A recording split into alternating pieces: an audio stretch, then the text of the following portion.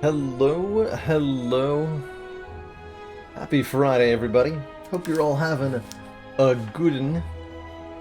That's Good apostrophe UN.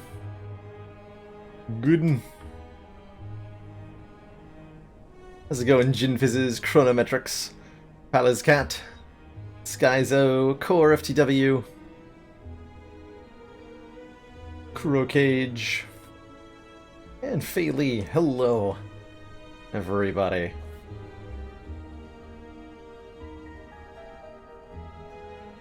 Eli Dupree, hello, hello. It's Friday. And that means it's time for modded / custom nonsense. Got a few, hopefully pretty entertaining runs lined up for today. We're gonna be doubling our relics. There's one suggestion I got in the Discord. A run where every time we get a relic, we add a second copy of that relic. Which is probably going to break some stuff. I'm sure. And I'm looking forward to finding out what gets broken when we add second copies of various relics. Like, what does 2 stone calendars do? What happens if you have 2 velvet chokers? What happens if you have 2 gambling chips? We're gonna get the answers to some of these questions, and I'm sure it'll be very strong, no matter what happens, so it should be pretty fun. Hey, Melkavian. Glad you're here to catch the live content. It's great to have you. Great to have you. Got some other fun stuff lined up today, too. I downloaded the Mimic mod, which is a character that randomly gives you powers, attacks, or skills from the other classes. So like and it rolls those each run, so in one run you'll see skills from, say, Ironclad, attacks from Silent, powers from Defect, and only in those ratios for that colors, so you'll never see the other colors of attacks or skills, for example. Double starting relic 2, heck yeah. Heck yeah. 2 chokers, you get picked up more often at the cock club. Truer words have never been spoken. 2 Snecko eyes. Finally, we have full stereoscopic Snecko vision.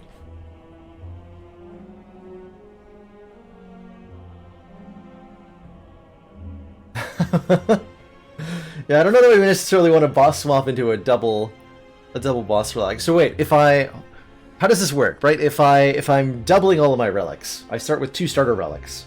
Am I allowed to trade one of those starter relics for 2 more boss relics? Is that how that works? Do I have to give up both of them?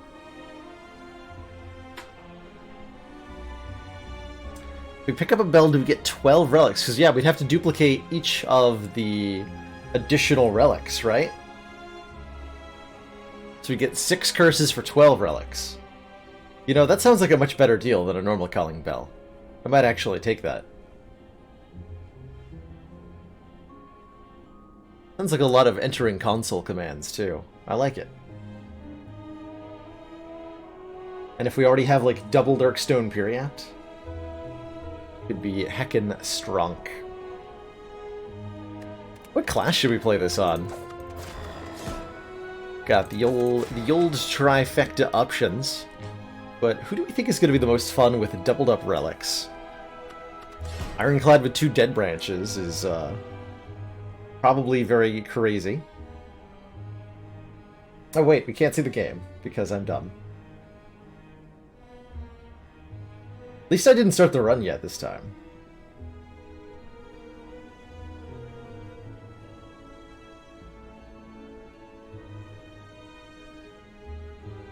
No Spire. There we go.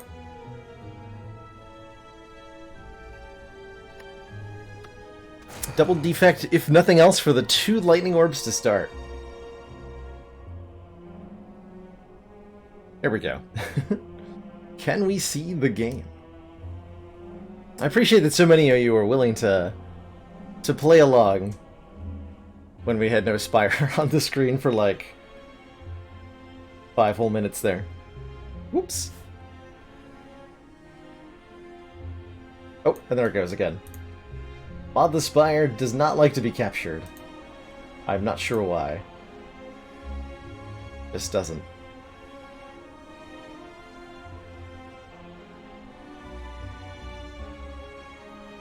It just doesn't.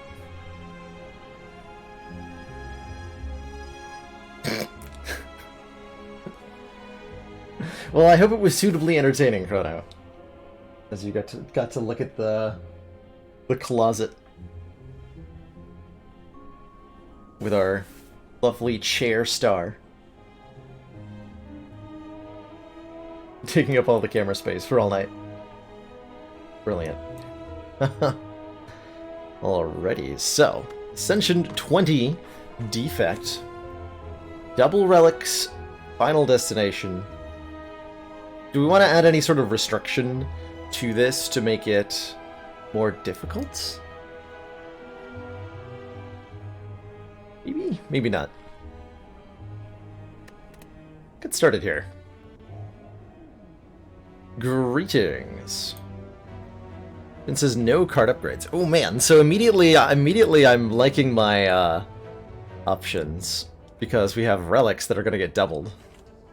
Speaking of which, relic add cracked core. So 2 cracked cores should channel 2 lightning at the start of each combat. Must take the maximum number of elites. Well, currently that is 4 in Act 1.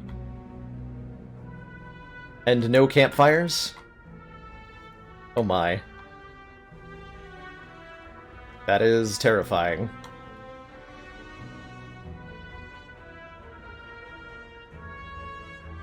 That is terrifying. Wonder how good a second crack core is. Against, so realistically against, say, a Gremlin Knob, this is going to be 9 additional damage. It's pretty significant. It's pretty significant. I think we're definitely taking one of the relic starts. Just a question of which one.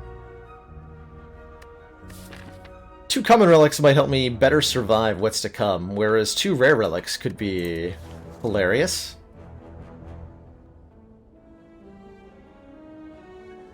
We do have the ability to remove that curse by going to this store before we start fighting all of the elites that we're apparently compelled to fight. Man, no campfires, huh? Obtain the curse! What rare relics would be disgusting to double? Double thread needle? Double incense burner? I'm sold. Double calipers. Excellent. At the start of your turn, lose 15 block. Rather than all of your block. How does 2 of these work? I have no idea. I have no idea. This might break something hard. Let's find out together.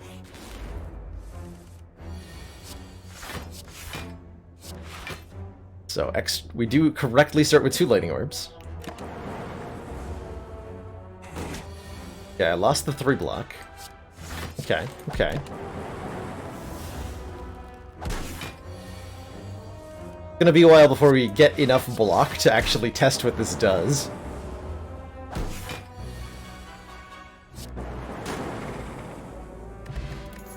Dex Potion helps us get there. I think an early Sunder is mandatory if we're going to be fighting elites early on here. And we're fighting a slime boss too, so Sunder's great as well.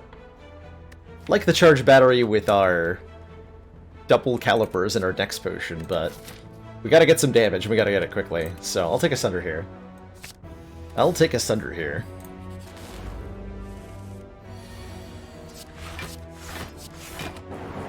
Get zapped on, nerd.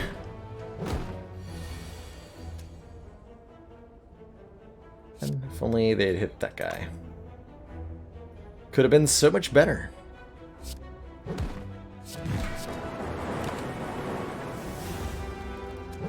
I'm really noticing the impact of the double core in these early fights. It is significant. Do we want to rebound? It's another damage card. That alone is enough reason to take it, given that we're, again, going into early elite fights. I think we just want it. Grab an event here. It's going to be a removal. And get rid of this stupid curse. Called it. Easy game, easy life.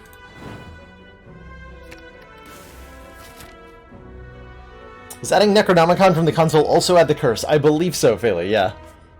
If I recall correctly, it does.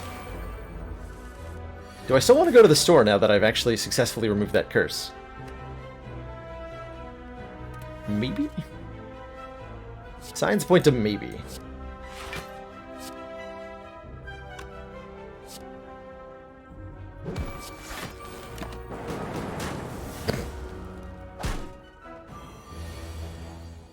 Boop.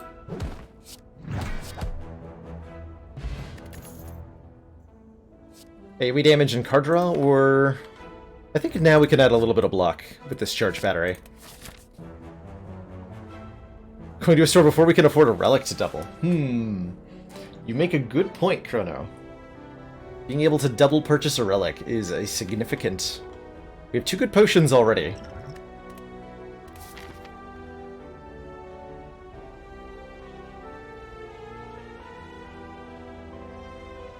And we're gonna go to this this store later anyway.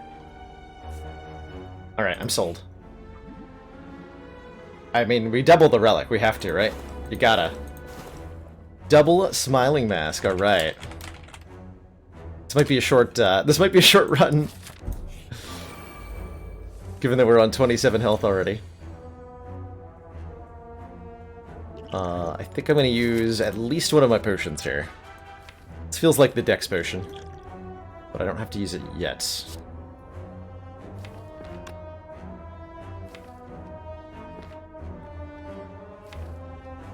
I want to get something down to Sunder range. So Sunder is 24, I need to deal another a little bit. Double potion belt, would the interface be able to handle that?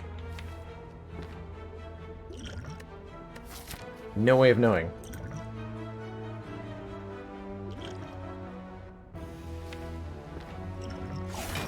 I'm only gonna use one of these.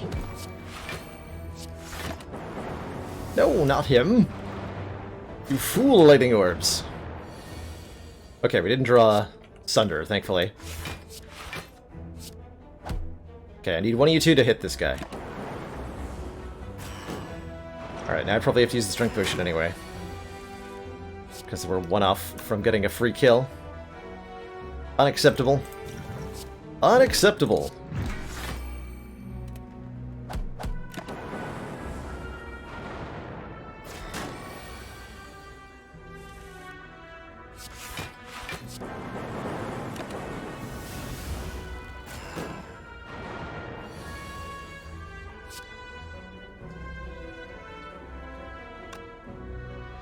Guess no, I defend rebound, because I don't actually want the defend back, given that I'm not going to be attacked next turn.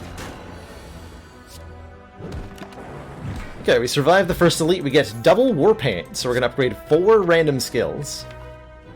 And I think given that I'm on 17 health and I have double calipers, a leap is not actually bad. I'm just not sure we beat out Gremlin Knob. If I don't take the cold snap. Alright, fine, I'll take the cold snap. Add war paint. Alright, 4 skills have been upgraded. 2 defends, charge battery, and zap. Ain't too bad. I'm probably pretty happy to lose gold here, because I think I need my health. We have to defeat 2 more elites after all, right? We're committed to the path that will definitely kill us if we don't get something very valuable immediately.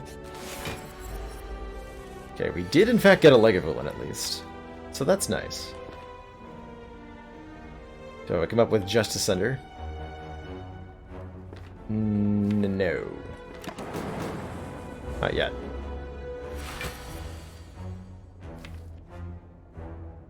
This looks fine though. Wakey wakey. Yeah, a leap would have been appreciated. You're right, maybe we were just supposed to bet on having a Lego villain come up. It's okay, we'll draw Charge Battery Plus this turn. Or not? Uh-oh. Uh-oh. I have a feeling like bad things are about to happen to me. Can't kill with thunders, so must block. And, actually, I'm not dead here. Hold on. Everything is fine. Everything is definitely just fine. Alright, Sunder, I need you. That works too. We live. Hit points. Double Molten Egg. Alright. We have 2 Molten Eggs. I don't think that does anything when doubled, but now when we obtain an attack card, it is upgraded twice. Which means this compile driver is upgraded, which means we might survive a Gremlin Knob if we're lucky. Or I can take the reboot for the draw. Let's take the compile driver plus here. So the smart way would be to go this way, right? That's just like relatively likely to survive. We go this way. But we said max elites all the time. Double or a Calcum. Oh my gosh, I think that's life-saving. If we end our turn without block, add 6 block. If I understand this correctly, I think these are both going to work. We're going to find out very shortly. If that does what I want it to do. Yes. 12 block per turn. If we have no block at the end of turn, gain 12 block. Holy moly. Is that going to save me, though? Currently gaining 14 block. Gremlin Knob next turn will attack me for 24. So, like, I'm gonna die next turn if I don't do some serious damage to Gremlin Knob immediately. What if I zap dual cast this turn? We would do 8 damage plus 16 damage. So we do 24 this turn. Plus another 3. So 27, 33 damage this turn. The reason to not dual cast Zap would be I evoke 1 more Lightning Orb this turn. So if we're looking at potentially dying next turn, this is 2 more damage composed to...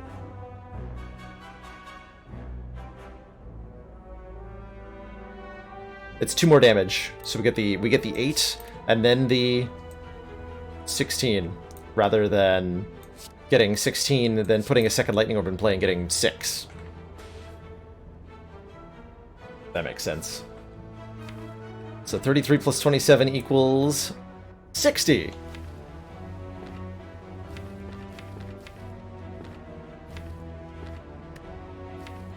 So I need to draw a Zap next turn. Is that the only way to survive? What? Well, there's no play that possibly results in me surviving. So we just do that.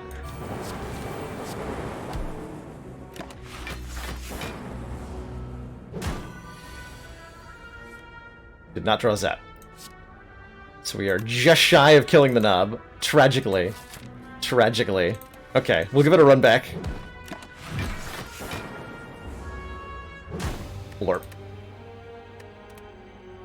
We'll give that one a run back.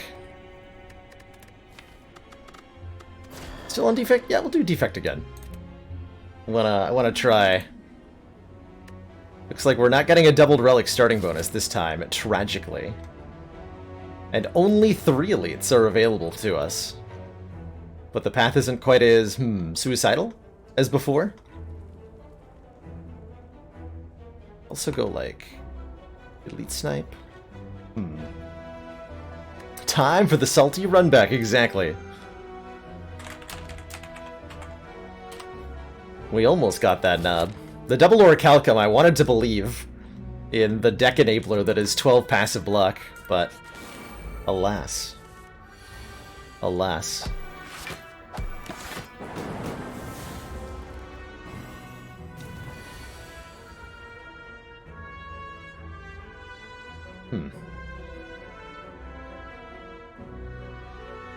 Interesting.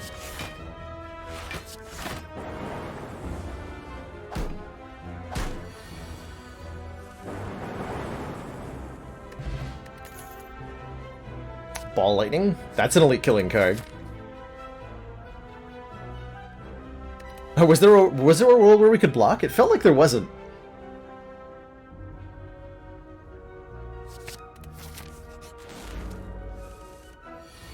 I didn't even really do all the math on it. I was just like, well, that's definitely not going to work.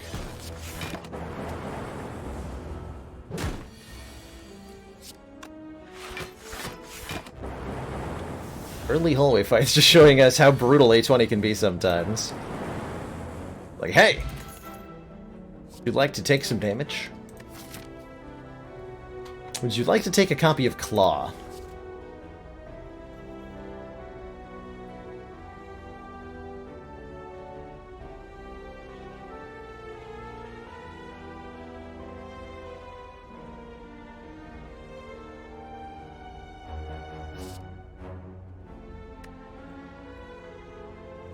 Yes?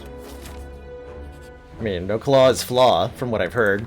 We're potentially looking at a double relic at this shop, so let us make sure we have the money to afford the double orichalcum.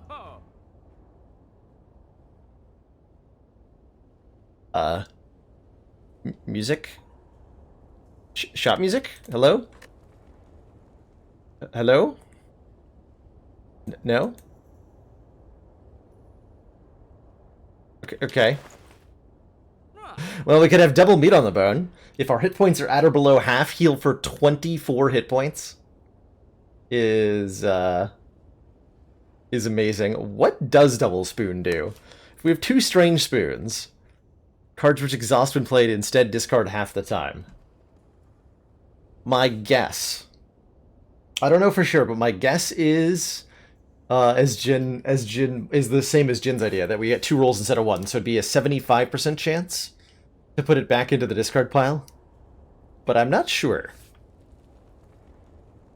Meat means carrying a curse, but like, I mean, we just heal 24 after each fight. It really doesn't matter that much. We could also add like a Doom and Gloom and remove a card so that we're capable for the elites. I think we should just take double meat on the bone though. That is very, very hit points. Duvidal would have been so much strength. If only, right? If only. So if we go below, what is it? Half health is 39. We go up to 63. So I can actually already heal in this fight by taking some damage on purpose. Oh my gosh. That's a lot of bone value. The bone zone just got twice as wide, exactly. Beam Cell. Now there's a good early damage card. I've been taking Beam Cell more in my defect runs and been persistently liking it.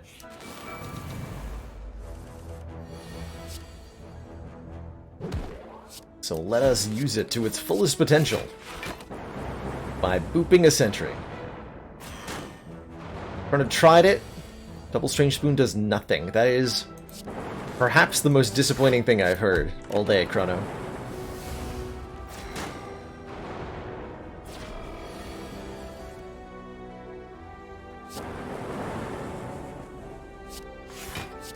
Lightning Orbs, we need to have a talk about your targeting here.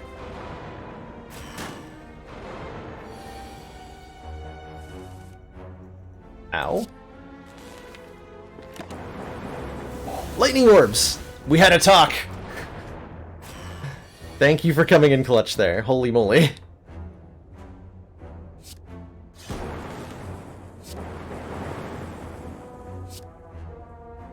Lightning orbs. Damn it, lightning orbs. My hit points. Wait, what? No! They don't stack? They don't stack? Are you kidding me? Remember, Look at that streamline. We'll be watching. Abu Talib donated $8. More claws. Can do. Thank you so much for that $8 donation, Abu. I feel so cheated.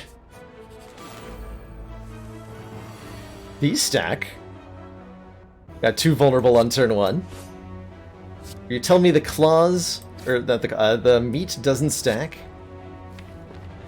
It's downright traitorous. Traitorous implementation.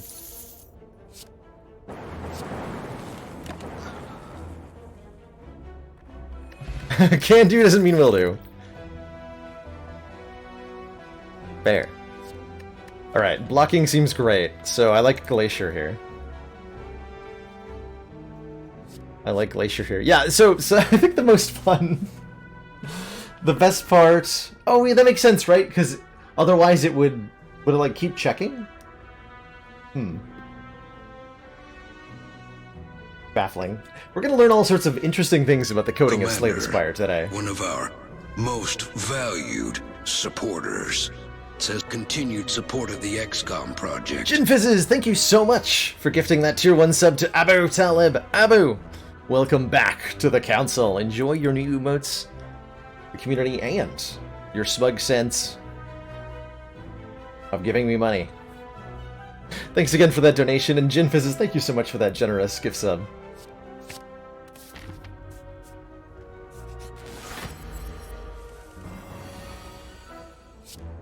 If I vulnerable you, you're gonna wake up. It's not how I would like to start this fight. Streamline, ball lighting is how I would like to start this fight. Alright, please don't kill me, Mr. Lagavulin.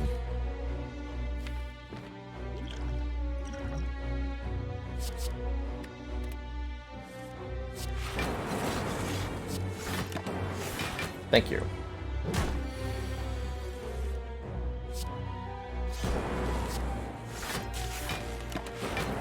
Okay, we should get a kill before we take another hit, I'm hoping. I'm really hoping.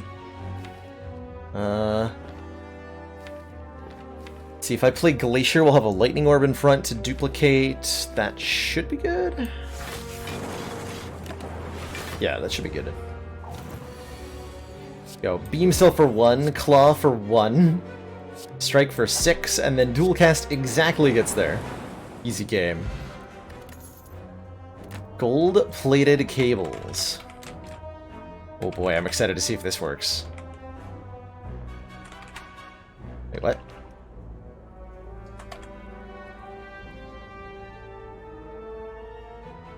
There we go. They're just called cables, apparently. Our rightmost orb triggers its passive an additional time. Will it work? Will we get, like, an upgraded loop into play for free? Essentially, I hope so. I very much hope so.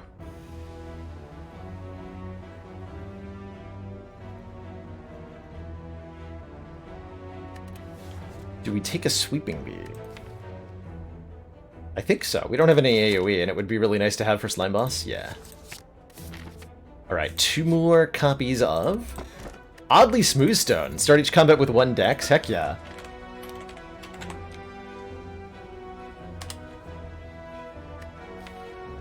So that should give us 2 dexterity in every fight. Yep, 2 dex. 2 vulnerable.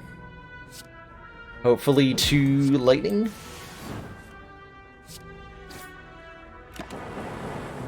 Only triggers once, does not double. Dang, that is so disappointing that the cables do not double up. A tragedy, I might even say. This is super worth playing at 7 block, huh? Yeah. Yep, 1, 2, 3, 4 hits. Not the 5 you'd expect with double cables. Disappointed! Double a lantern. Means 2 extra energy on the first turn of each combat. Ooh, do I want a fission? Oh right, I'm not able to upgrade manually. I think that was the other restriction. I like those 2 restrictions. The self-imposed challenge to make it a little bit more difficult, but for the most part this isn't going to be particularly challenging. As long as the relics function. So with that in mind, I'll take a stack.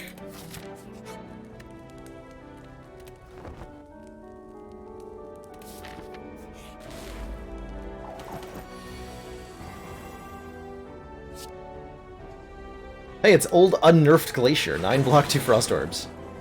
Get him.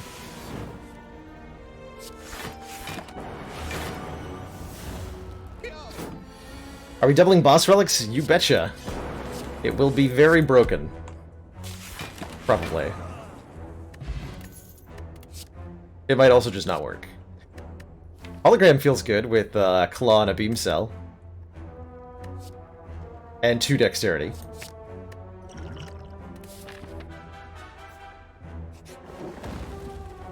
Remove transformer upgrade. So I assume I can't upgrade at fires. Upgrading at non-fires is probably fine.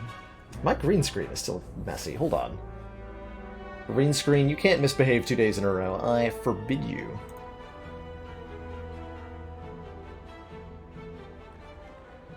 One sec here.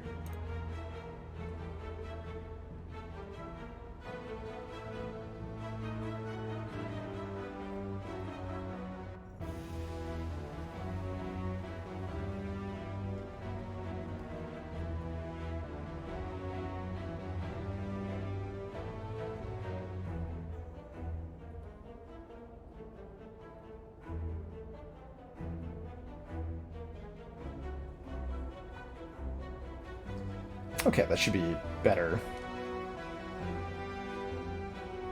Better. Hey, I sound like KC. Grifflands, we're definitely going to be revisiting Grifflands. Probably...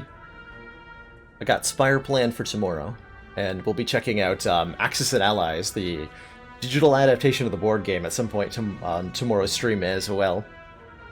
So it's likely that Grifflands will return sometime next week during the streams. Don't have an exact date in mind. But we will return to Grifflands. I would definitely like to complete at least one full run of it, and possibly more, depending on how enjoyable the run was. Let us... I would like to get this hologram upgraded. I'll carry a cursor around for a while.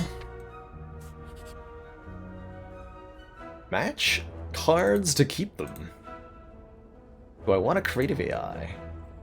I guess I have a storm now, okay. And a zap. Huh. Well, I shouldn't have clicked on those cards so aggressively.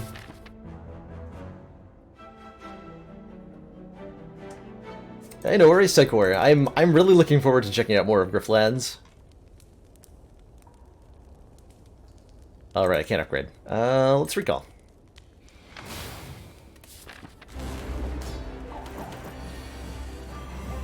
So we do have 5 energy on turn 1. It'd be better if we could, you know, use it, but details. Details. I imagine we're gonna get really strong eventually.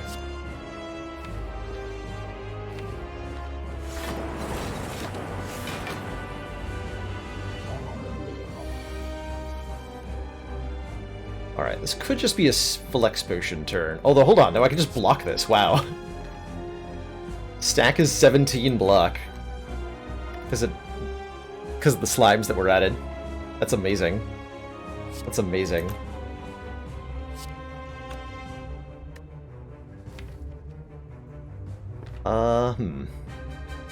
Stack hologram stack is full block. Guess that's what I'm gonna do. Oh, I'm splitting him now. Because I'm a dum-dum. Well, never mind. Gold-plated cables. I should have used the flex potion there. We're gonna use it next turn instead on Beam Cell Streamline. So let's just get the best split that I can here. Okay, that wasn't great. Wasn't a great job, but I'll take it.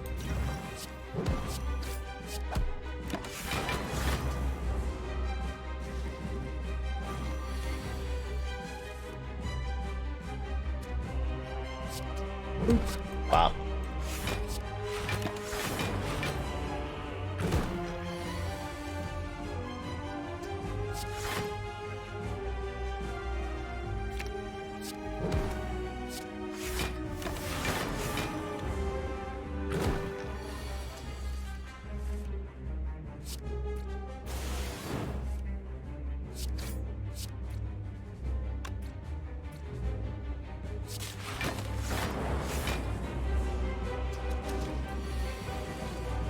Double runic capacitor. Oh my god.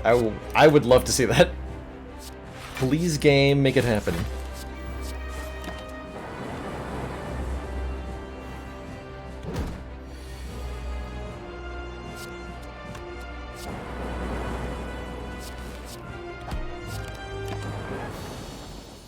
Alright, GG Slime Boss.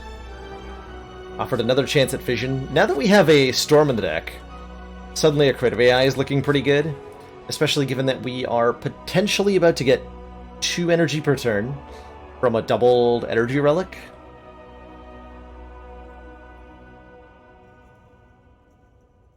Here's a question. What if we get double nuclear battery and we start with 2 lightning orbs and 2 plasma orbs? Do we get a lightning orb evoke on turn 1? Really curious. Well, I already can't upgrade, so doubled fusion hammer seems like 2 free energy here, right? I think we can also maybe make do with the coffee dripper if we, with our single meat on the bone, which is ultimately still worth it. Just not as good. That's cheating. It should give me 2 energy for having 2 copies of it. Why can't we upgrade? Because we have a fusion hammer, obviously. Alright, doubled fusion hammer. This should be 5 energy. Alright, how many elites could I take? 1, 2, 3, or 1, 2, 3. Couple paths we can take to get 3 elites. I think we should... Oh, we're getting an early store no matter what, so... Don't even have that consideration. Don't even have that consideration. Actual options. My god. This one has no fires. I would like at least 1 fire. Just to, like, rest up and heal a bit. Hey, Eyeshadows, Mirrored Relics is the gimmick of the day at the moment. We're doing a run on a 20 with defect where every single relic we get is duplicated. And so we end up with 2 copies of it. And we're seeing, like, what that does. We are, in fact, working on 5 energy here, by the way. So, hooray for that. Unfortunately, all the energy in the world doesn't matter when you keep drawing curse cards.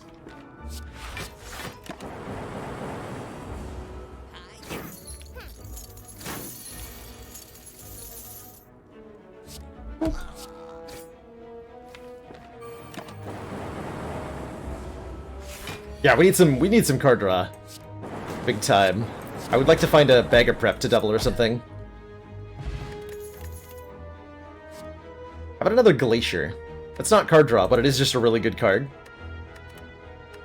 Drink.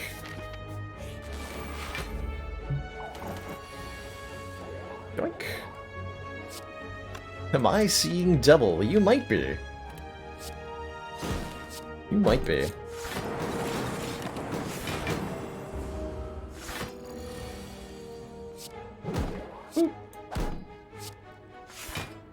Probably need the Frost Orb in front for next turn. Glacier? Yay.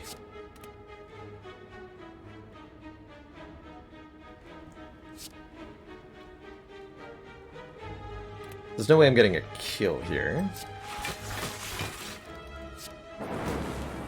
This is actually already a full block.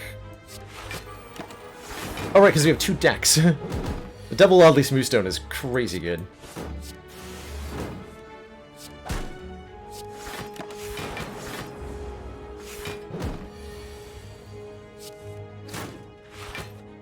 Whoop. Second copy of Storm.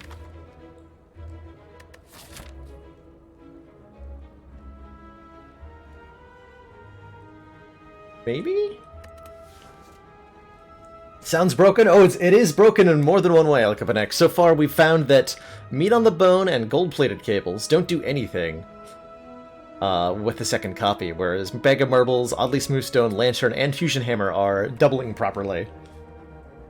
What will work? What won't work? There's apparently no way to know. This has got to be the second copy of Storm, right? Just gotta be. Now we really need some card draw.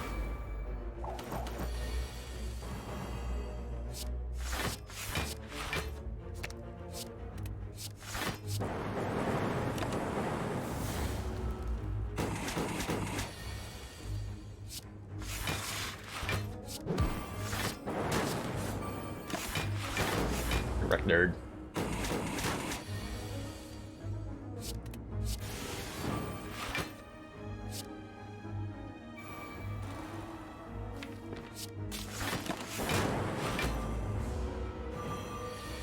Chrono is spoilers. It's cheating. Can't allow that. Cannot allow it. We want to Glacier. Well, like, we get Frost back in front. Do I have Lethal somehow? Maybe? Sure feels like maybe. Whatever, taking 2. Right, Con Badger?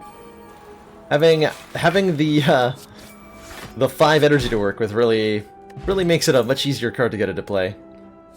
Hologram is light card draw. Good enough for me.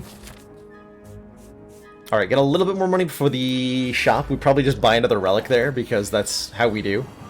Evidently. That is how we do.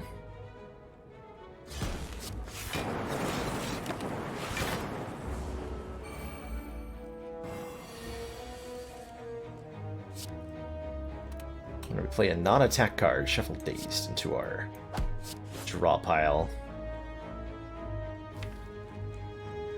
I do want to play Storm and Zap here. Puts a Lightning Frost Orb in front. We don't have to block with the defend. But I expect to take some damage here. Kind of seems a bit inevitable.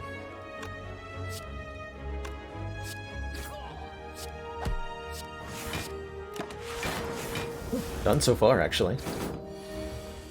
Incredible!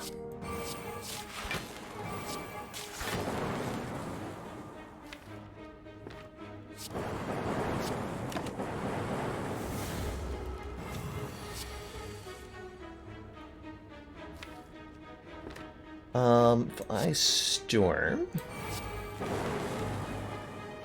Dealing 12... There's no card I can pull that's going to deal 20 damage, so I should full block this by pulling Glacier out. Works for me! Hey, Shundai! How you doing? You stumbled upon a deck that is seeing double when it comes to its relics. And Cold Snap Plus? It's upgraded. Probably just worse than Streamline, though, with all this energy. Maybe I'm holding out for higher cost cards now.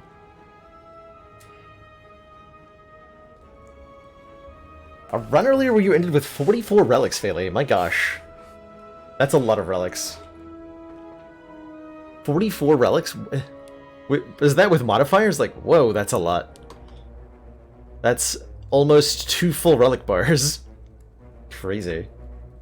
Just a plain old regular run, that's amazing.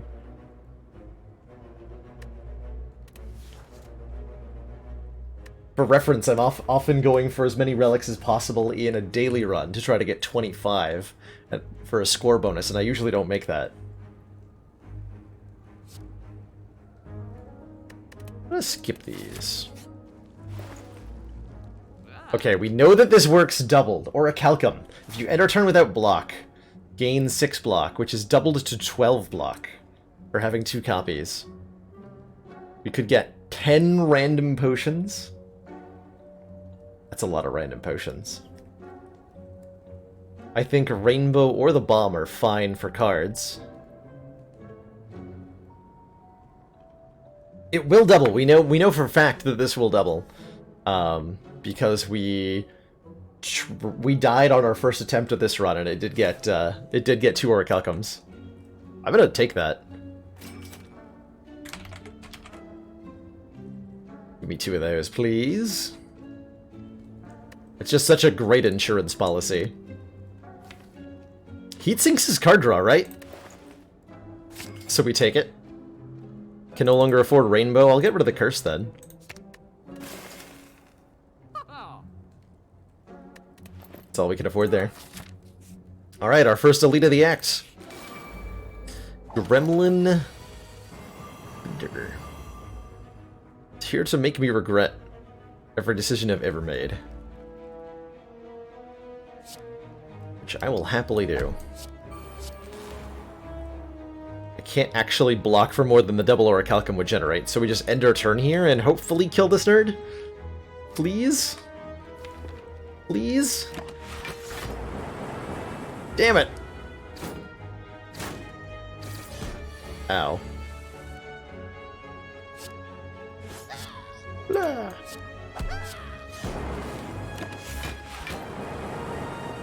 It's another brigade, 12 block.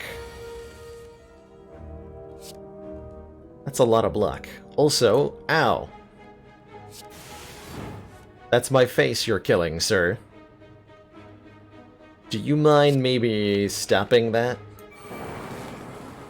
Just maybe?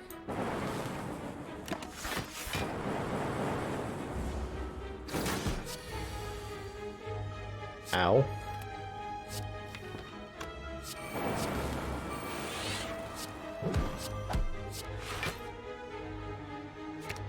I think we need to kill him as quickly as possible here, please, please. 1 hit point is maybe a little lower. Uh-oh. Uh-oh. Uh-oh. Am I actually just gonna die here? Can I block this somehow? No, I can block this, actually. We can full block this if we need to. So we're not dead, even though it looked like we were at first here. What now? Triple relics? Don't call it till it's over. We're gonna get through this fight, we're gonna heal 12, we're gonna rest, and everything will be fine.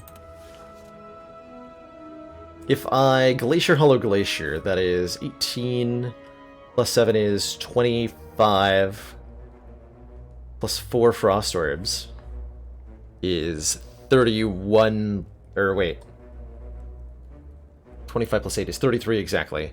So if the Fat Gremlin dies, that would kill. And if not, we can use the energy potion. Okay.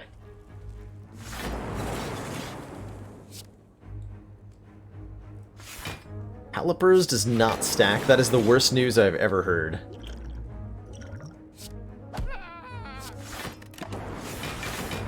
How dare you say this to me, Chrono? I was saying Boo-Earns. Okay, double bottled lightning. We're gonna get 2 different skills put into our opening hand.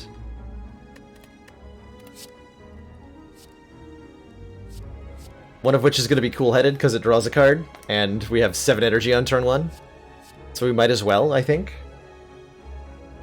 I do kind of like the reprogram. Cool-headed and Glacier. Ooh. Now there's an idea. Get all of our orb slots filled with Frost on turn 1. What about Cool-headed and Hologram Plus? I like that idea, actually. That's what it's gonna be. I didn't take the Cool-headed yet, whoops.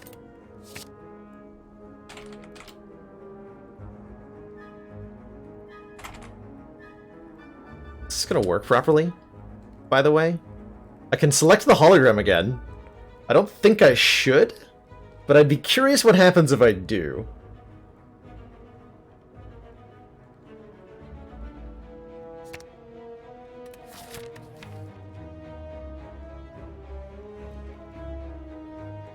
Alright, I think they're both successfully bottled.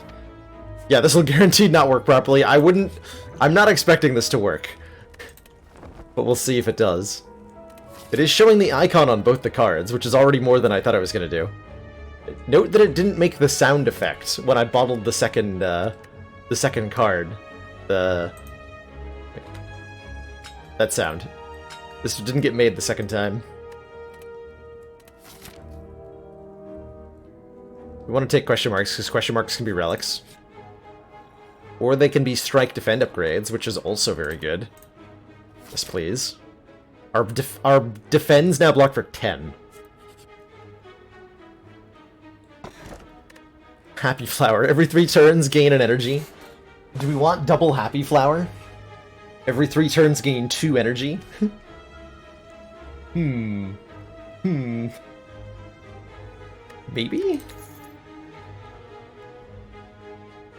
Is energy really an issue right now? No. But in a world where we have Heat Sinks Plus, it could be? Although I'm not sure how we're going to get it with our fusion hammers. Double key.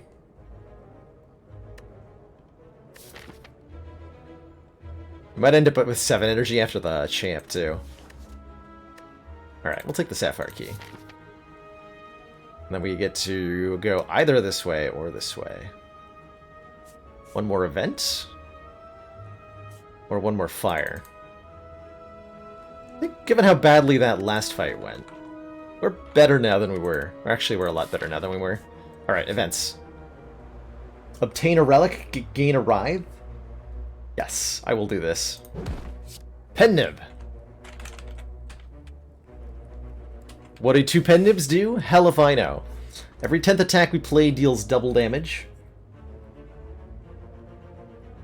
So my guess as to what this is gonna do is every time we play 10 attacks, our next 2 attacks deal double damage.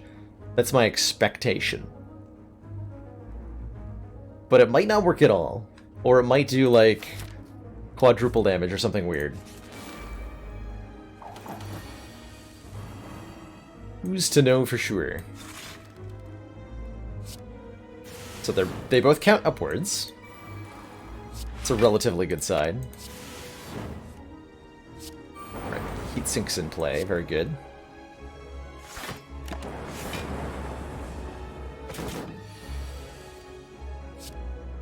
Beam Cell, Claw. Zip. I think I hologram for hologram, just to get enough block here. And then we want a Sweeping Beam. Don't draw creative AI, okay, that's fine.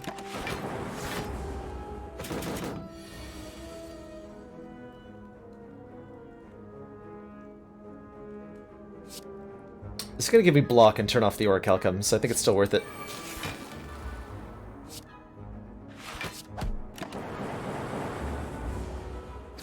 Ouch.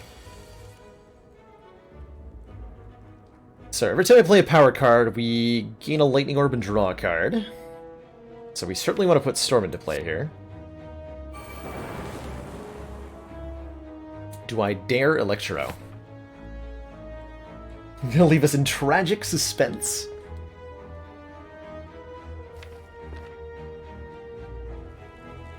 How could you, Chrono?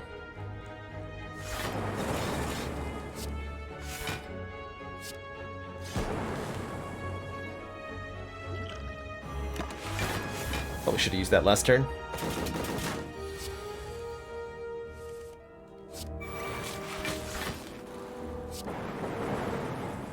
Boop.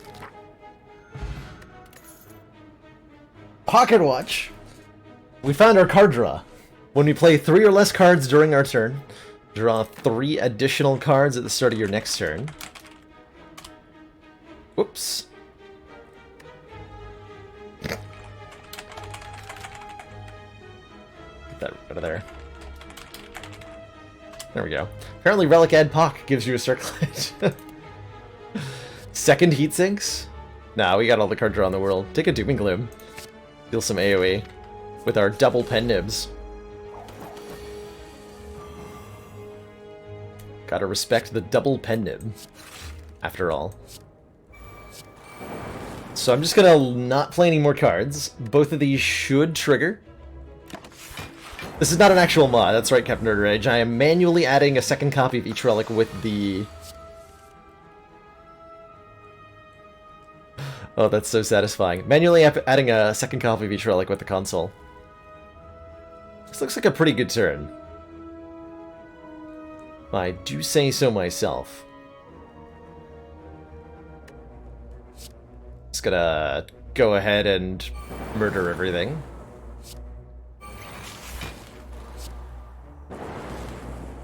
Alright, doubled pen nib. We have 2 stacks of pen nib. Looks like we're dealing double damage. So my guess is that when we play this, we lose 1 stack, and our next attack is also doubled. Nope! They both wear off. Disappointed! The tragedy. Note that if they were desynchronized, it seems like they would work. If they were at different numbers. But because they're on the same number, they don't work together.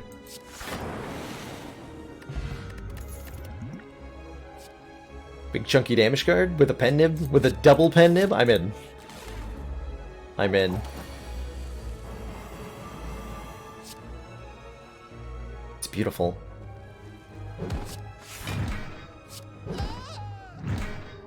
Got him. Oh, whoops. Leaving my phone on like a dum-dum.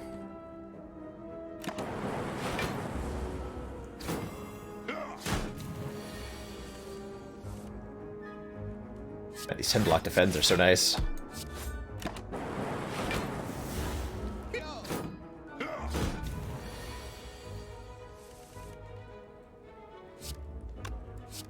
What would double Necronomicon do? I feel like it would work, but would it be times 3 or the first 2 attacks are doubled? That is my question. Ooh. Double Molten Egg. Any attacks we pick up are now upgraded twice. Amazing. Amazing. We might just get to find out. Because we're gonna double one of the 3 tomes right here, right now.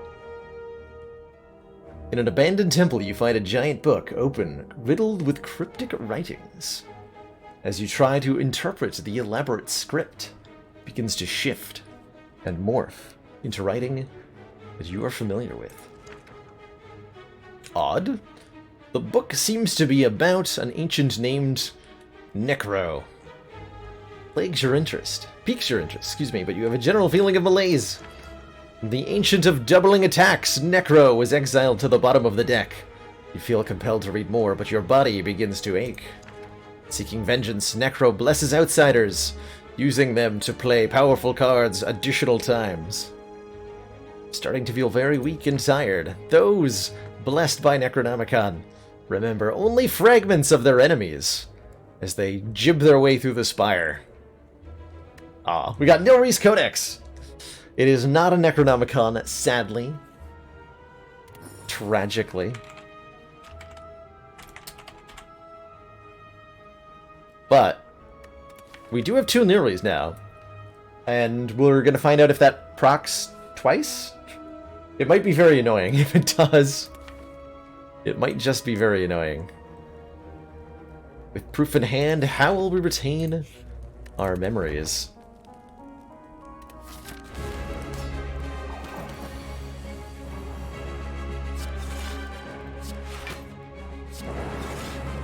Okay, I could hologram and play that again. I'd rather just trigger the 2 pocket watches. Give me a Compile River and a Core Surge. Yep, it does in fact work. 2 cards per turn. added to our draw pile if we so choose.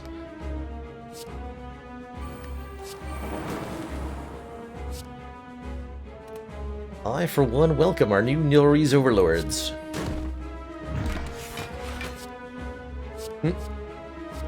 Oh, yes. Oh, yes. Most excellent.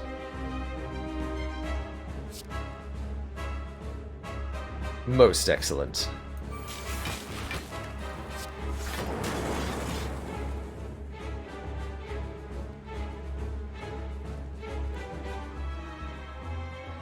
That's not enough block. Oh well. Not my problem.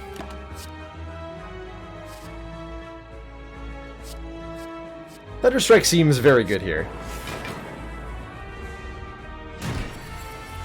Just gonna hazard a guess that that is extremely powerful in the current circumstance that we find ourselves.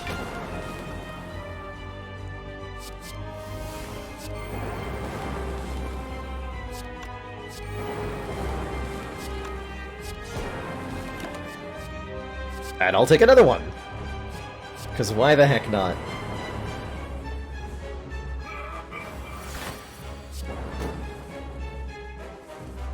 So we're currently dealing 14 times how much?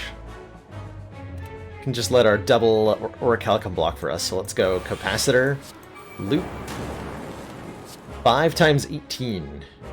Whoop. Commence the jiggling.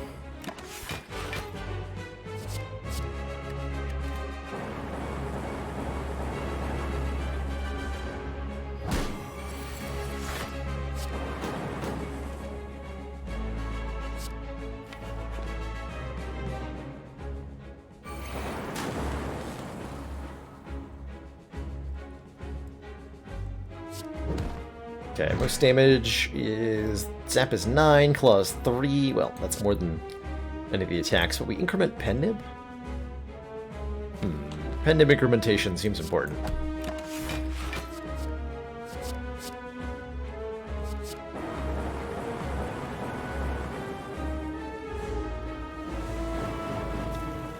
Impossible! Die. No, champ. It's time for you to be die. I could double this to 20 times 21 if I really felt the need. But what if we have double Pen Nib ready for Act 3? Get chucked on, nerd. Aha! Liquid Bronze feels unnecessary. Could take a Hyper Beam. Could take a Machine Learning. No, we don't need a Machine Learning because we have double Pocket Watch to draw 10,000 cards. 10,000 cards. Made of the Bone is only triggering once for reasons only known to Chrono. Rainbow seems fine. Just like more orbs. Yeah, more orbs, please. Alright, relics. There's the Black Star. But it's up against Calling Bell? But it's up against Calling Bell. I don't know that I can... Well, two things here. I don't remember how I ended up in this situation, but I know for fact that Black Star doubling doesn't give you 3... You don't get an extra relic for an extra Black Star. It'll only be 2 relics per elite, with 2 copies of Black Star, but we are getting double copies of each of those relics. So this is between probably 3 and 5 additional relics that are getting doubled. So this is 6 to 10 relics, my guess, for the Black Star.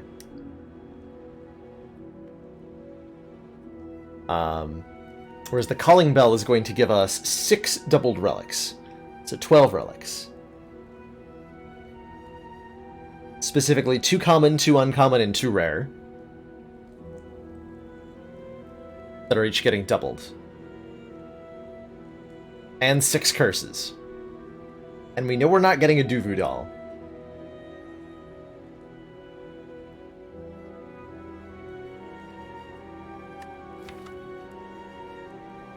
I mean, how can we say no to 6 curses? I don't think we can. Let's take the calling bell. We gotta, right? We invoke the you gotta clause. Cane or Melody Decay, not too bad. Oh, I like these. More relics. So, double up an Anchor, which is great, because I think we would have a really terrible turn 1 otherwise. Matryoshka says the next 2 non-boss chests you open contain 2 relics. It's deeply concerning that I can't mouse over this one, by the way. That probably breaks somehow. Fossilized Helix. Prevents the first time we would lose hit points each combat. Which has got to be strong. That one also can't be moused over, but I'm sure it works. And then we add another calling bell, because we have to duplicate the calling bell, of course.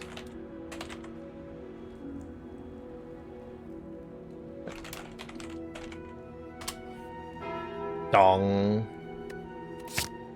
And then our 3 more relics are Vajra. Start combat with 1 additional Strunk. Question card. Future card rewards have 1 extra.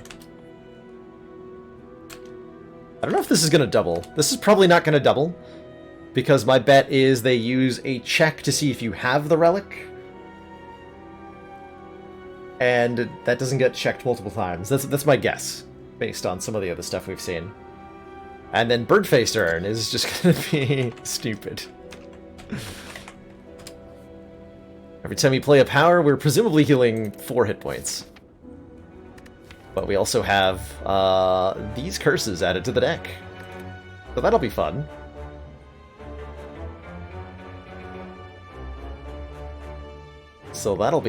Most elites is going to be just 3, and we have a couple ways to get there. Something tells me I don't need campfires at all. So we can get rid of, like, whatever the worst curse is in the deck.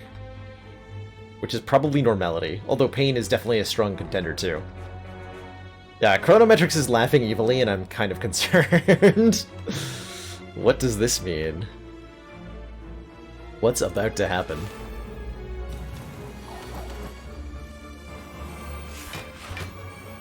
Alright, we do start with 20 block and 2 buffer. I dig it. I very much dig it. Hiya! That's a lot of damage for a strike to deal.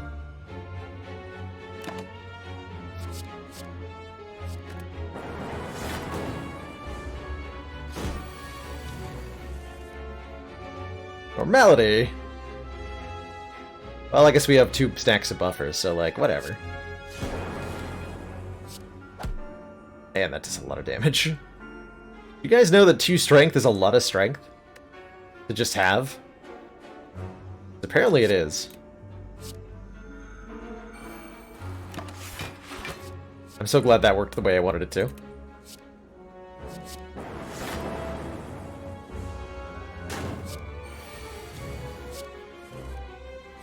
Boop. How many cards do we get to look at? Is it 4 or 5? Do you feel lucky, punk? It's 5! We get to look at 5 cards! I've never seen this before!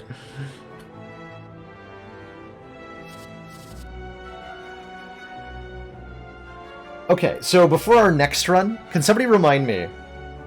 Before our next run. Yeah, exactly as Carissa says. What happens if we have more of these? Before we do our next run, we're gonna do like 10 question cards. And I want to see what the interface does when a card reward is trying to generate like 20 cards. I gotta know.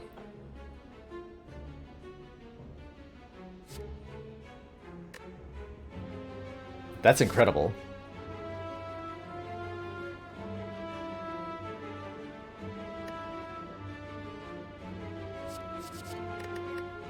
That's incredible. Yeah, and that could be its own run, right? We can use that as the basis for something. Oh, that'd be so cool. Do I take a seek here? I think I take a seek here. Yeah, I take a seek here. Cardboards shouldn't be able to contain multiples of the same card. Oh man. 999 gold, but 2 normalities. I could buy double relics, double my fun. I don't think we upgrade all with 2 bird face turns, so I can fight a boss for 2 rare relics, or get 999 gold and buy double relics for the rest of the run, but also have normalities in the deck.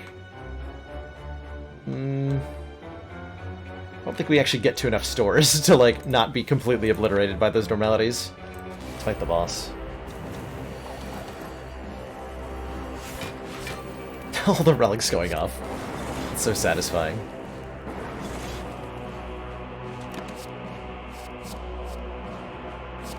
Sure, I'll put Bias Cog Amplify in the draw pile.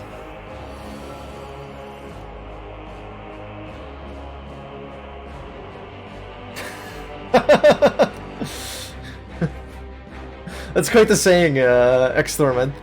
Like, what's... I think the English equivalent to that, or not the English equivalent, obviously. The saying for that over here is pissing in the ocean. What difference does it make, right? When you're already dealing with such a large magnitude of problem, what does it matter to make it a little bit worse?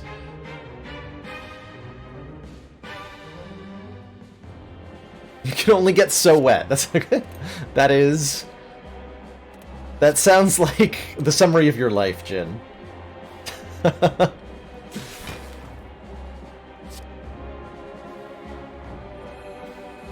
Story of your life.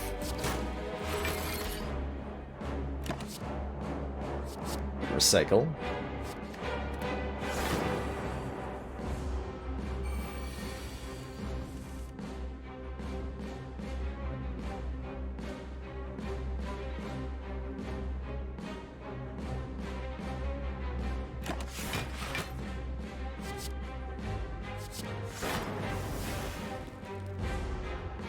Oh yeah, I have double or Calcom. I actually forgot about that. Oops.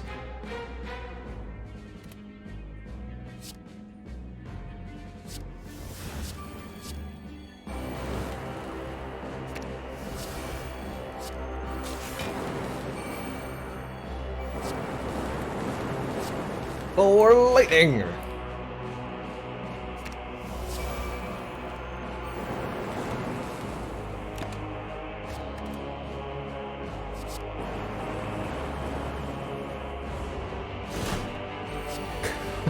Oh, sorry, Abu. I'll keep it cleaner. I didn't mean to assault your sensibilities in that manner.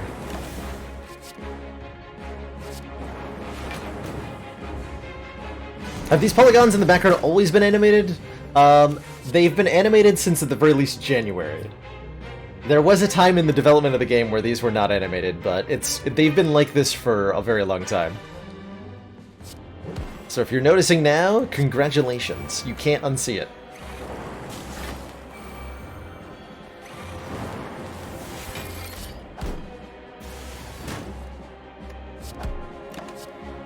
Got him.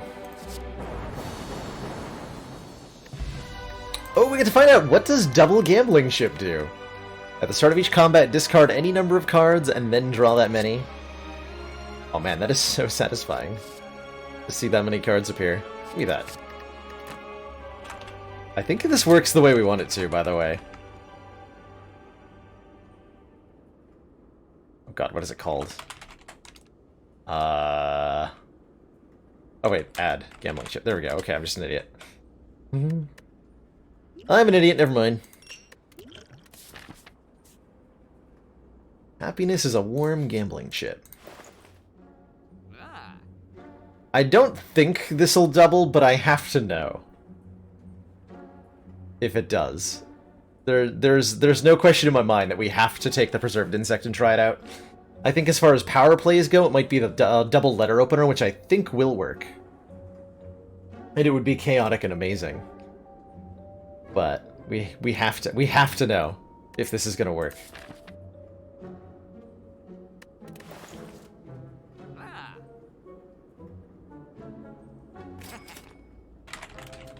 It's also pretty good anyway, right?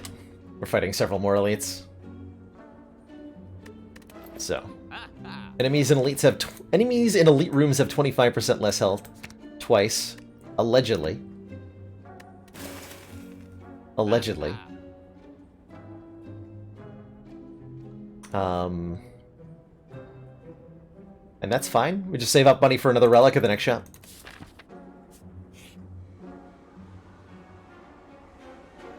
Don't want more curses.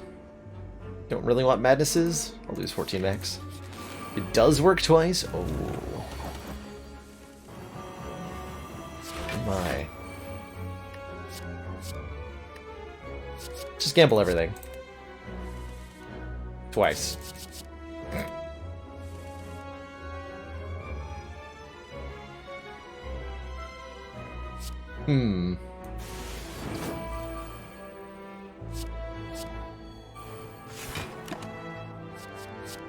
Good thing I have buffers.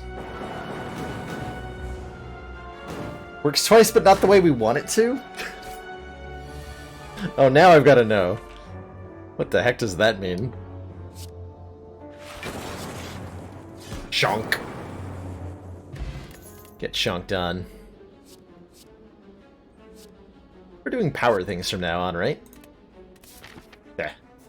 Alright, elite. What is about to happen to you?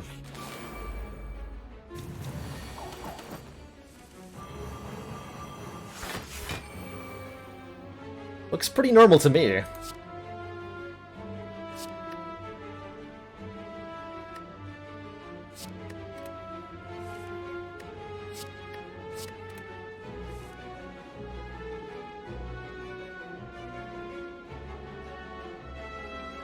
Wait, is that... That's not smaller than normal, is it? Where are you? Are you extra small? Like extra small? Works twice but resets the effect. That's... I would argue with your definition of working twice. It works twice, but only once.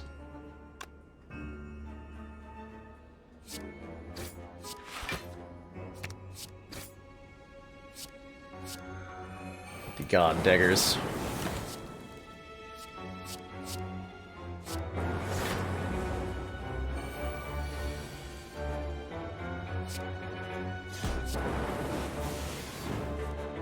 Boop. Right. Take me away, double pocket watch. It's gonna be all the powers. Just like your colleagues.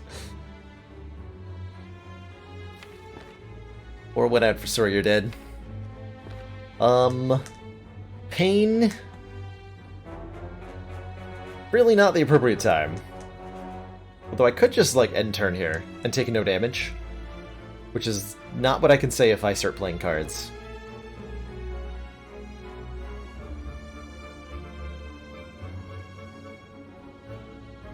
So there's a slight delay at the start of combat. To add to the growing list of start of combat delays. Fair enough. Fair enough. Yeah, I think I just intern.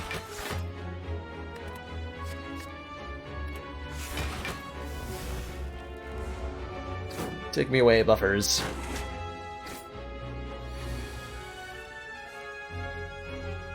Better.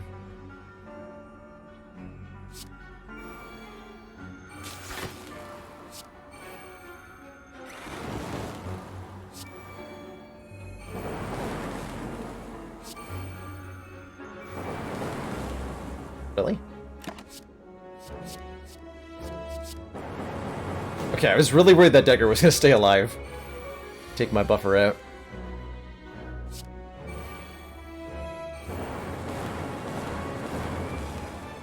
Zorp?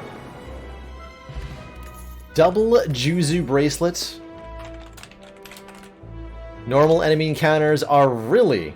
Or normal enemy combats are definitely very not encountered in question mark rooms. If we started A20 with 2 helixes, could I get a 100% win rate? I would guess yes. I would almost certainly think yes. I could probably win 100% of the time from that position. Like, I could do meme builds a lot of the time from that position.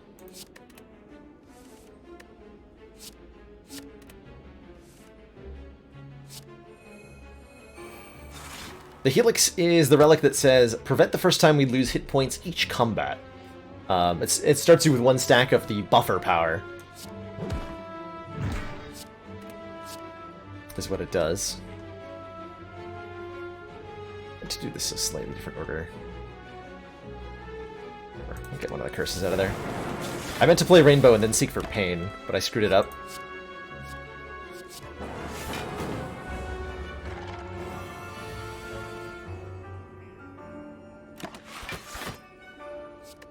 Whoops.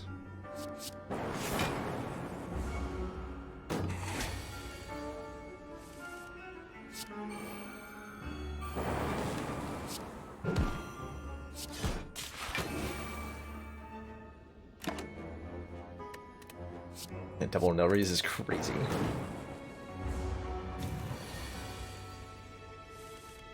Ten times 2?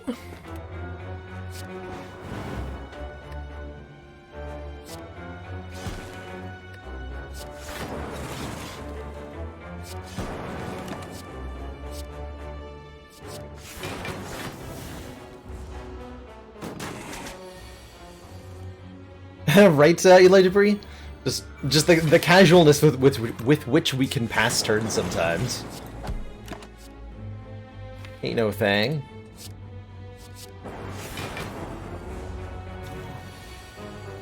No problem.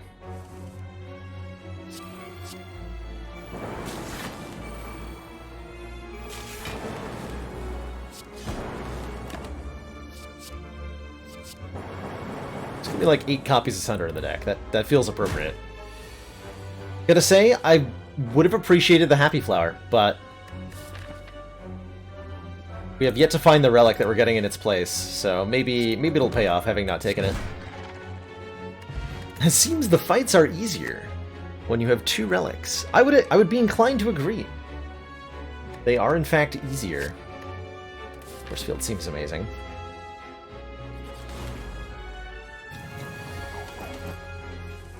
Its giant head. Are we sure they're not, like, extra small?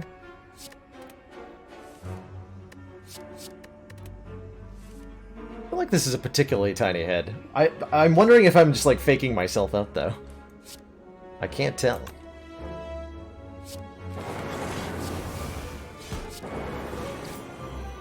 Okay, pocket watch is at 3, right? Yeah, I can count. Cool.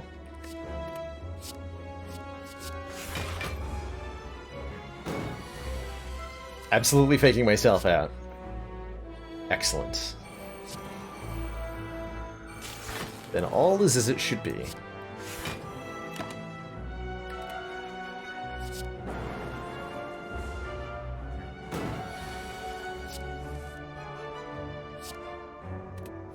Seek for a storm.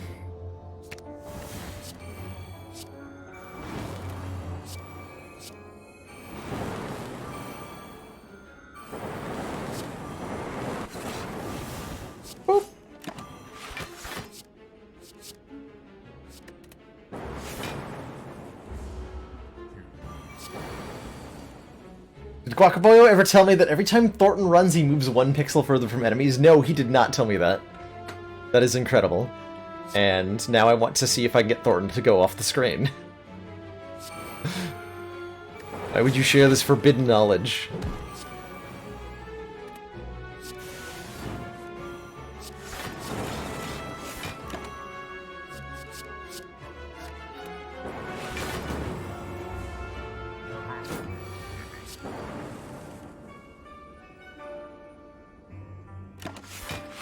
We really should have removed Pain over, I think Pain was worse than Normality. In retrospect.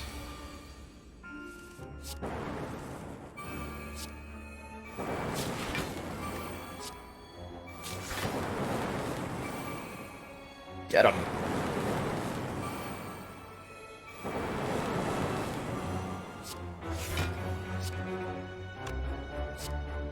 +10 19's 29.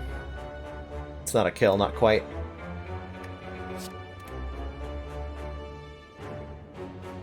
Tragic.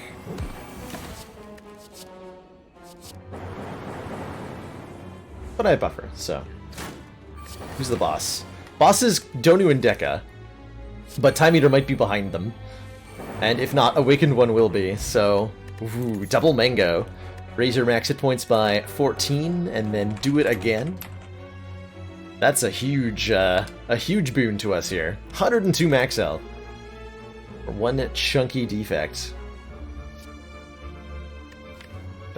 Darkness looks pretty legit. Yeah, let's take a darkness here. Alright. Happy Flower. We gave you up in order to get...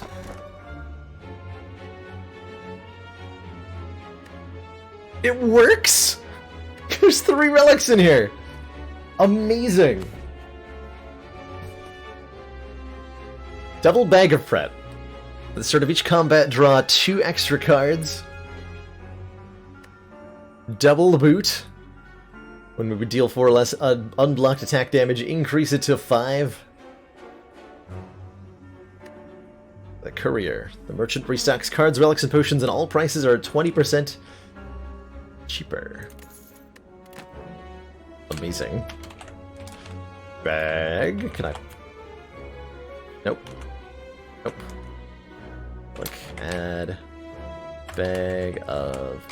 There we go. Relic. Add the boot. Just boot, right? Yeah, boot. Just called boot, not even the boot. Just boot.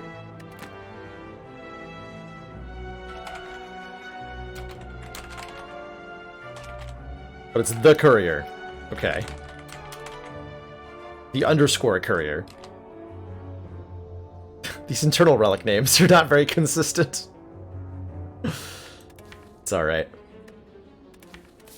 Well, double bag of prep, double gambling chip means we can potentially look at up to 27 cards on turn 1.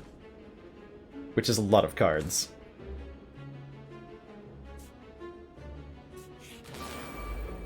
Transient.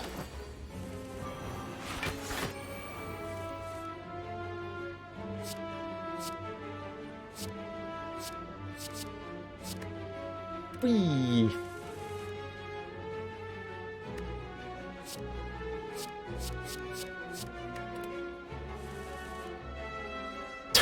Damn it. I should have seen that coming, but... Well, I think we just tank through the pain here.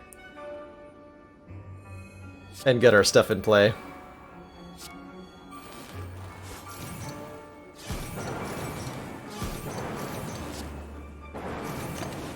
We don't need no buffer. Duh. Typing game stream when? Hopefully never. So no one can know my shame.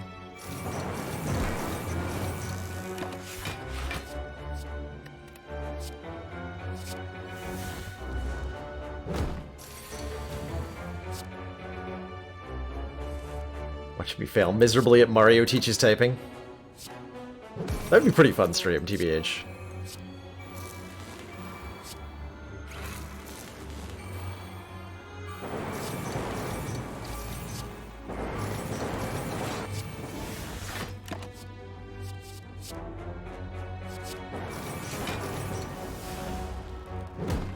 Maybe I could speedrun Mario teaches typing? That'd be pretty cool.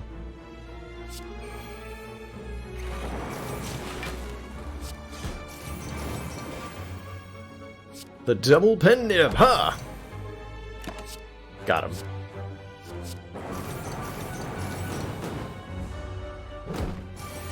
Courier doesn't stack at all? Sadness. This is the worst news.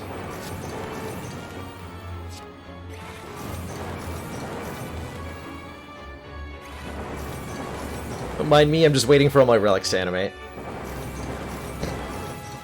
Play some cards eventually.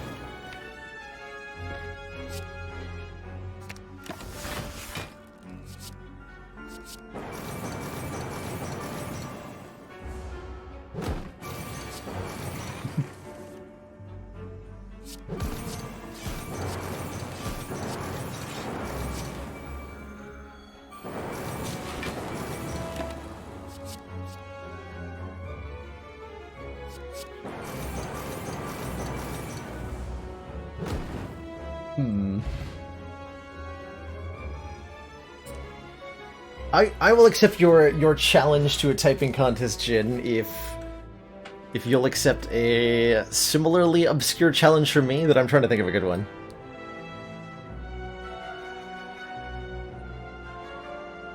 Not a Spire thing. That one doesn't seem fair, but something that I've got a weird talent at. I might have missed your suggestion. MW3. Start with 7 question cards, and every time you're about to pick a card from your rewards, you gotta call a number between 1 or 10 or skip. So I'm looking at 10 cards every combat, but I have to, like, before I open the cards, I pick a number from 1 to 10, and that's the card I take. That'd be pretty fun.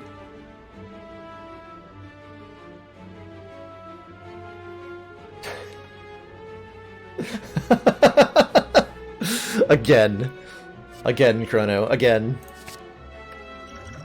indeed. Oh, chat voting?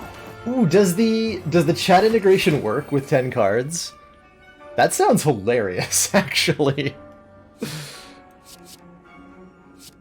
What will chat decide? Yeah, you know what? That's the best idea. Chat voting on 10 cards. I like this idea a lot. We're gonna draw into pain again. Nope. Lucky us.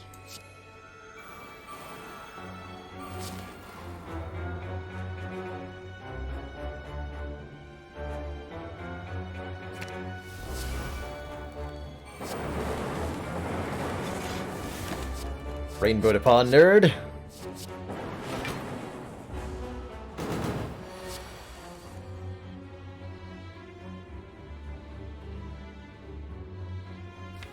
It's fine. What am I even trying to protect? I mean, really.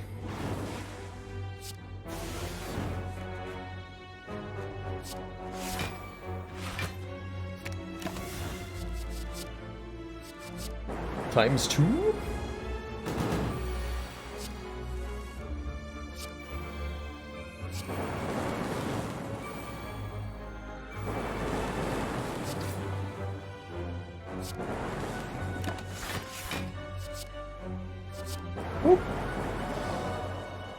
Gremlin Horn. I think these will work together. So we're gonna lose that typing challenge to Chin. Oh no. There we go. When an enemy dies, gain 2 energy and draw 2 cards. I'm gonna wreck my whole shit at typing. You're gonna be like typing a coherent sentence, and I'm just gonna be like, Astafiligical. Just random series of letters and numbers are gonna be spewing out of my keyboard.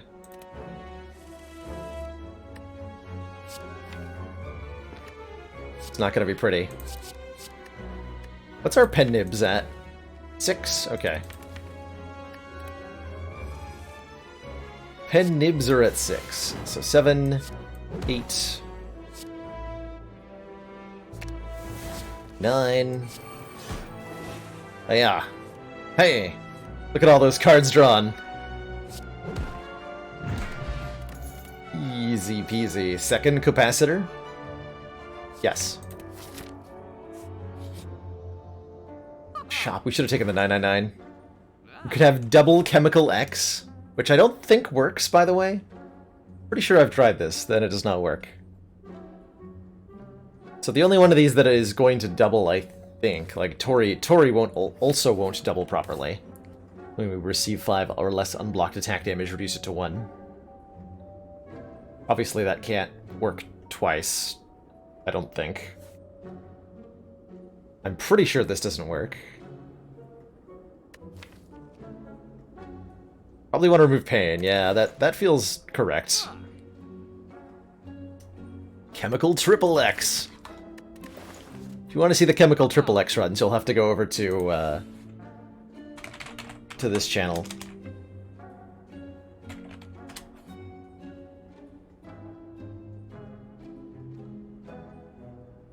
Yeah, Mind Blast is pretty good, huh?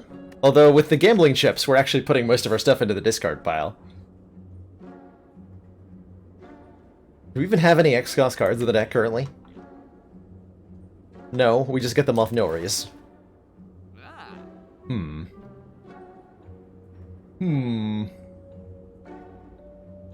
Ooh, good question. What happens with 2 Guryas? Don't know. That's a really good question. Alright, pain. Get thee gone. Get thee gone. I'm gonna hold out for a relic I can double, meaningfully. I believe.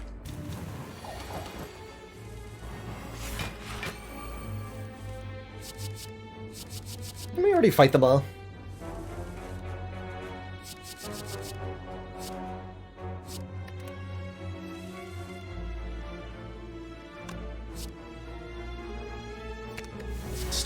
Storm, heat sinks capacitor.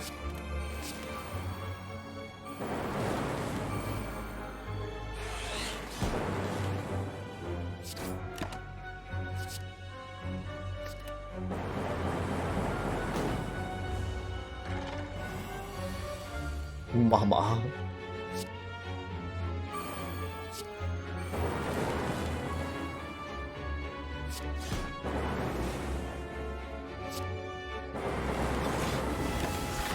Man, sure is nice to have 2 free stacks of buffer, huh?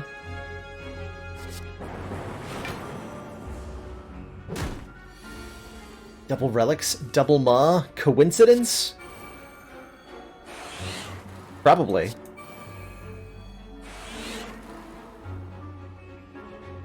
But what if it's not?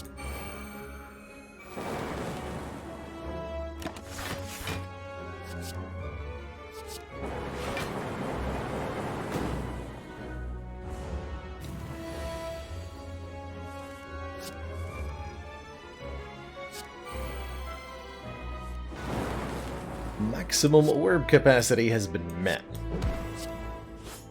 Lies. I know that the engine can hold up to at least 15 because of that. What if we doubled the relic from Conspire that gives you an extra 5 relic slots to work, or orb slots to work with?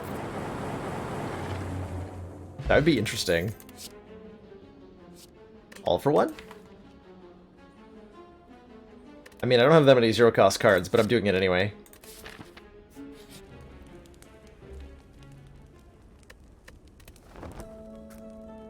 We've seen at least one Relic Magnon that, I forget if it's in Hubris or Conspire, but one of the Relic packs we were playing around with recently has a Relic that increases your maximum orb count to 15, so it is possible to get past the normal limit of 10 that you usually have on a run. It's possible.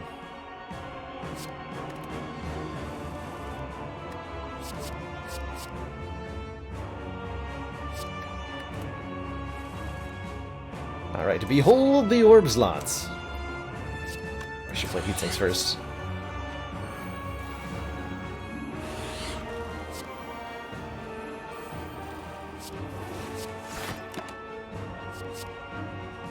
Beautiful.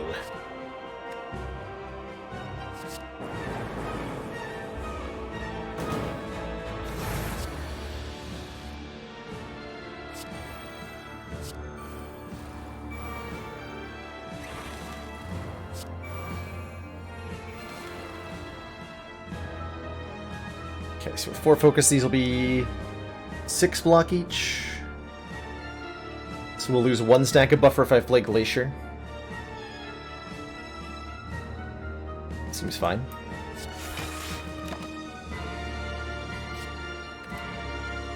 What do I want in the Act 4 shop? Data Disk would be incredible. Runic Capacitor... Actually, it's probably unnecessary, considering.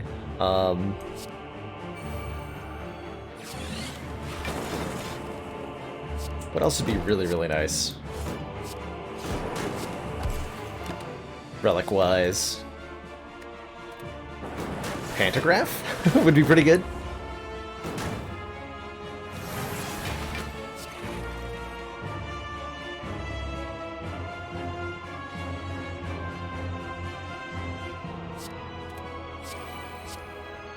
The only way to know for sure is to keep throwing money at me, that's right.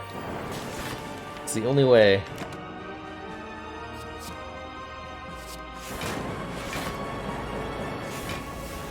It's the only way to know for sure.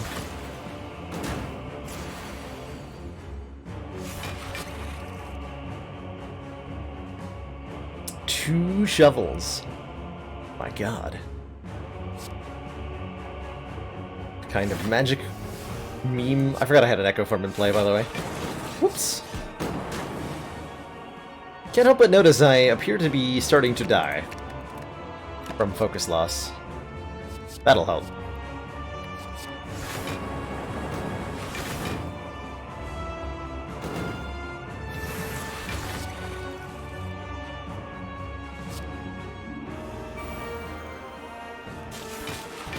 Stack! I'm so glad you're here. To save me.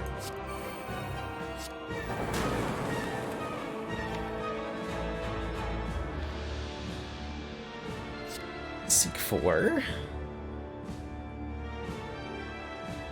I am full blocking, I think. Full blocking, I think. So I want to seek for Claw.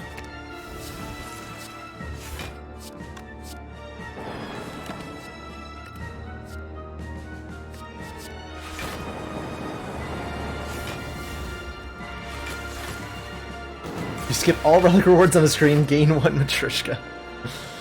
Just defer. I'll take my rewards later, please. Thank you. I would actually like to draw double Thunderstrike quickly here.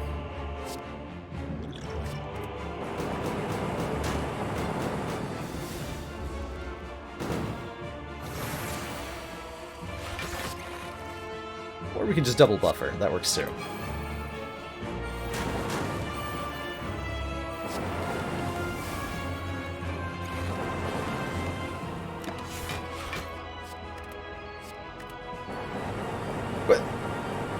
Did you see that? Like they rotated before they played? It's crazy talk. Deal 6 damage to a random enemy for each channeled lightning. 26.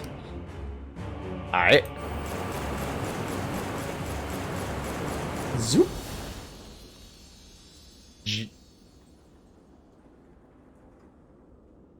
Alright.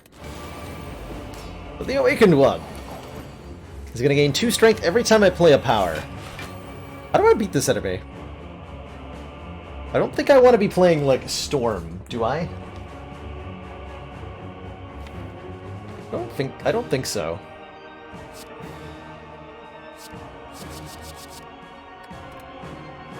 Just play more powers. Just play all the powers. I'm sure it'll work out fine. Nothing bad will ever happen.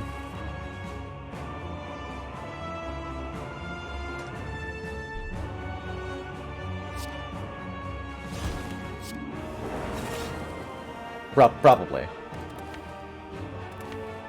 Okay, that was 2 cards. And Penib is at 8. Good to know. So no. I could outscale it with powers, but hear this. What if instead of outscaling the Awakened One with powers, we outscale the Awakened One with like 50 copies of stack? What then?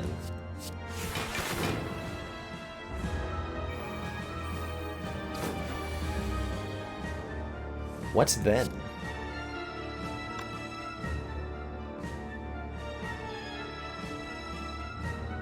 Sweeping Beam into doubled Sunder to kill the healthy one seems great.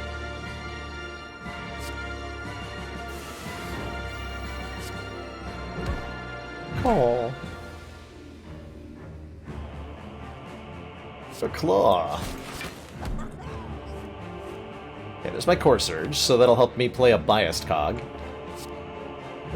Or something.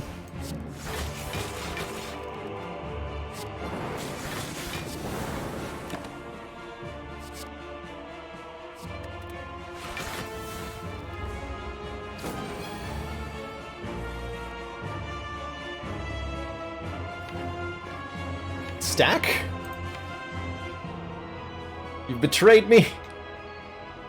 Stack, no! I mean, it seems fine. I can just, like, hologram, and then hologram, charge battery. Shit, Glacier? That's enough block. Echo for it? Actually, Consume seems very good here. Could have taken them both.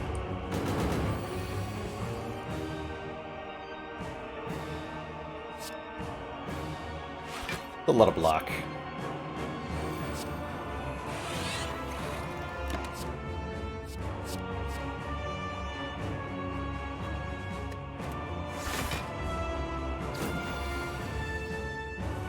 Let the consuming begin.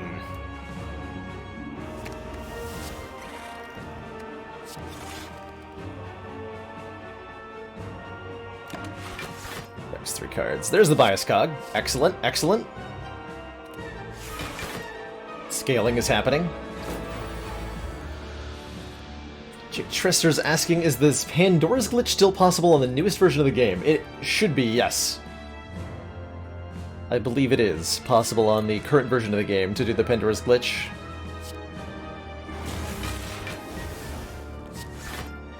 So, happy glitching.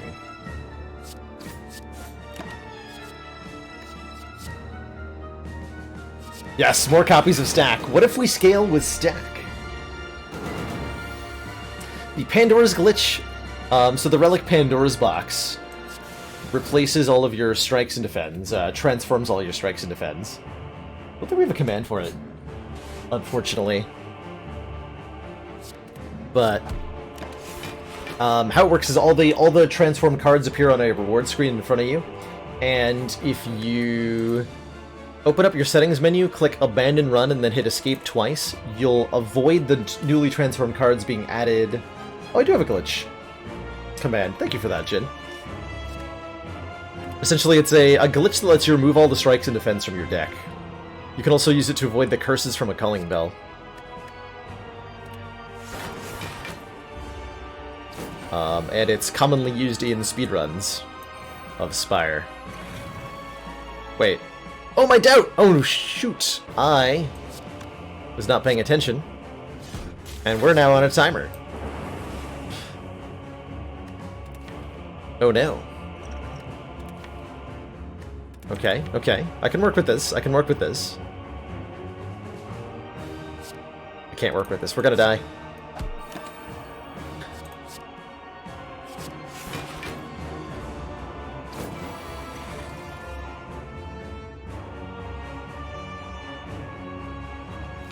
Do I just go bananas?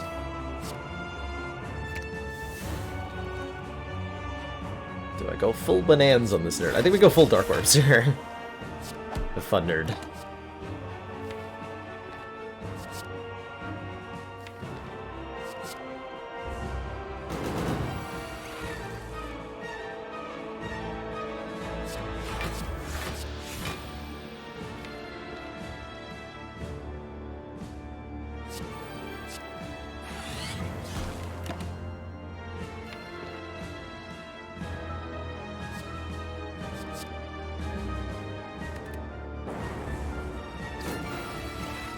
Bonk.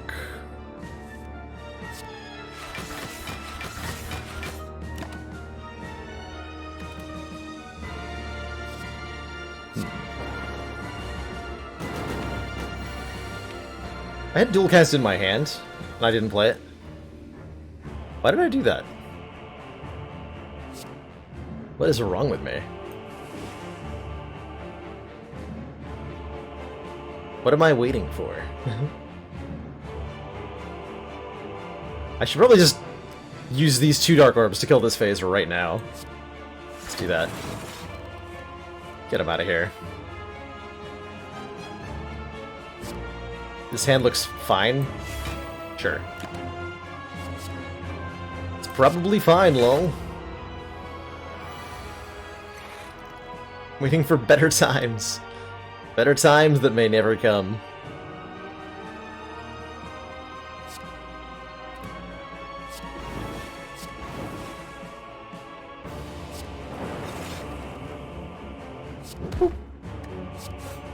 There, just for you, Abu.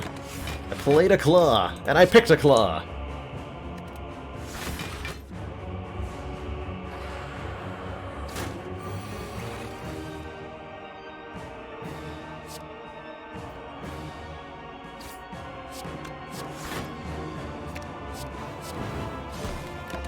Okay, we should be fine.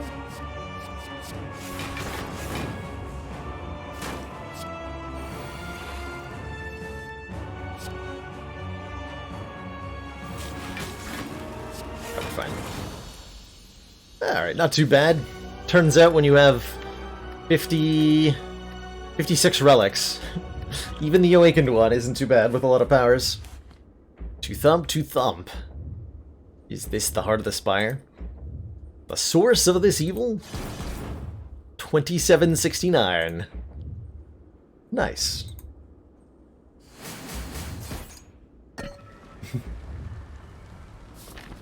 So a day that ends in Y, Jin?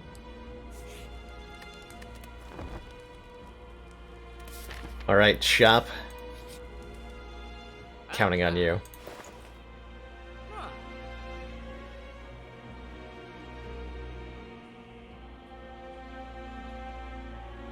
Alright. Alright. Double dodecahedron if our hit points are full, gain an energy at the start of our turn. That's 2 energy relics.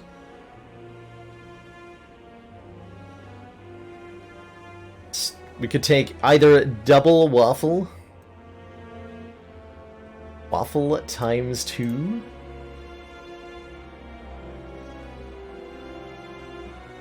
Waffle sandwich. Delicious. Delicious. I mean, how can I realistically refuse the double waffle? Like a waffle ice cream? If I had ice cream to go with it, that'd be perfect. We could have a double waffle ice cream sandwich. I'm hungry. Damn it. Yeah, it's gotta be the double waffle. It's the memeiest pick, right? Although I do like the runic dodecahedron, I think is what we'd call that.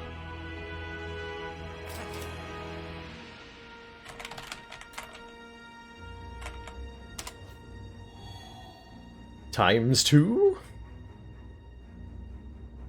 So much waffle. So much deliciousness. And we're gonna take a Mind Blast.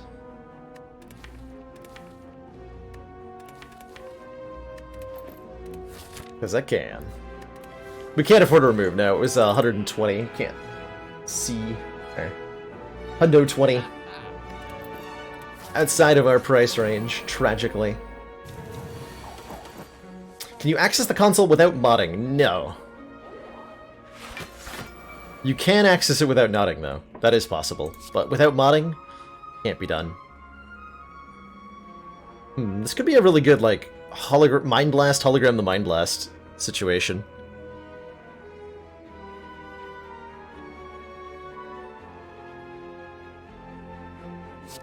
So maybe I don't gamble that much?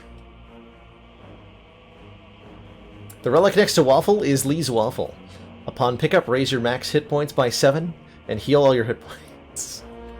Oh, or if you meant this one, then the relic next to it is Lee's Waffle. Upon pickup, raise your max health by 7 and heal all of your hit points.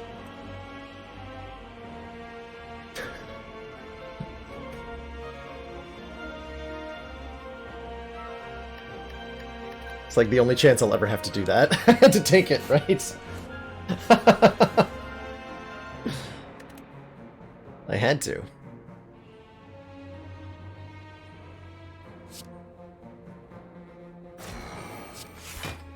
Pew pew. Alright, now for the real question. Can I finish you off somehow? With a double rainbow.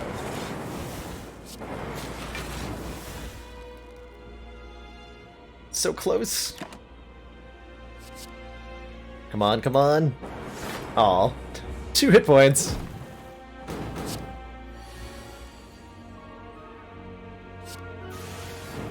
Two heckin' hit points.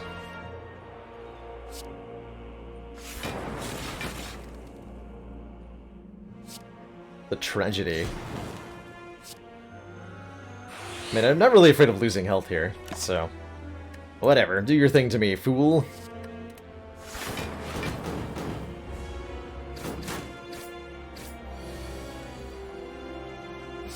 I have 2 bird face turns.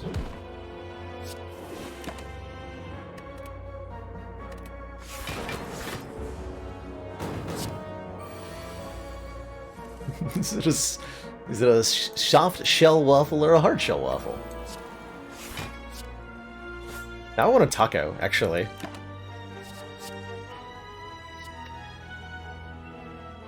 Status cards? They're like, they rotated again.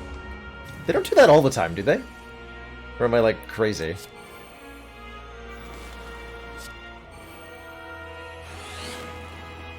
I feel like they don't do that all the time. Am I getting a kill here? Is an important question. No? We're dealing 15. No. What would a runic taco do? Every time you lose health, heal 1 hit point. That's what I would want runic taco to do.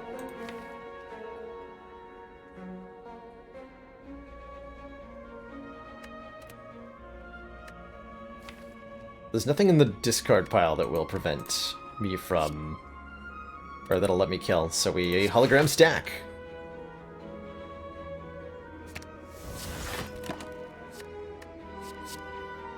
So we just get the health back. Easy game. Taco plus Tori, the combo. Commander, The combo. we just received the support of another council member. To Gimp, thank you so much for that Twitch Prime sub. Welcome to the council. Enjoy the community, your emotes, and your newfound smug sense of tacos. Missing 2 health, but we find the blood vial. Gonna add the second one just so that we get the additional startup time on our next fight. I'll take a Tempest against the Heart here.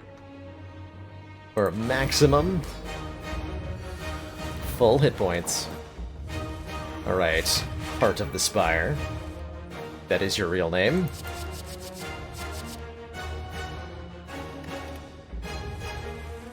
I would like to set up into some powers here. Alright, we'll play the claw just for Abu.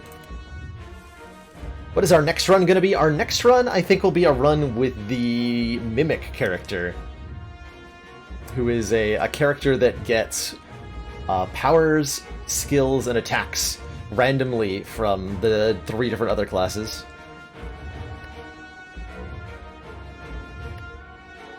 So we go Storm first, then seek for the other Storm.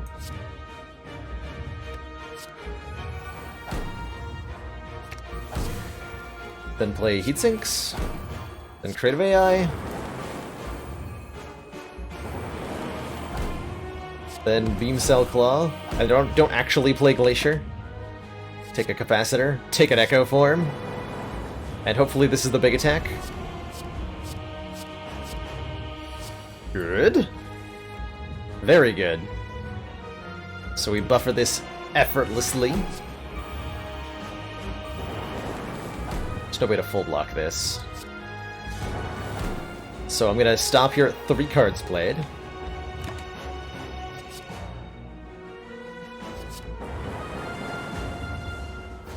Boop. It's a bit of a rough turn. I'd like to keep this buffer intact if I can. So if I have to use both potions to full block here. Is that even worth it? Probably not, because we could just heal up, right? Probably not worth it. I should be getting our powers in play and just taking this damage. So I think we defend, then capacitor, capacitor.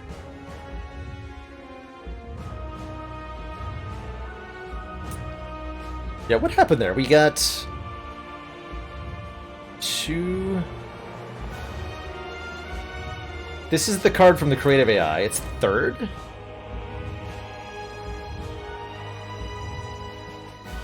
Huh? We drew 2 cards, added a card from creative AI, then drew more? But why only 2? I'm confused as to the timing there. I'm gonna watch carefully on the next time we trigger Pocket Watch.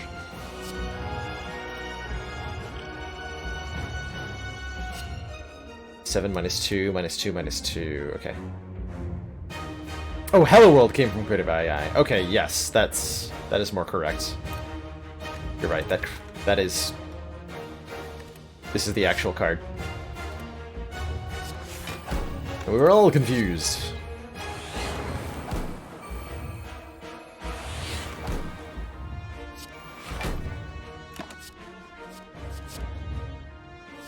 Or Creative AI. Demand it.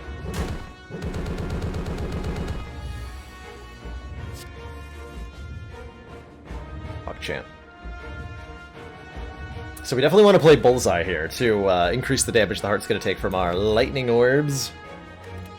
This could just be Bullseye, Capacitor, Static. Accept our damage taken. Oh god. Next turn does not look pretty. Which is why we want to draw more cards. Okay. Bullseye.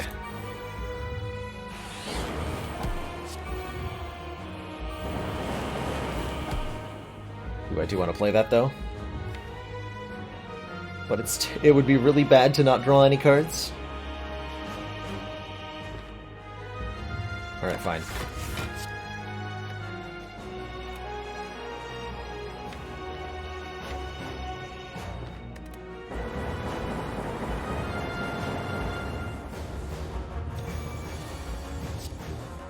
Biased Cognition.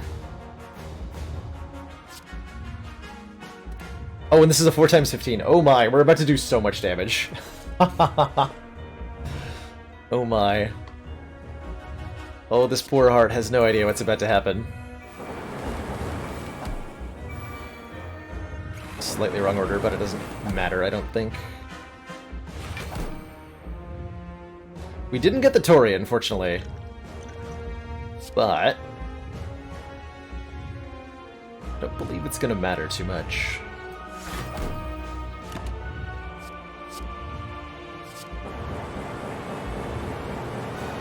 Do exactly the damage cap to the heart, then it resets as it attacks us. Which actually occurs before the bullseye wears off. Amusingly. I didn't know that. I did not realize that's gonna work like that.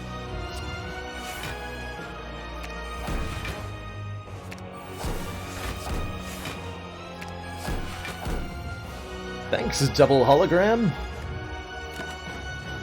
Appreciate ya.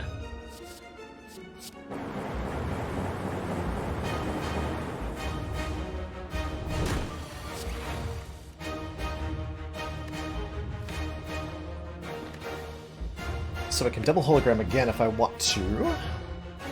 Doesn't feel like I need to. We just play double creative AI and that's probably enough lightning damage that we just win, right? Get him.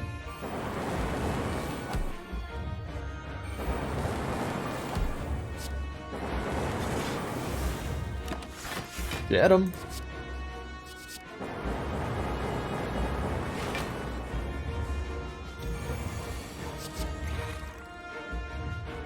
6 times 15.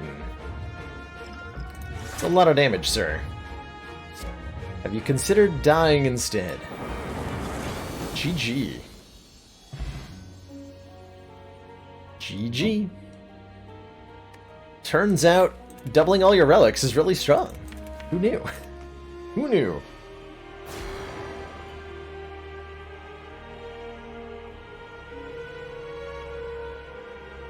At least that run wasn't waffle.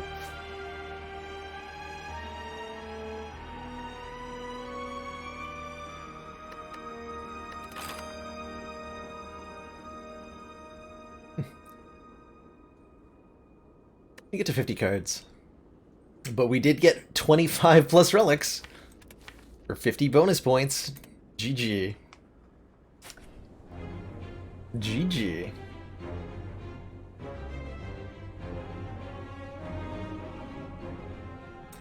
Has it been done? The Spire sleeps and... So shall I? I think chat's just sleepy. Seems to be working. You gave that heart the boot! Love it, Quiverall. Amazing. Amazing. So, for my next trick, I'm going to disappear. Going to take a short break here, stretch my water, refill my eyes, blink my legs, and then when I return, we'll be looking at the Mimic, which is a modded class that gives you access to cards from the other characters in an interesting kind of way. Every time we start a run with the Mimic, we randomly pick either powers, attacks, or skills from Ironclad, Silent, and Defect. And those are the cards that'll be available. So we can end up picking from Ironclad attacks, Silent skills, Defect powers, or maybe Defect attacks, Ironclad skills, and Silent powers. We always get all of the same card type from the same character. Oh yeah! Also, thank you for the reminder, Kuro Cage. Before I take a break, too, let's check out what happens. Let's just check out what happens if you have, like, 10 copies of Question Card.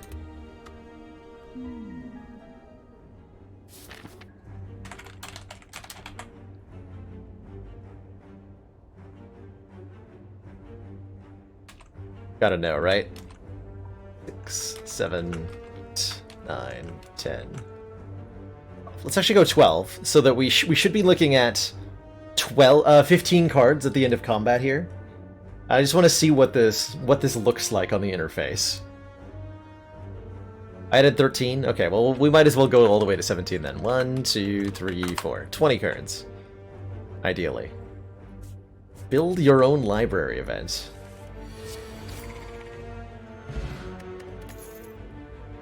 The game might crash when I click on this. I need you all to know.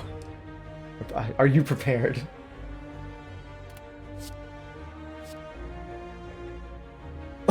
What?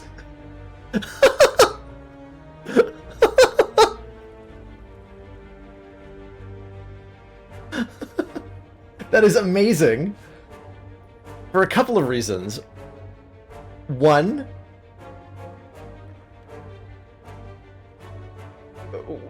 we got 5 on the screen earlier with no problem.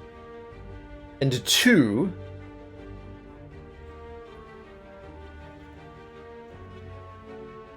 what? Are there any duplicates? I don't think so.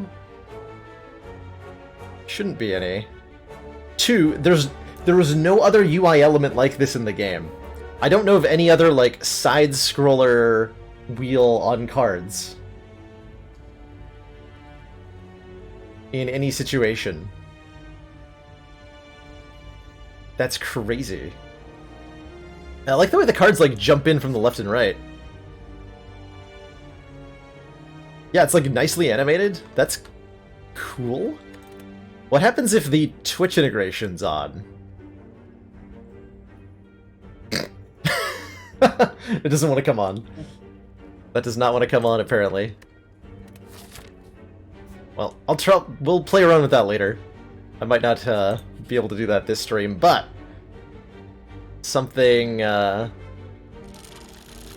something involving shenanigans like this is likely to be in the future.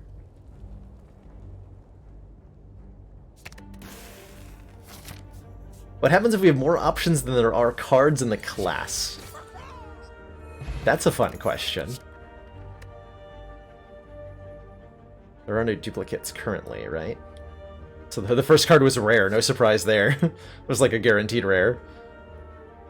Let's add some more then. 1, 2, 4, 5, 6, 7, 8, 9, 10, 11, 12, 13, 14, 15, 16, 17, 18, 19, 20. 1, 2, 3, 4, 5, 6, 7, 8, 9, 10, 11, 12, 13, 14, 15, 16, 17, 18, 19, 20. We need to add about 80 of these to guarantee that we exhaust all the cards in the pool.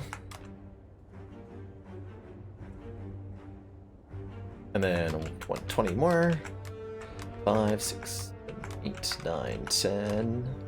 1, 2, 3, 4, 5, 6, 7, 8, 9, 10. Okay. Might have miscounted slightly, but that should be enough that we exhaust the entire pool of cards on the character. There's about 75 Ironclad cards. So what the heck is going to happen here? Yeah, that's what I thought. That's what I thought. Rip Spire.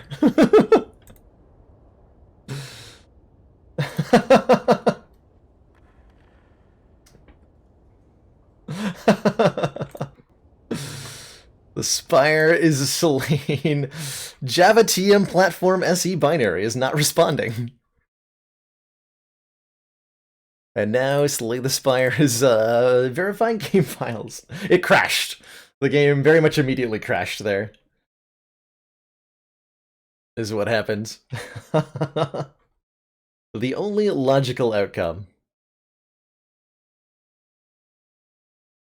What about multiple potion belts? Another great question. Let us answer that real quick as well.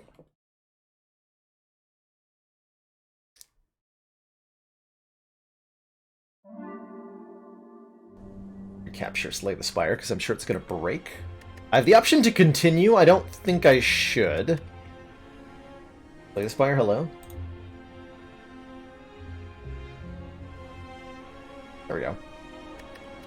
So the continue button's here. I bet clicking on it crashes the game.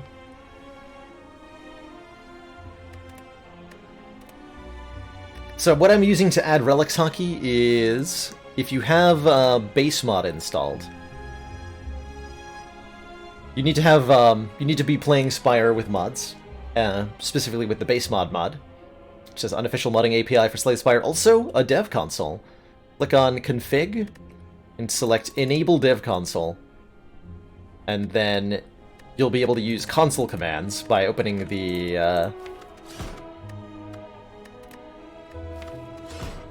in-game console, which is this this thing that's popping up here. Oh, now Twitch integration's on. Interesting. Very strange. So 1 potion belt gives us 2 potion slots. What about another one? It works? Are you kidding me? How many can I have?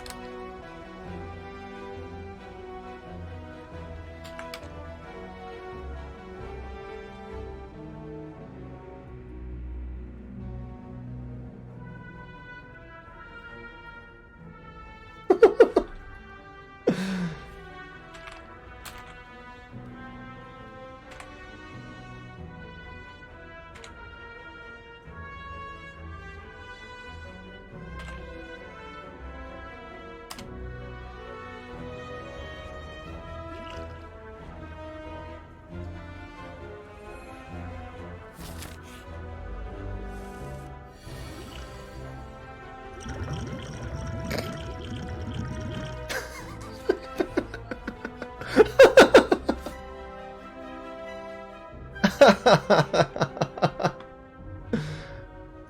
don't even think I can drink them all.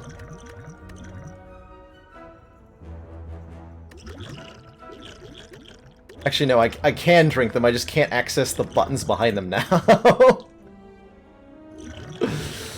So the, Wait, there might be a way? Yes, there's a... I can sneak the mouse in to click on the deck button here. The hitbox on the icons is just slightly larger than the hitbox on the potions.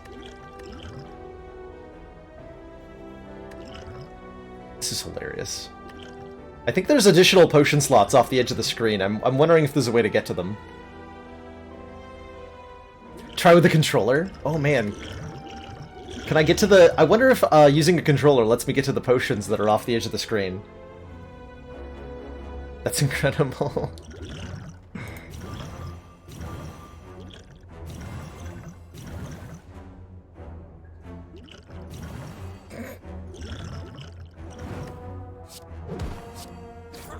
Got him. That's amazing. Okay. That is something special. That gives me another idea for another Friday. Another Friday run.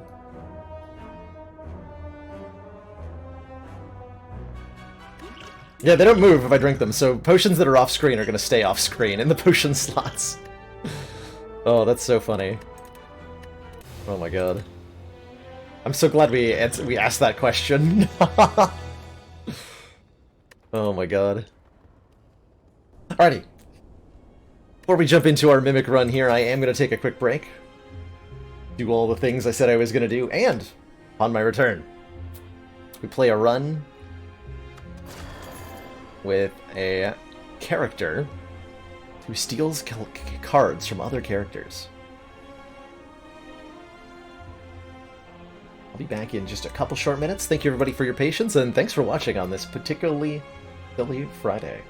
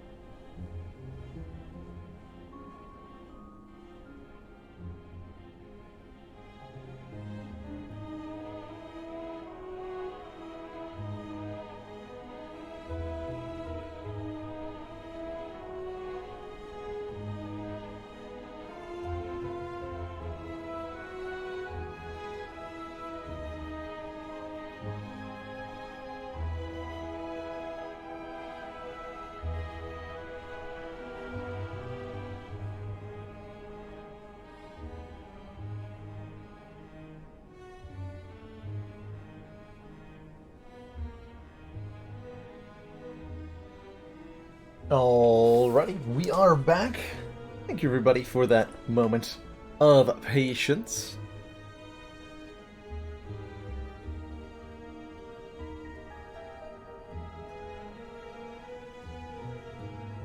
Cripperall says, no cards, 5 potion belts, and a white bee statue and a few brews. Is it possible to beat the heart? Certainly having more than 4 potion slots adds all sorts of potential fun things we can do with, like, potion synergy.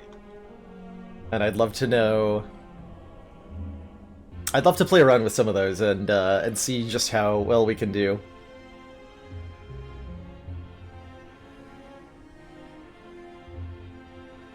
Alright, let's jump into a Mimic run here. So, as a reminder, this character is going to pull the attack cards from one character, skill cards from another, and power cards from the third of the 3 stock characters. So all the cards that we know and love, but rearranged in an interesting way.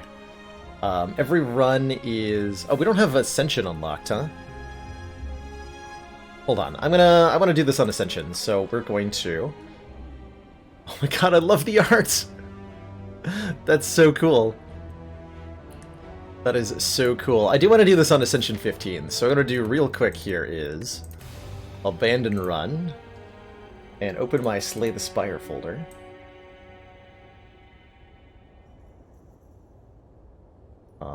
Preferences. So this is 2 underscore the Mimic. Close Spire.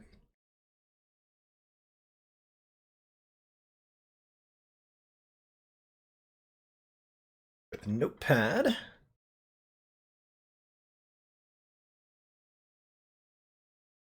Copy.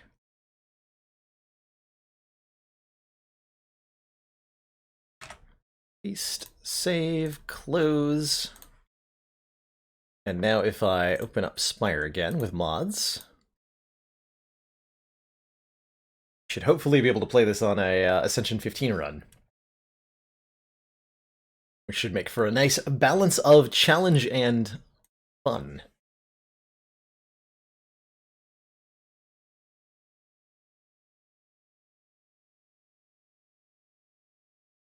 Ooh, good question, TP Nils. So yeah, we've seen in I think it's Hubris that adds the relic that increases your max hand size by 2 up to 12.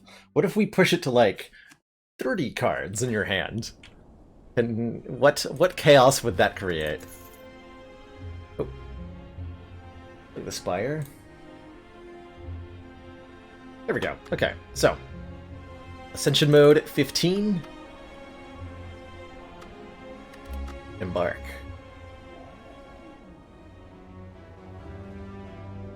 The Mimic, another try. So we've got the max hit points. Oh, we rolled a different starting relic this time. We have Burning Blood and 68 max health. Interesting. That's not what we had last time, right? It's not what we had last time. Fire Elite, Fire Elite, Fire Elite. Oh my gosh, I'm taking this path. That is such a good path. That's a good path. Not a whole lot of benefit to the 1 hit point stuff, so we just take 6 max health. Go to 74. Call it a day. Are there any mods that get an ally to fight with you? There are a couple of characters, there are a couple of modded characters that use kind of summon mechanics. But to my knowledge, all these summon mechanics use like orb slots as their basis. For example, the slime bound can summon little mini slimes. Or there's the actually, hold on, it's more complicated than that. There is a Gremlin Gang mod where you play as a big bunch of gremlins. I've never played that on stream. But that one's very much a mod where you try to build up like an army of minions to fight for you. Alright. So our starting deck... Wait, we have a headbutt? Hold on, what? Excuse me. Oh! Oh, because I presume we get a random attack, skill, and power as our starter deck, and that sets what we're going to have for the run. So this headbutt says our attacks are ironclad, our skills are defect, and our powers are silent for this run. Okay. I'm down for it. I like it. I like it. Yeah, it doesn't let you choose. It is randomly rolled each time. Most definitely. Oh, but is that purple? Do you see that purple trail on the cards? That seems like it's not normal. It's cool. Lex Potion, excellent. And our options are Boot Sequence versus Darkness versus Uppercut. This Envenom is interesting, right? That we have this means we kind of want to take, like, multi-hit attacks. Like, Pummel would be good? Do I have a favorite modded character? Thornton's pretty high up there as far as modded characters that I like.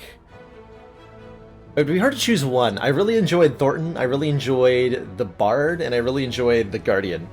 Those are the three that stand out in my brain as, like, particularly fun experiences. I think I want this uppercut. Yeah, I want this uppercut. Do some damage, kill some elites. Break some nerds.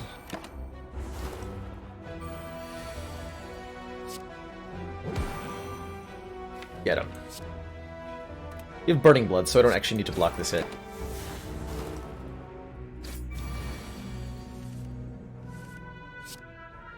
Wonder what relic pool we use for this run.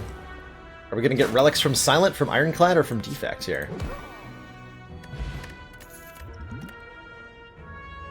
There's the Sword Boomerang and Venom combo.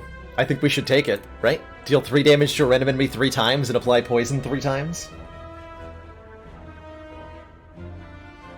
Coda's not here, so you don't have to say you like the Disciple. Isn't he? Looking around earlier. Careful what you say. He's always watching. Always. Yeah, let's take a Boomerang here. And we're gonna go up this path. There's nothing, like, magically better, right? Nope. Remove a card from your deck. Envenom, so long, farewell. No. I think I could take a strikeout. I'm okay with Envenom's presence at the moment. I would like to try to make it work, quite frankly. Even though we definitely can't get other poison cards because Silent.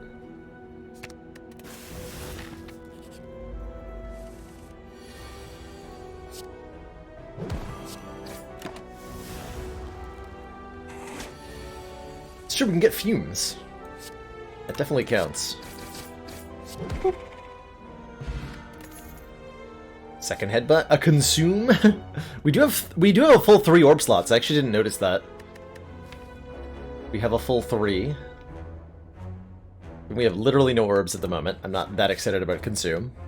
This feels like it could be a skip pretty easily. And so it shall be.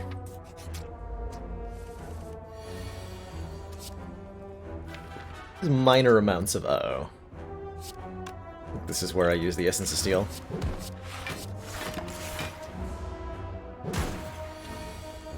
Consume is the only way we could possibly gain focus. Ooh, that's a good point.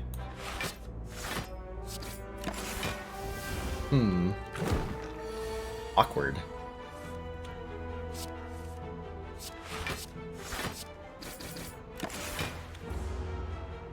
Feeling pretty good about that Essence of Steel, by the way. Also, yikes. You mind maybe not doing that?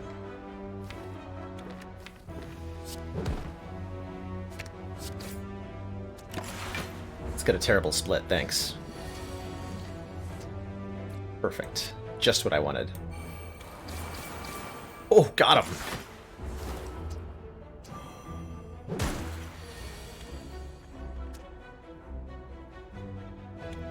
Got him.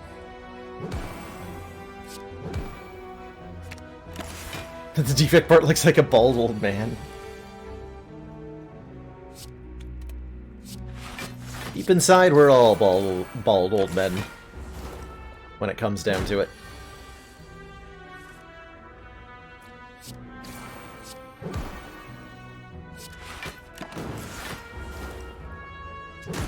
Okay, a bit of a rough fight, but not too bad. Equilibrium, Chaos, Anger. Man, Anger's very good right now with our Envenom and our Uppercut and our Overclock and our Headbutt. Yeah, Commander, Anger's very, very good. We just received the support of another council member. Jimmy, thank you so much for that Twitch Prime sub. Welcome to the council. Enjoy the emotes, the community, and your newfound smug sense of being a bald old man. Welcome to the Old Men Club.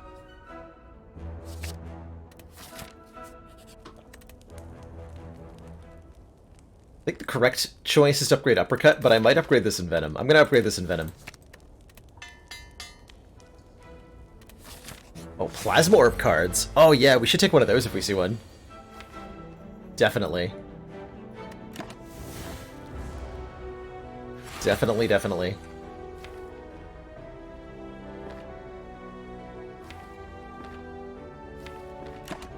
Dead face. Okay, at least I get to headbutt the Anger. Whoop. 1 entire damage.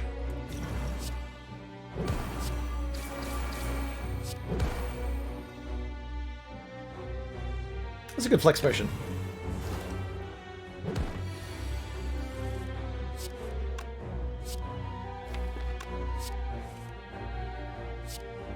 Again? Again, Uppercut, Sword, Boomerang, Anger. That get a kill here? I think it does. Yeah, it does. Got him. Regen Potion! Gain 5 regen. Bottled Flame could be a Bottled Uppercut. We have yet to see any powers. How about a Turbo? Turbo feels very good here, right? Deck could definitely use a little extra energy.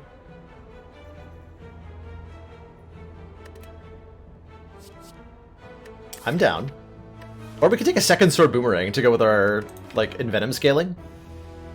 Actually, maybe that's better. You know what? That is better. Second copy of Sword Boomerang.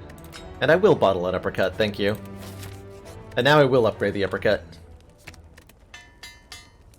Is Prismatic Shard available? I don't think it should be. Feels like it ought not to be. Bronze Scale. Start combat with 3 Thorns. Almost never a bad relic.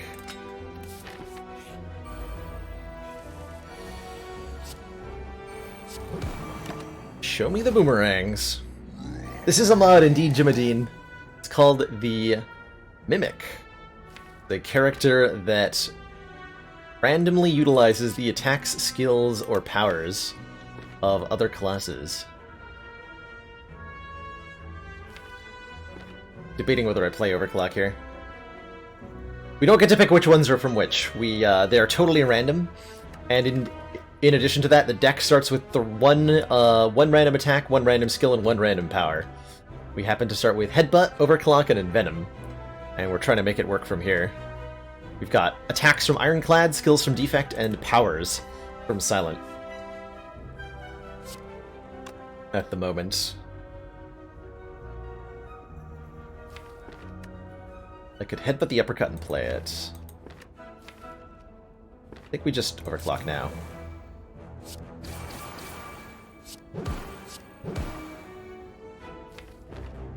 Be my Boomerang back.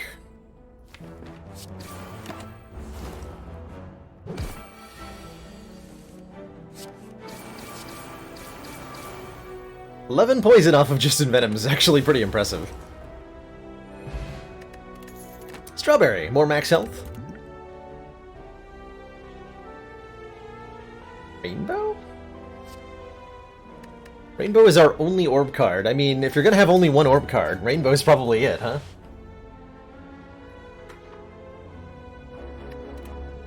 Whirlwind is pretty okay. It's a shame it wouldn't be bottled. But Whirlwind and Venom's kind of interesting.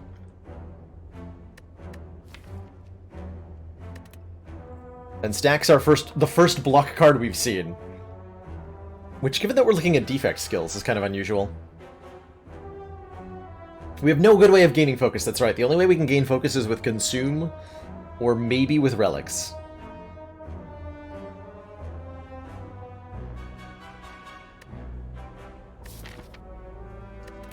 Fighting Slime Boss, we don't currently have AoE. Alright, let's take a Whirlwind and upgrade it.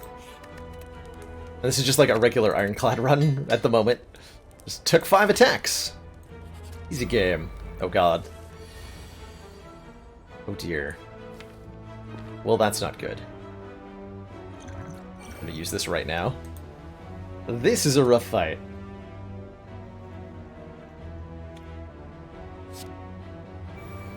I think this is our opener. That might not have been correct.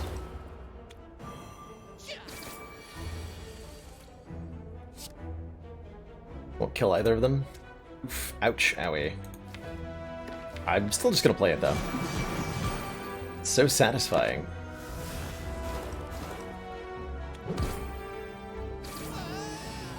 Oh, they changed it!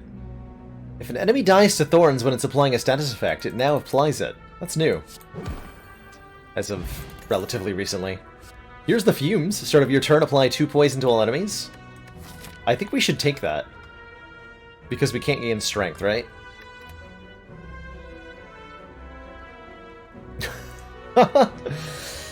That's a question that can only be answered the hard way, Abu.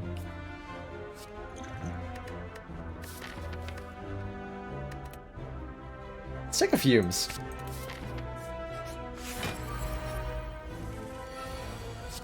Did I bottle this in Venom or something?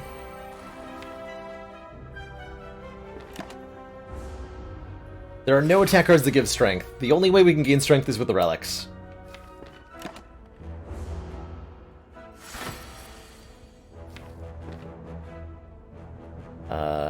This is just better. Wait, no, this is just better.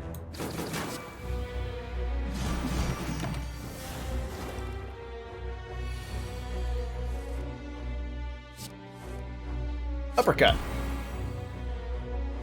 And I think we boomerang?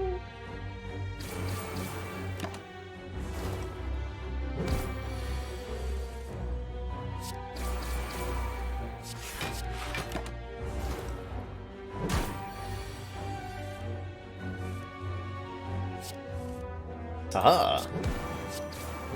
Wrecked nerd. Bag of Preparation. Start of combat, draw 2 extra cards. Second copy of Whirlwind is kind of tempting, but I think we really need, like, literally any block card, and Charge Battery's really good as far as block cards go, so let's take it. With defect blocks and silent powers, we might end up having, like, footwork onto Charge Battery and Leap, which would be very strong. Come on, footwork. Another Venom. There's the answer to that. I guess this makes sense, right? Because it does also... Does this break the character, actually? What does this do? What does this even do? All of our Ironclad cards could be upgraded if we take a Molten Egg. We're 1 gold shy of Molten Egg Immolate. That's tragic. That is tragic.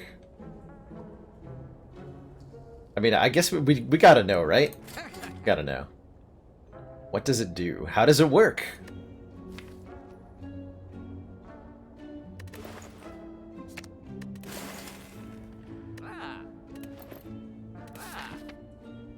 Invoke the "you gotta" clause. Tried and true. There's no way we survive this if we don't rest, right? Probably.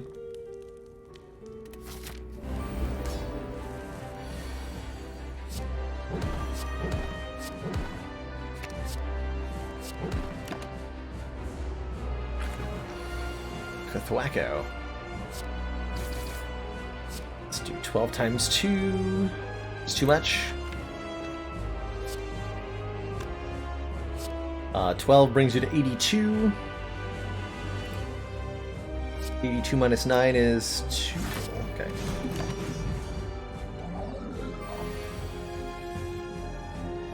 Blorp. Oh, that's like the worst split in the world. I don't think I take the worst split in the world, do I? I think I take 33 damage instead.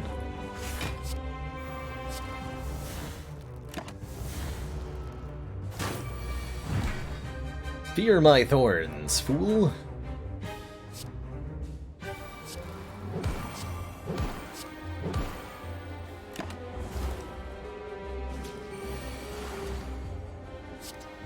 Okay, this will split them. Kind of crappily. Alright. Might die right now, by the way. Okay. Thankfully on Ascension 15 they're not as inclined to attack, so we have this relative gentleness. Thank goodness for that. I think since I'm able to block so well, I probably want to kill this acid slime and not the one who's attacking me. Since this one's a lot less likely to attack me next turn. Doesn't matter. GG.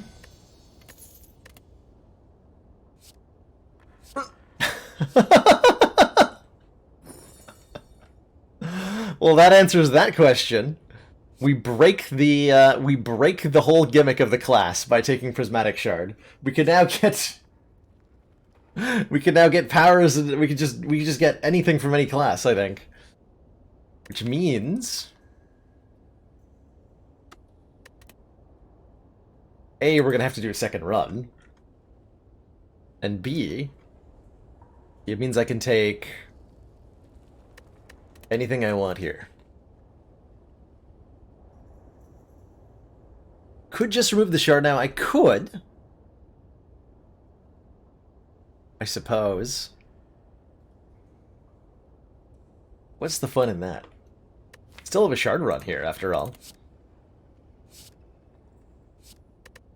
And Bludgeon? Bludgeon's a fun way to scale. Give me that. Bludgeon Black Star. Let's do it. I will take as aggressive a route as I can. And if we die, so be it. Apparently as aggressive as possible means 2 elites. Interesting. Fascinating, even. I wonder if stores will still work properly.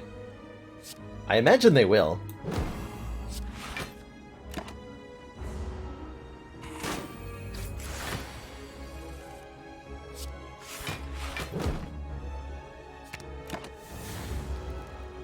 Man, 3 energy is tough, huh? Where's my,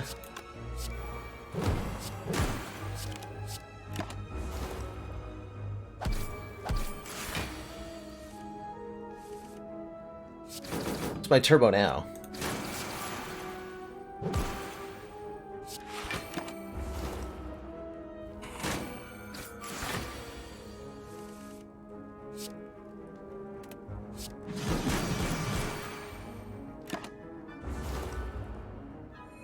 Piece of shelled nerd. Hey, there's my turbo. Okay, we have a turbo now. Gain 2 energy, add a void into your discard pile. Perfect. Hopefully you die soon. Thanks! Just the kind of comment I stream to have. Okay, so the shop still works as normal. Happy to take a footwork here. Happy to take a footwork here. In fact, I'm gonna, like, speed run the rest of this. Oh, that's cool. Hologram? Hologram.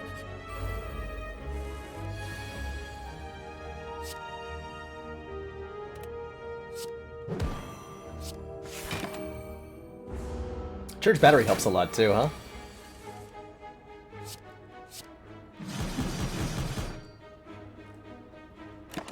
That's pretty fun. Boop.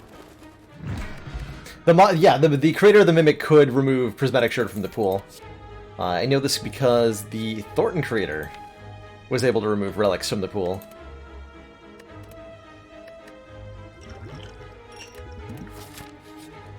So it's definitely possible.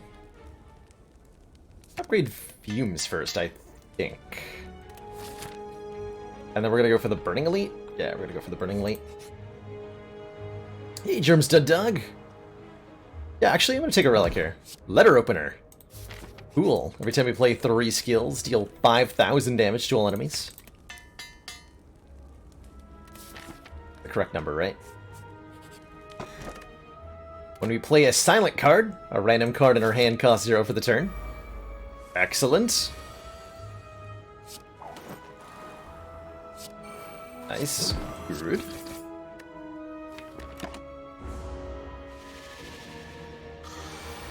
Very good.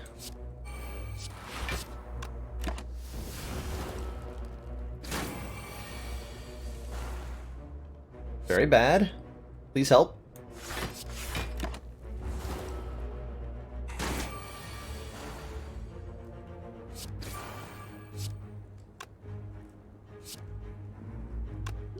Swift potion. That didn't help. It didn't help at all.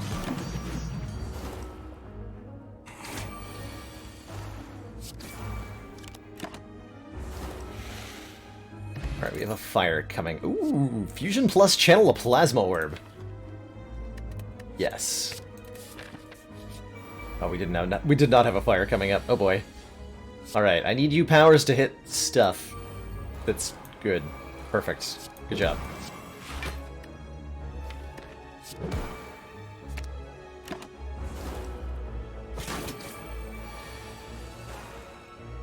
Oh, hecko. Not the Snecko. Is there any way I win this fight if I don't play Bludgeon? Is there any way I win this fight if I do?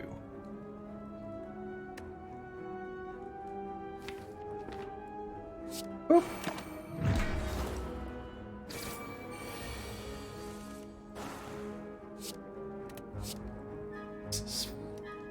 40?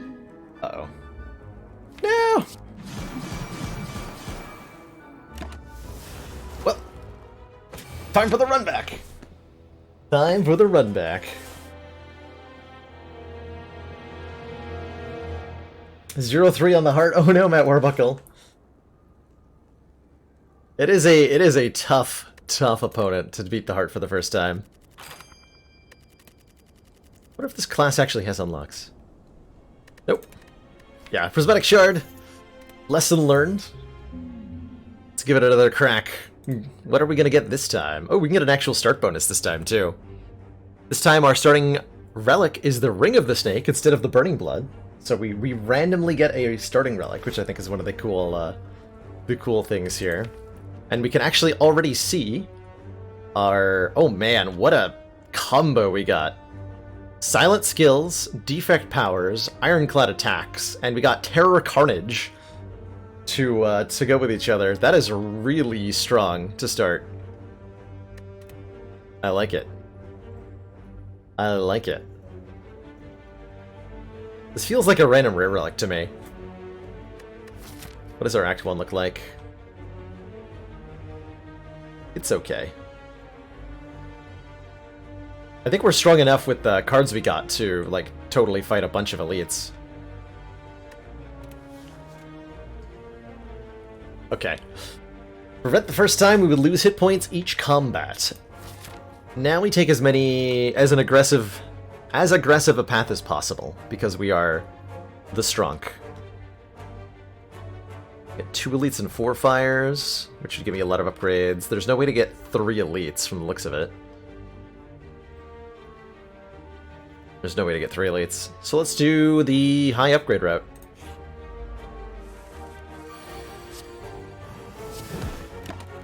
Kabam! Get wrecked, Jawworm. Get wrecked. So silent skills, I could take a dodge and roll, or an Iron Wave, or a Twin Strike. How are we going to scale our damage up?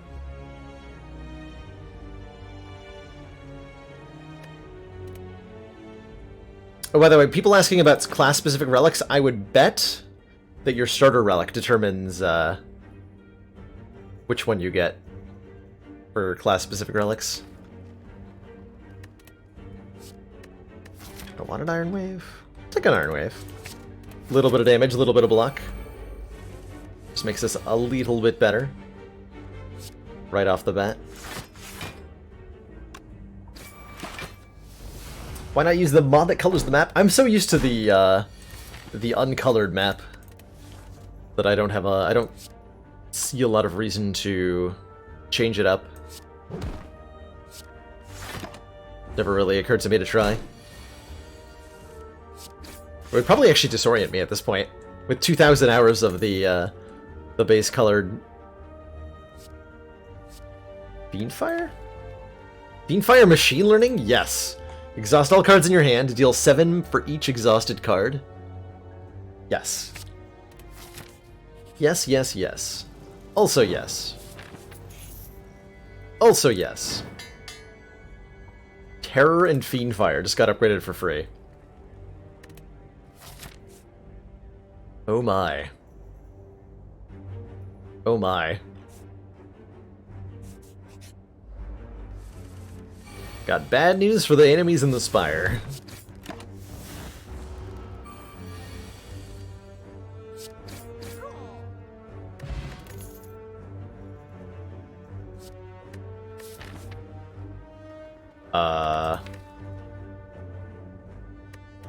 This is a totally legitimate take. The Searing Blow. We can upgrade this 4 times before the Act 1 boss with our 4 campfires, so that's enough to do a Searing Blow run, if we would like to try to do that with whatever this thing is. Or we could take a Piercing Wail, because it's a really good block.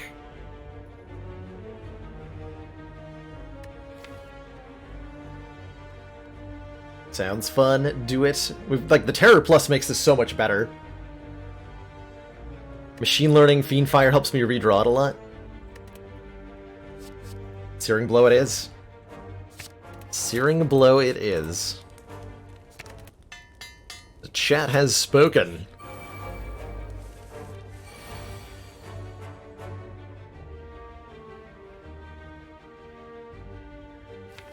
Chat has decreed it to be so.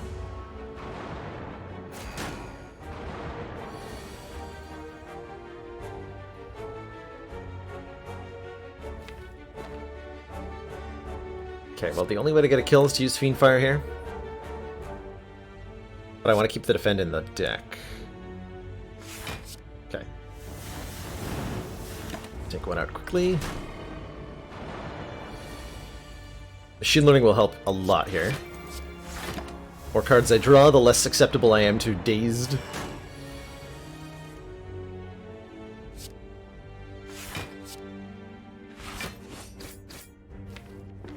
Taking 5 damage next turn. The cruelty. The cruelty of it all. Yeah, Fiendfire is not very good against Sentries. True story. Anything that reduces the amount of cards in your deck is questionable on these nerds, but here we are.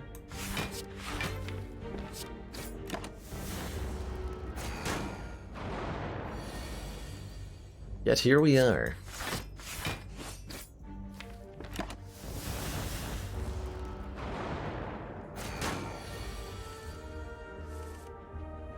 Good. Iron Wave is really good against them, though. When you can draw it consistently.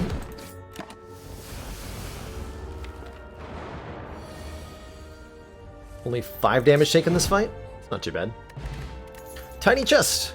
We're more likely to find treasure in question mark rooms. A block potion makes our 23 health go a lot longer.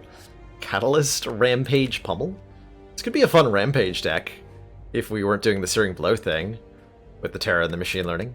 I'm happy to pass here and continue to upgrade our Searing Blow. Ooh, Pantograph. Start of boss combats heal 25. Definitely makes the Searing Blow a lot easier to upgrade. Tiny Chest gives us an Omamori to negate our next 2 curses, which I will gleefully take this early in the run. Sometimes I think it's right to take the blue key over the Omamori, but I don't actually know how often that is true. Do I just play this?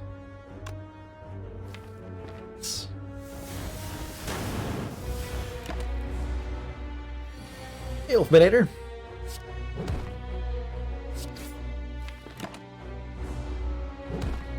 And Blorp. Good fight, like a villain. Bag of Marbles. Apply 1 vulnerable to all enemies at the start of combat. Okay, okay. So if we don't draw Terror on turn 1, it doesn't even matter anymore. Burst. Burst Terror. Self-repair is interesting. as a way to sustain ourselves without having to rest. Interesting. Interesting.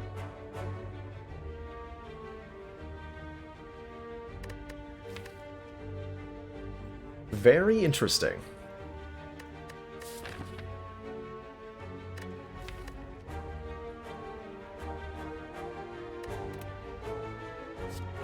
I think with the fossilized helix and the pantograph, this is unnecessary, ultimately.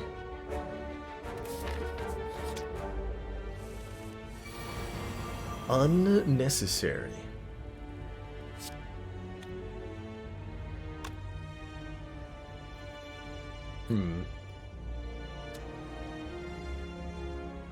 Well, this is slightly awkward. I can do like Iron Wave, Strike, Defend, take... None, actually. Yeah, that'll work.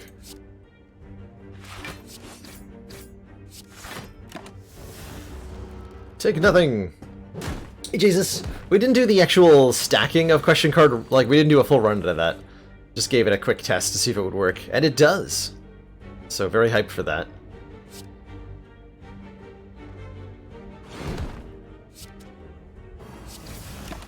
But has not actually been done yet. That would have been a good turn for the block pot, huh? No, it's fine, though. It's all good.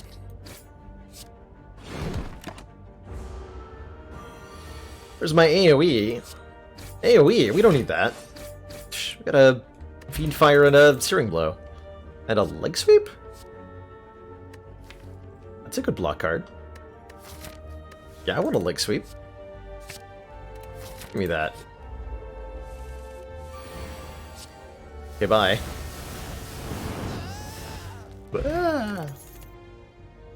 Backflip with a Fiend Fire? Yes, more card draw. Upgrade Searing Blow. Up to 34 at +4. This is how much damage? Should we backflip first? This would be 15 times 1, 2, 3, 4, 5, 6. 15 times 5 is 75. So we can do a lot more than that.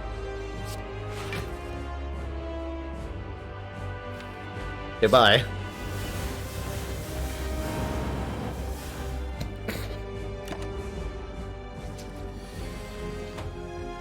Seems pretty good to me.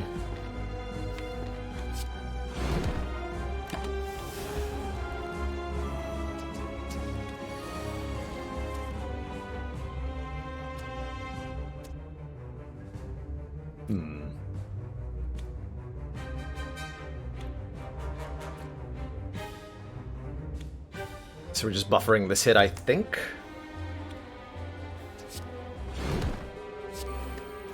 Unless the attack order is wrong, in which case, I don't know what's going to happen. Okay, good. Thank you.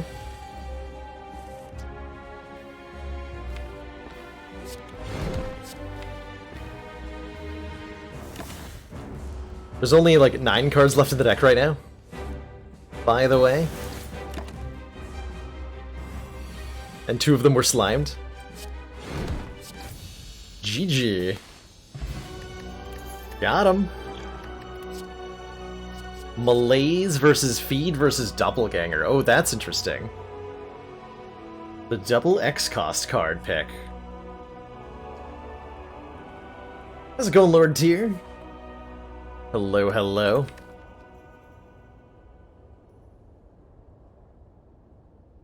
Doppelganger for the Fiend Fire synergy. Oh, I like it. That's cheeky enough to work. Let's do it. Let's do it. Doppelganger Fiend Fire. All the way across the sky. I have an Omamori, so this Calling Bell is, like, kind of reasonable. Or we could take... I think on Searing Blow runs, Velvet Choker is just incredible. Sozu seems fine. But... Bell... Not too bad here. Only 1 curse for 3 random relics. 1 rare, 1 uncommon. And 1 common.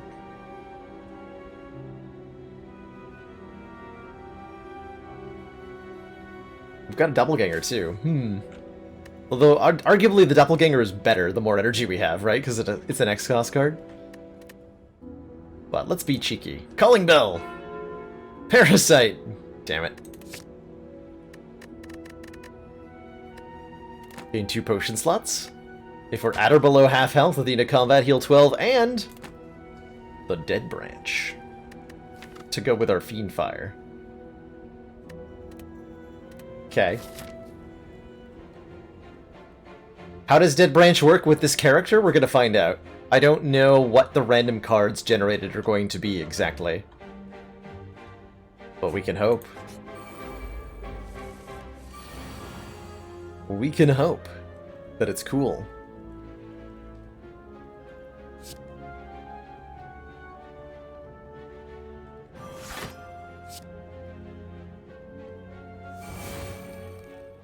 Okay, so Silent Skill. Silent Skill. I think it stays within the restriction, actually. Oh, it could just be luck.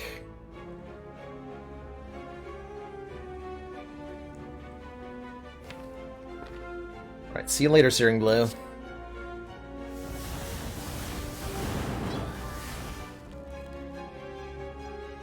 Nope, I'd say that's a pretty clear indication. The random cards generated by the Dead Branch stay within the rules set by the character. Ironclad attacks, silent skills, defect powers. Really cool. Really, really cool. Aw.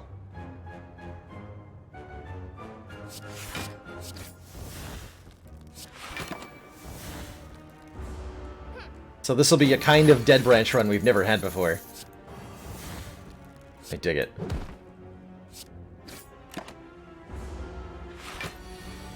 Don't you run away from me.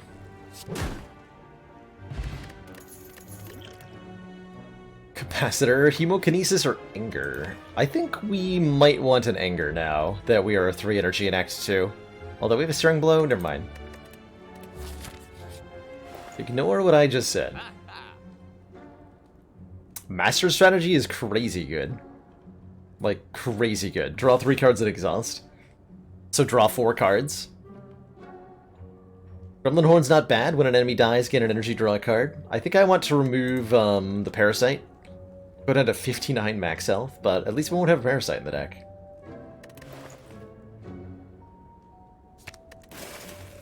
The cards generated from Hello World should be Ironclad and Silent cards?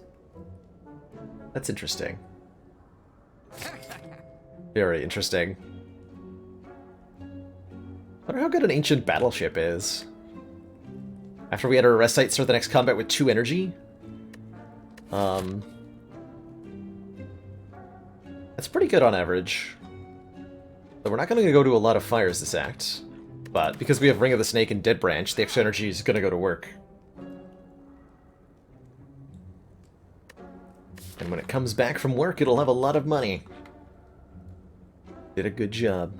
Or we can just go to another shop, but I think I'm going to go this way. Let's do it. Buy the relic. Have the fun. Do the thing.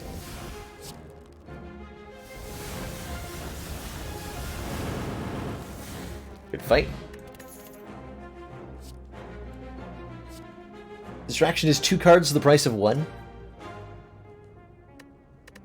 don't know if that makes it good. Starting to think we might want to concentrate with our crazy card draw / card generation with Dead Branch. But I want an upgraded one, and I don't want to upgrade it. I'm gonna pass. Oh, I'm supposed to take the most fires, aren't I? Hold on. I actually forgot we had a Stirring Blow in the deck. 1, 2... Nah, screw it, I'm just gonna go for lots of elites. We'll upgrade the Stirring Blow still, but I like that more than the T-set. Oh well. Nothing I can afford there that I like.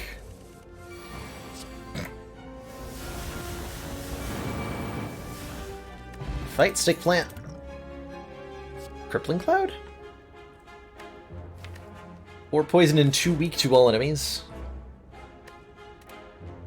We don't like the poison very much, but the weaken is nice.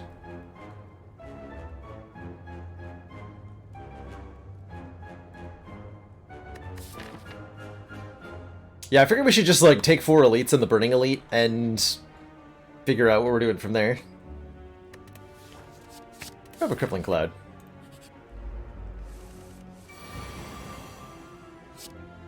$51 damage. Convenient.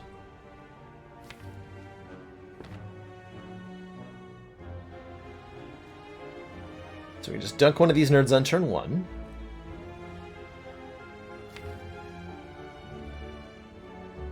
If I draw into Fiend Fire, that'd be really bad. What would I be trying to draw into off Master Strategy? Nothing. Okay. Ah.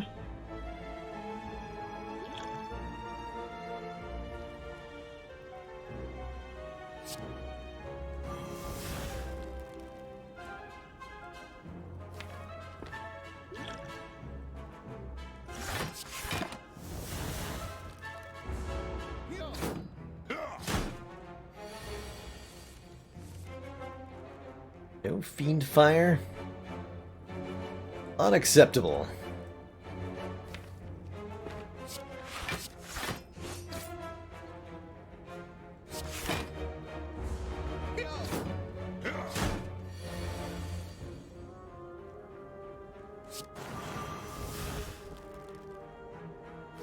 Okay, we just get an next turn.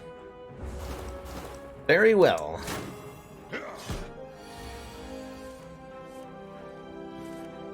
Is what? 11 times... It's not even enough to kill him! I'd have to use an explosive potion, which I will. Thank you very much. Or I can get blood for blood first, which is pretty good too.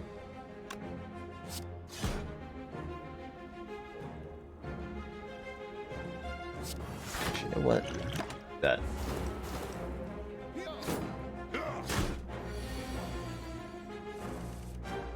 Yeah, block potion for 7...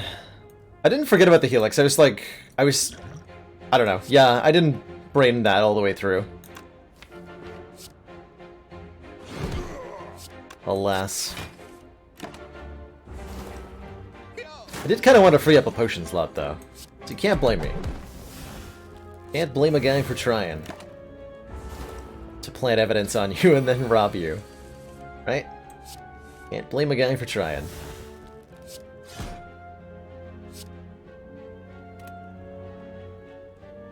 Take 1 more damage, please. Well, I can take 3 more. We should do that.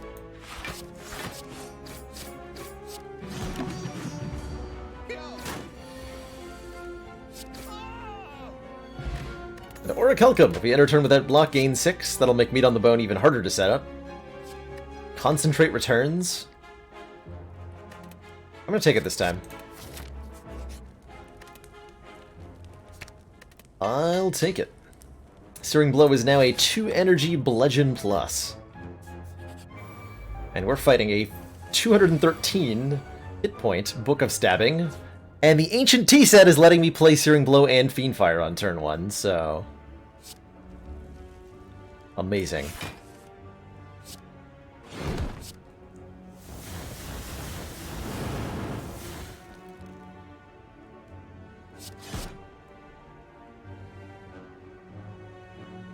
Right, I could save 5 health with this weak potion. Actually, no, 7 health with this weak potion. Yeah, I'll do that.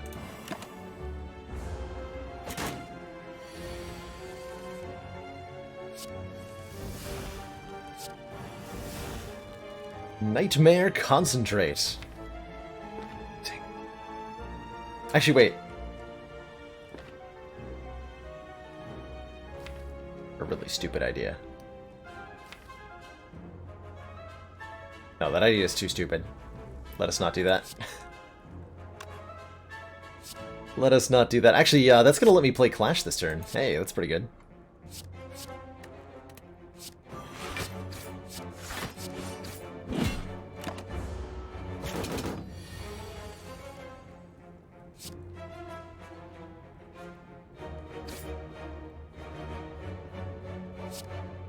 Free attack.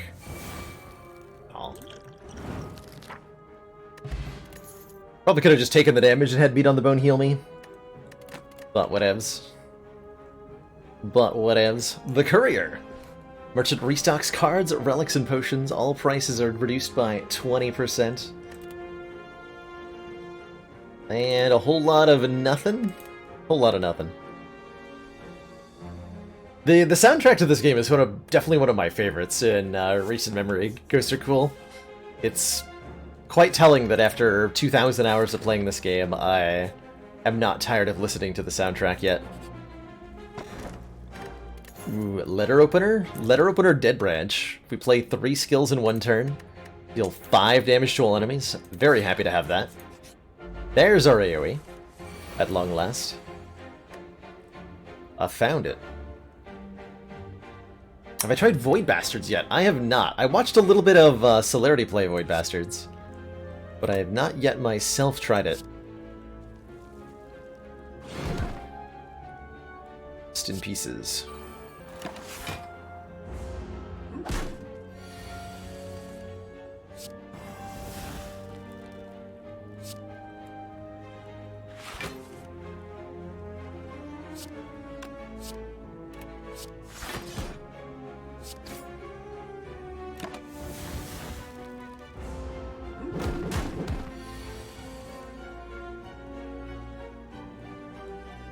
Oh, the Spire artist is doing stream tonight? I didn't know that, Daj.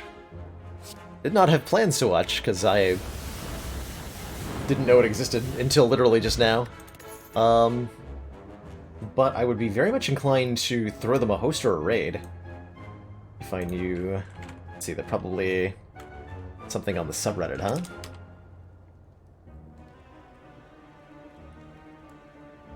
Let me see. Official live stream tonight, 6 p.m. Pacific. Perfect. So I will throw a host to that, probably, when the stream's over. Piercing Whale? Piercing Whale. With a Dead Branch, no less? Hell yeah. Alright. Rematch versus the Nerds. Looking like the Nerds have it. Storm. Get out of here, Storm. Oh, I could have played... Not good enough. Okay. I don't have 3 more skills, unfortunately. So we go... Iron Wave, Defend. Take 0. Have an Immolate in my hand, suddenly. Well, that's mighty convenient.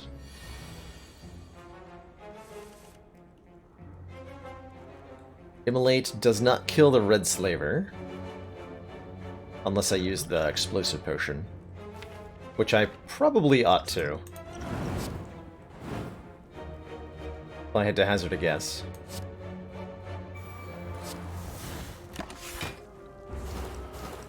You're a Calcum?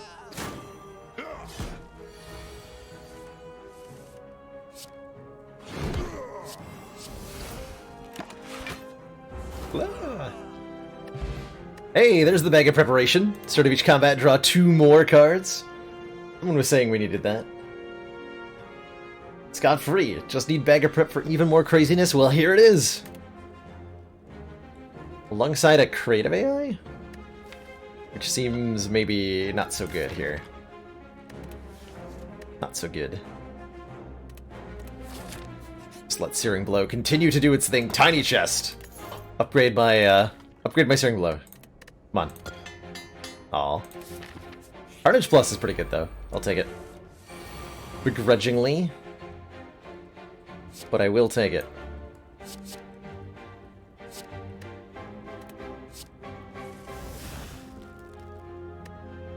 Corpse Explosion.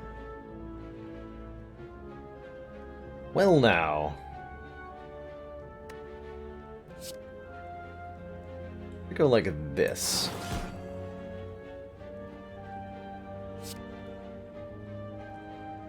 That way I can hit the Grim Leader with the Searing Blow.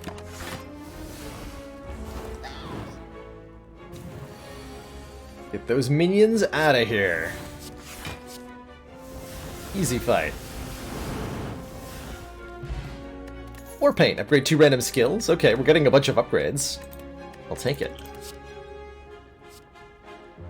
Blade Dance Plus? With a Dead Branch? Or Static Discharge Plus, when you received unblocked attack damage, Channel 2 Lightning. I think both of these are very good here.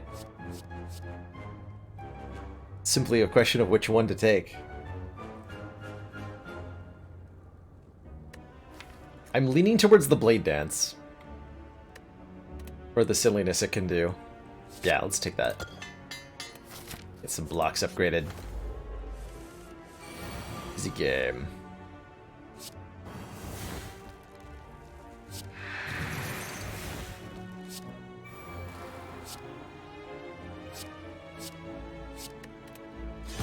I could have used Catalyst there.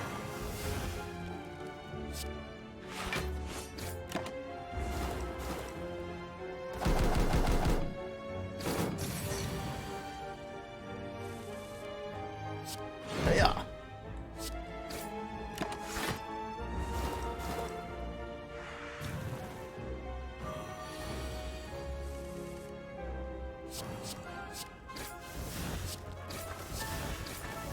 Oop.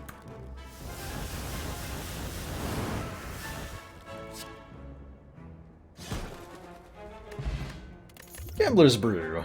And another Shiv generating card. I think I'll take that. I think? Yeah, I think I'll take that. And we're slowly, like, leaning away from this Searing Blow a little bit. But also still upgrading it. Alright, Champ. If that is your real name. Got a Fiend Fire that has potentially got your name on it. If you would like it to. Certainly I'm going to play Machine Learning for the card draw. We're going to full block. Yeah, you know what?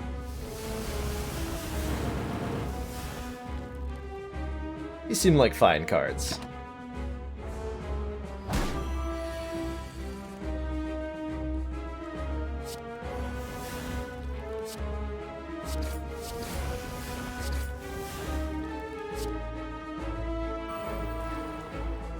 Seem like less than fine cards.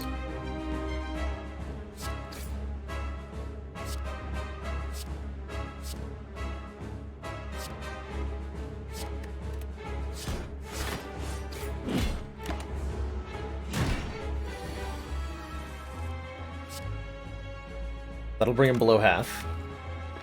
Do I want to do that already? Sure.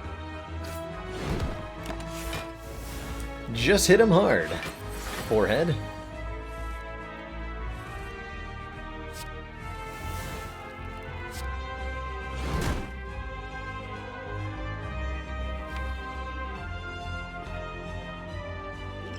This could be a Gambler's Brew. Yeah, it is, I think. Gamble all that away, try to draw into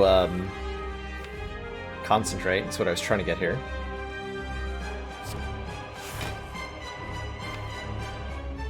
Well, I have Burst Blade Dance next turn. That should be fun.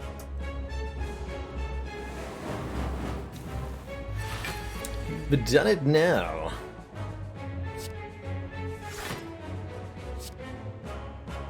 So if I Burst Blade Dance, I get 6 shivs, which then turn into other cards.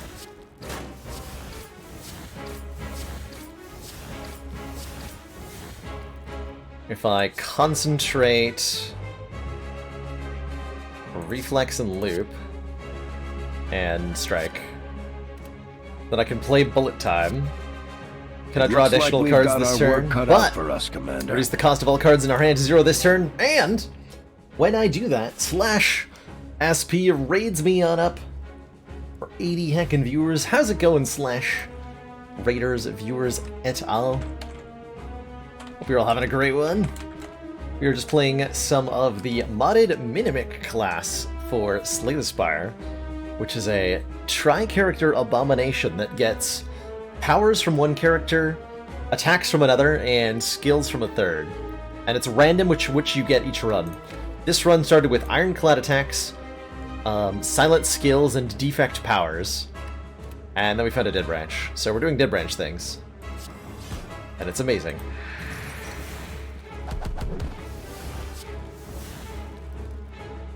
It is just amazing.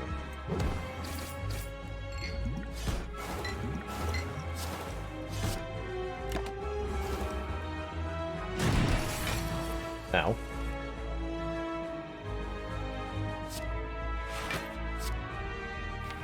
I don't have this whole blocking thing down that well.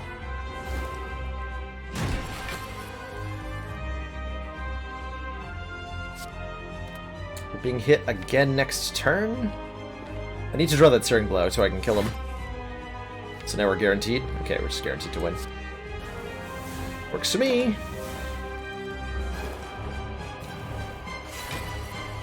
Ice my rat. We're also just living this. Nice execute, nerd. Got him.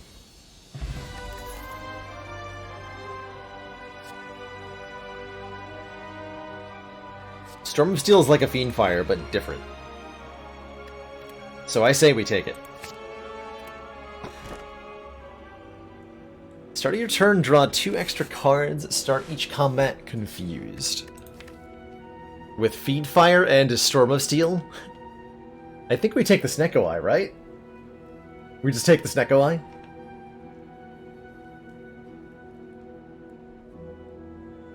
We're gonna be devolve into Absolute Madness from here?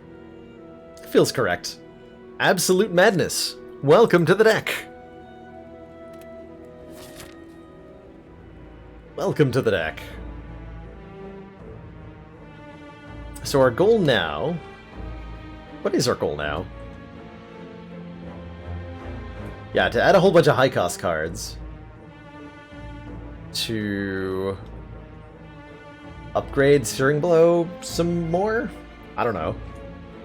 Maybe we upgrade Storm of Steel. Or something.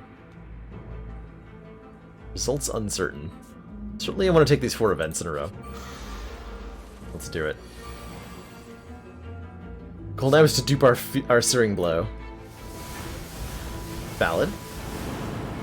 Valid.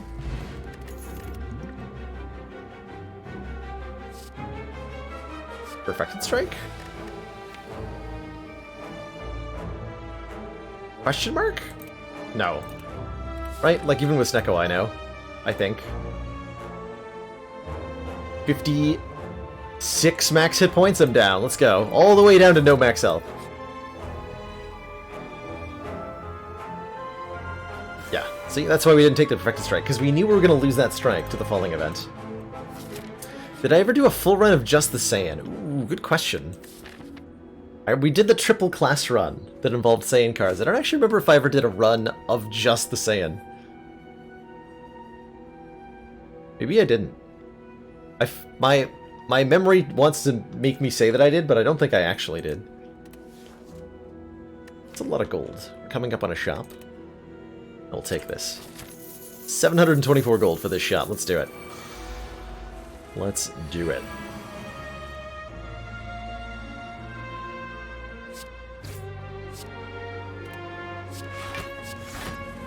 Besides, we have, the thingy. Fossilized Helix will protect us. Totally. It's an easy game.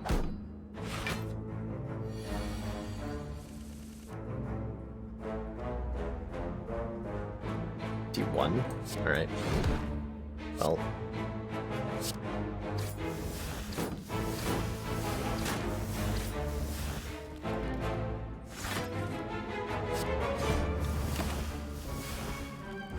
I was really hoping I'd get them both this turn.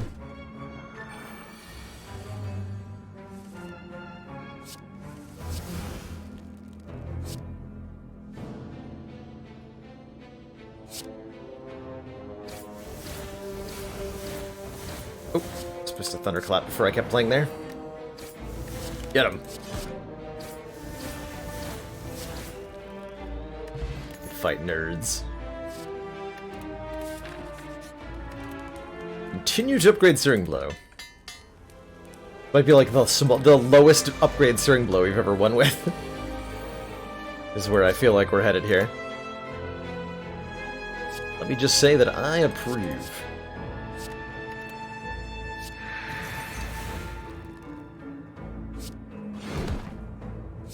Six times 7 is not bad, per se. Definitely do better, though.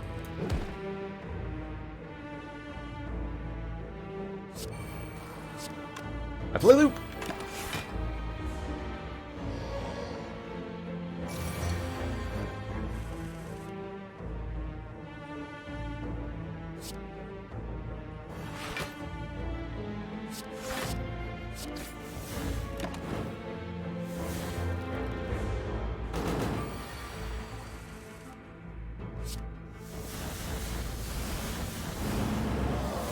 Oh, we have Courier, too. I actually forgot about the Courier. Happy Flower. Every 3 turns gain an energy. More mediocre silent cards. No thanks. Show me the scaling. Oddly Smooth Stone. Start combat with 1 dex. That's kind of like scaling. We could take a Sever Soul to exhaust non-attack cards. Hey, Bro Kilo Deluxe. This is the Mimic character, which you can find on the Steam Workshop. Yeah, we're definitely taking... not that out. Curse. Regret. Be gone. Be gone, regrets. I think we'll take 1 dexterity. And behind it, a kunai?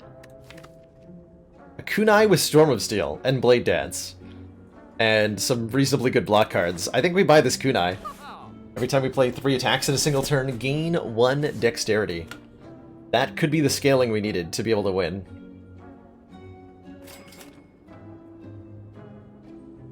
Mummified Hand is not so exciting here.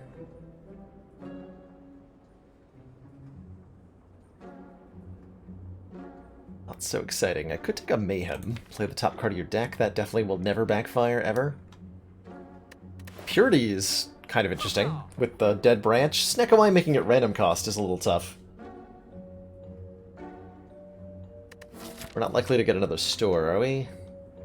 Not particularly.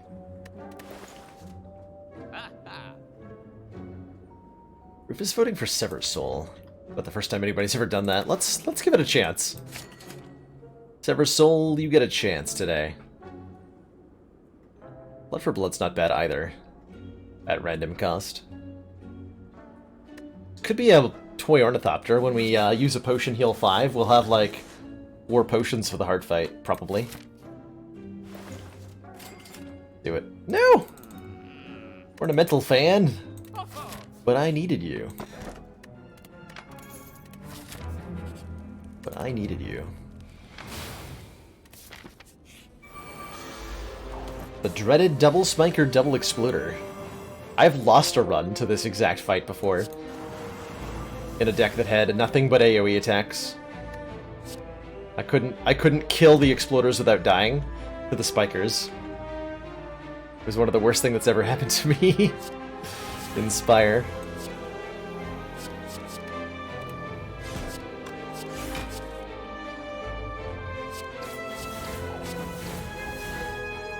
Behold the power of the kunai.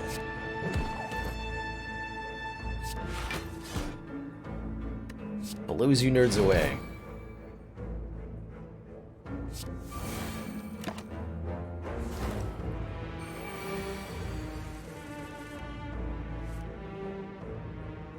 See, only 6 thorns.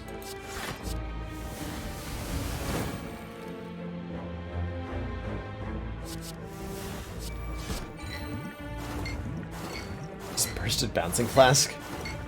Okay. Okay.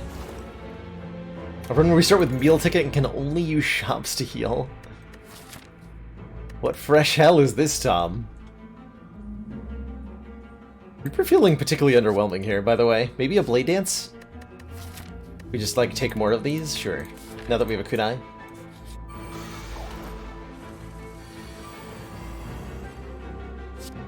Now that we have a kunai, a lot more appealing.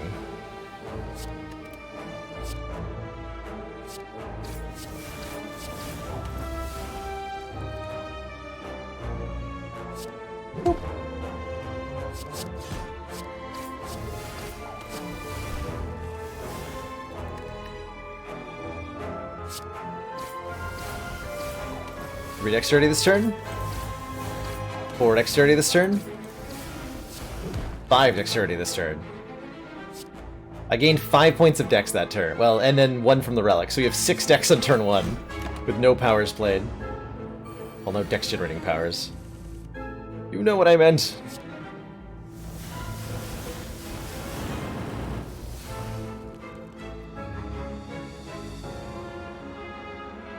Presumably.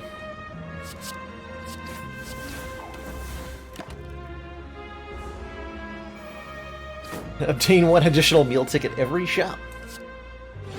Until you run out of shops. Ooh, thread needle. Our combat with 4-plated armor. Ancient potion improves our odds against the heart significantly. Could take a heat sinks plus for more card draw. With our no powers. I'm sure there's ways we could have used the defect powers in this run, but I didn't really try. And I will continue to not try. That's the kind of dude I am. One who does not try.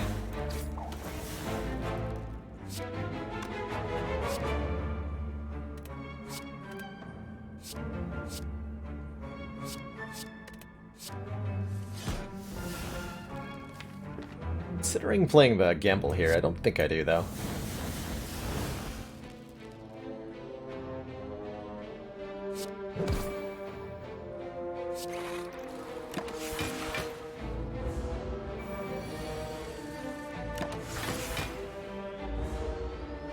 Oh, I thought I had thorns. Well, this works too. Power potion? That'll give me a defect power. Brilliant. Just what I wanted.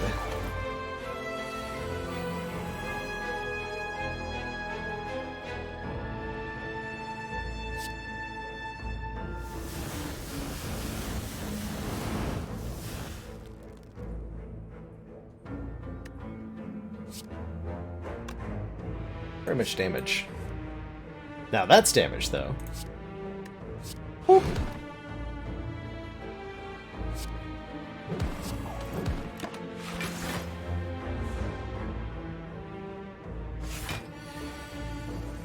Too many cards. What an egregious accusation you point my way, Shubinator.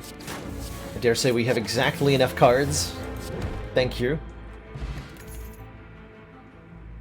Cleave? No, we're done with the, well, yeah, whatever. We're done with the AoE fights that need stuff that, like, Cleave can do. 72 damage, Searing Blow plus 8. Strip an artifact off each of them. Crippling Cloud can remove it entirely. The artifact, that is. And weaken them both, to boot. I accept.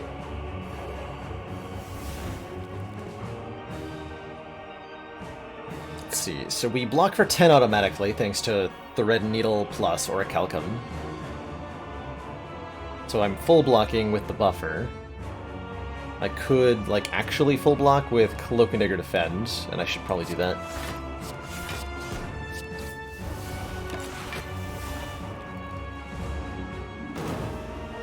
Fiendfire? You shouldn't have. Oh, also other Fiendfire. Other better Fiendfire. You shouldn't have.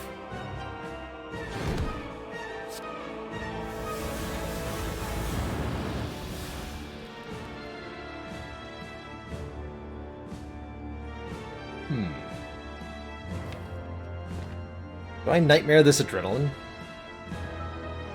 So that I get a ton of cards and 3 extra energy next turn?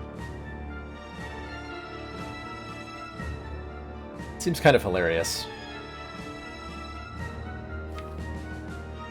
Or I can try to draw into something crazy here. Right now. Like, I can try to draw into Storm of Steel or Master Strategy or Terror or something. All are valid options, I believe. Well, let's go with the Nightmare Adrenaline, because I think that's funnier. Oh, and then I missed the Storm of Steel. F.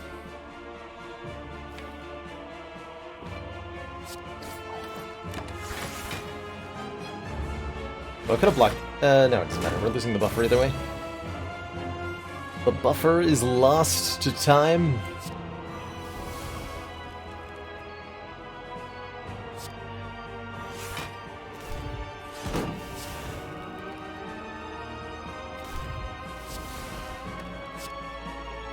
Discard 3 cards. Don't mind if I do.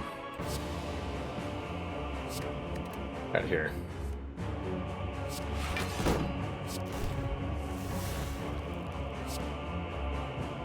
Boop.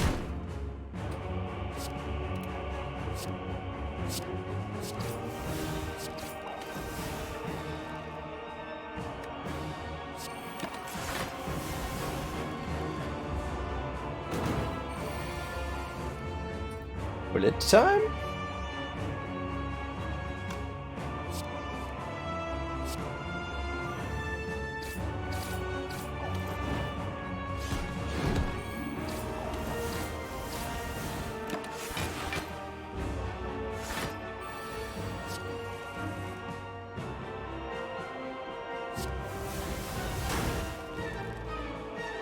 Good. There are block cards in here. Aha! Aha!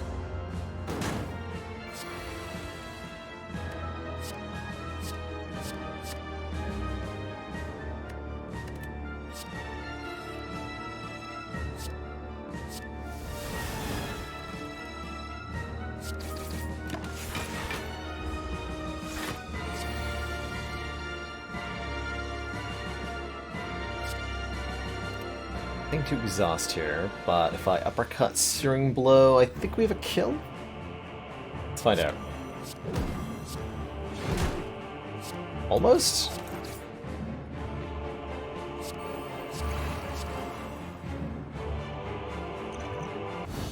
Got him. GG, Donun Deka! To thump, a deep pulsing dread can be felt throughout the room. Is this the Heart of the Spire? You attack with all your powers! And your skills, and your attacks. Have we been here before?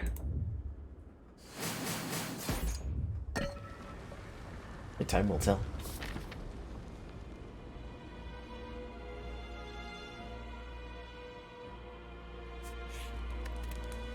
Let us get one final upgrade in on this Searing Blow. And then... what do we do here? We could have had so many copies of Heat Sinks. Just so many. We're offered the orange pellets when we play a power, attack, and skill in the same turn. Remove all of our debuffs, which is kind of interesting. I think the Pen Nib is very strong. Every 10th attack we play will deal double damage. Piercing Wail is pretty good for the heart. We could take a second Ancient Potion. We could take a second Power Potion. I think we definitely want this Pen Nib. +1 Strength is not bad. But I'd rather have a Piercing Wail and a potion of some kind. Rather have bullet time. Oh well. Second one blocks Weaken. Do I want to block Weaken against the heart? Kind of. Actually, yes, I do. Doing damage is really important when you have 56 max health. Fun fact. Did you know? Damage is important? True story.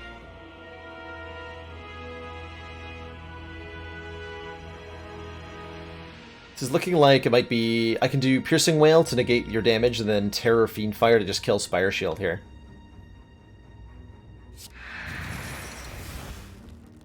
Let's do that.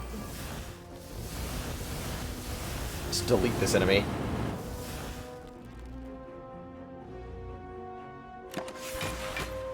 Bring it, nerd.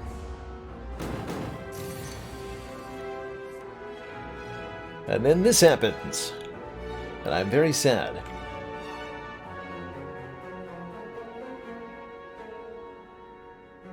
We have Pantograph though, right? So we're fine.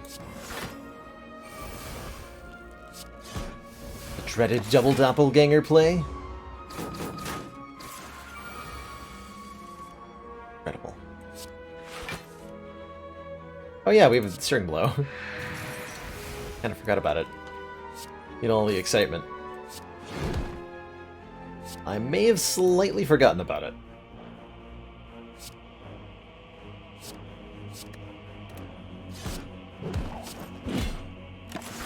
And Concentrate Clash is a combo I never knew I needed. But here we are. The blue candle lets us play our unplayable Ascender's Bane, if we really want to, at 1 hit point. Block Potion is probably better than a Power Potion, but I'll give Power Potion a chance to help us out here. I'm trusting in you, Power Potion. Oh my. That's right, we heal from these too. Well, that's an unfortunate Toy Ornithopter. Because I'm going to use all these on turn 1. Yeah, that's unfortunate. Rest in pieces, Toy Ornithopter. You tried. Hell yeah, I'll take a Hello Worlds. Let's do it. It definitely looks like it's going to be Searing Blow into Fiendfire. We lose a lot of good cards. And I don't care.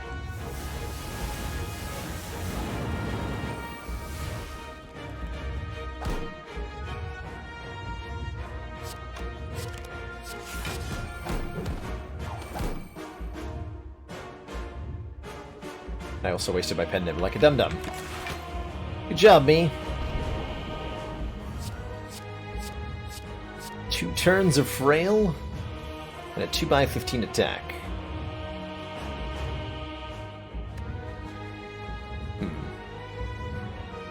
If I Piercing Wail, Beat of Death removes my buffer. That's really unfortunate. That's really unfortunate. That's extremely bad. Hoping I'd use that on the big hit. Yeah, Block Potion! Block Potion Y. Block Potion Y.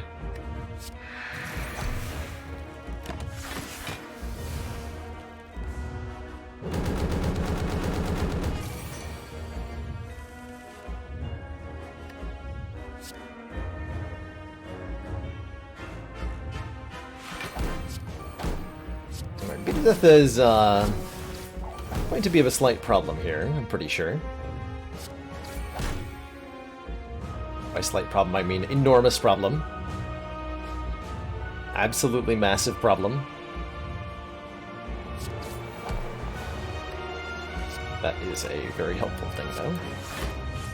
Get 1 more point of dex. We have 6 dexterity. So it can't be all that bad.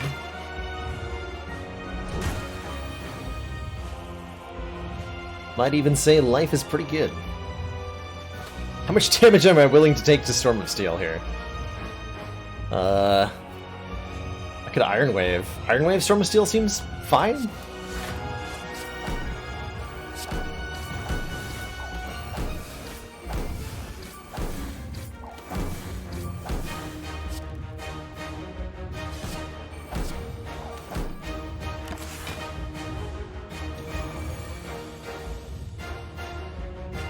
Like Soup applies 20 block. It's a lot of block.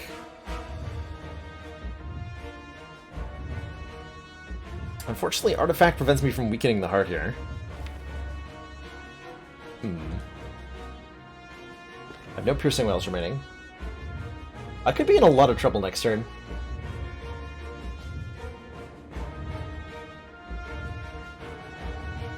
Like, a lot of trouble next turn.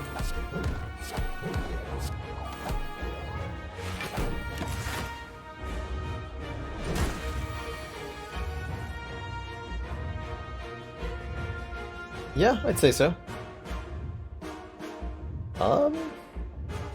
Not great. Sever Soul, I need you to save me.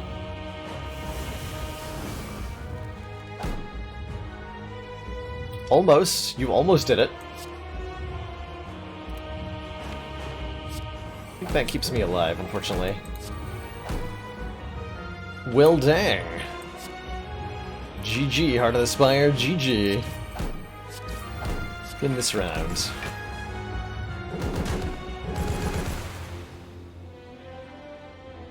GG. That was fun. The Searing Blow and Dead Branch definitely worked a little contrary to one another in that run. We had a good mitigation strategy, but that one turn of missing the buffer. That one turn of missing the buffer really did us in, I think. As you sow, shall you reap. GG. GG. Well, that's not quite where the fun's going to end yet for tonight, but before we jump into our next run, I am going to take a quick break, refill my water, stretch my legs, blink my eyeballs a couple of times. I'll see you all in just a few short moments. And when I return, what are we going to do? I've got a couple ideas here.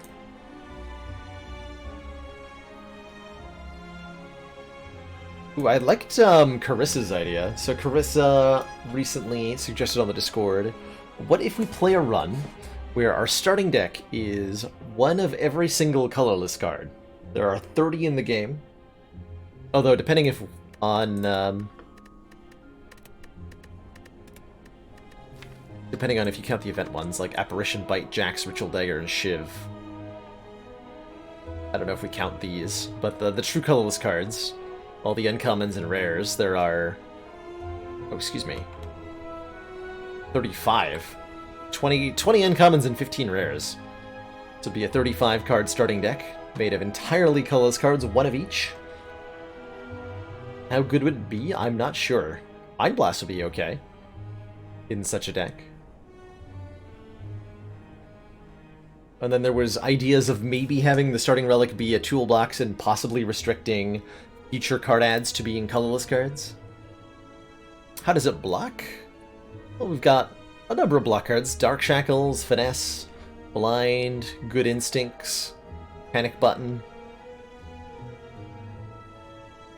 There's not a whole lot of blocking in here. Maybe? Maybe it can block. I think that'll be part of the challenge, is figuring out how to do damage and block when there's so many, like, weird cards like Enlightenment and Forethought and Bandage Up. Anyway, that's what we'll be doing when I get back. Until then, take a quick break, and I'll see you all in a few moments.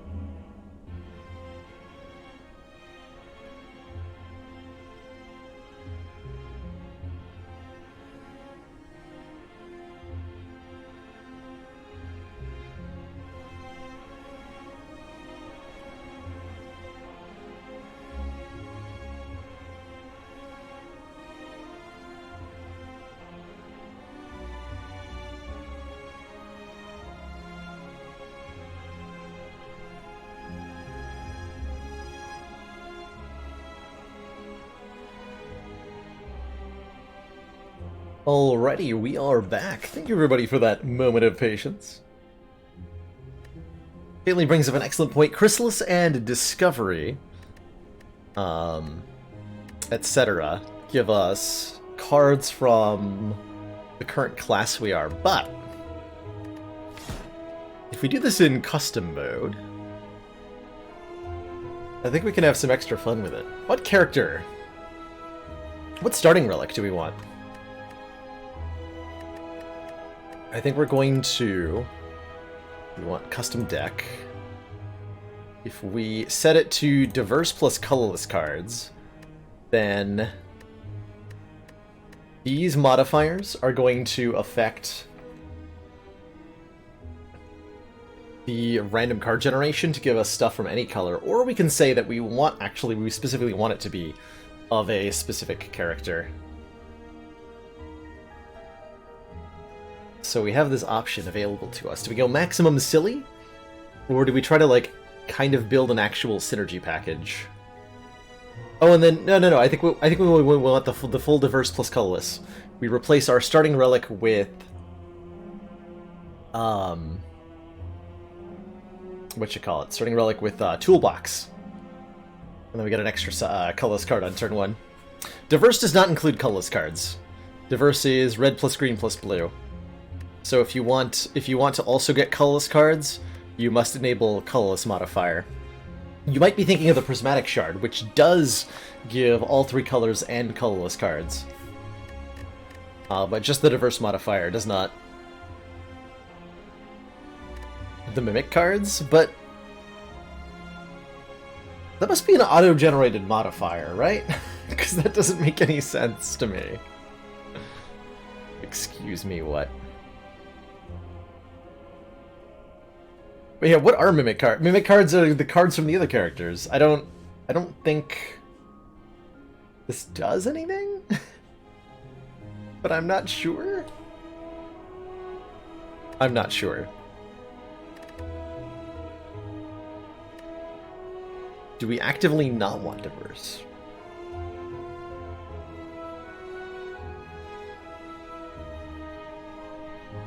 Good question. Can only take colorless cards and start looking with 5 question cards to get a decent selection. Oh man. That is an option that we could do as a run.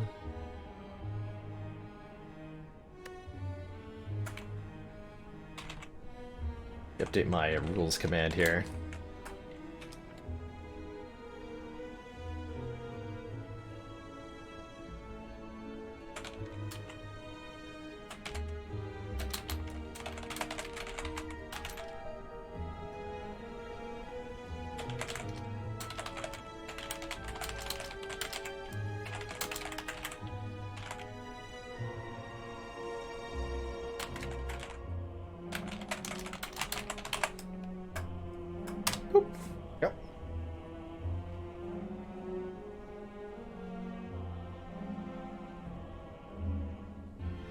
Will affect probability if we add Mimic cards by altering the pools. That sounds about right, Dapper. I would believe that. Alright, let's try the diverse colorless. We're gonna go with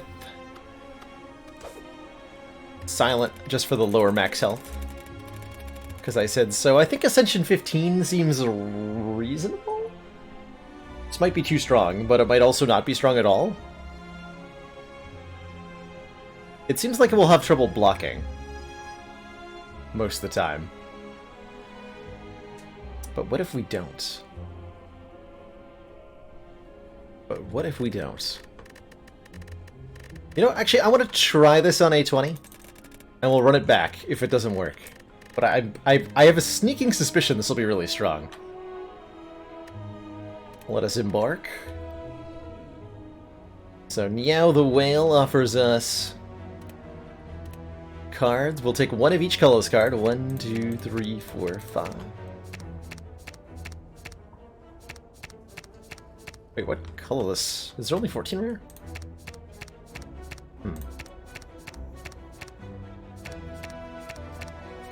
Oh, there it is. Hand of Greed. I was like, 1 is missing from the rares. Okay, we're gonna avoid the event cards, I think. Apparition, Jax, Ritual Dagger, Bite, and Shiv. So here's our 35 card deck, which is one of every colorless card. We're going to replace our starting relic with a toolbox, which gives us a random colorless card into our hand at the start of each combat. And we have our interface is completely glitched out over here, by the way. We got so many overlapping elements that they don't really seem to know what's going on, but we can only add more cards to the deck if they are colorless cards. That is the rule. That is the rule. So, like, are we any good at fighting?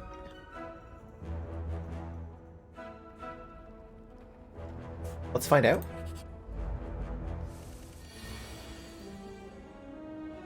I mean, Mind Blast does 30 damage immediately, and we have a Dramatic Entrance, so our opening hand always has Dramatic Entrance and Mind Blast, which is not horrible, per se.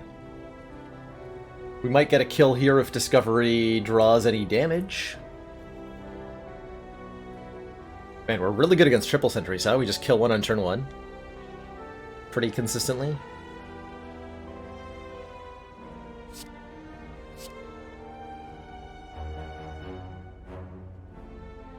That's not damage. 3 Demon Form is pretty good, but I don't think we need it. Take the block.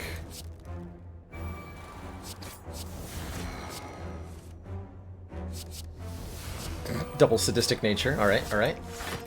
2 entire block. Amazing. Amazing.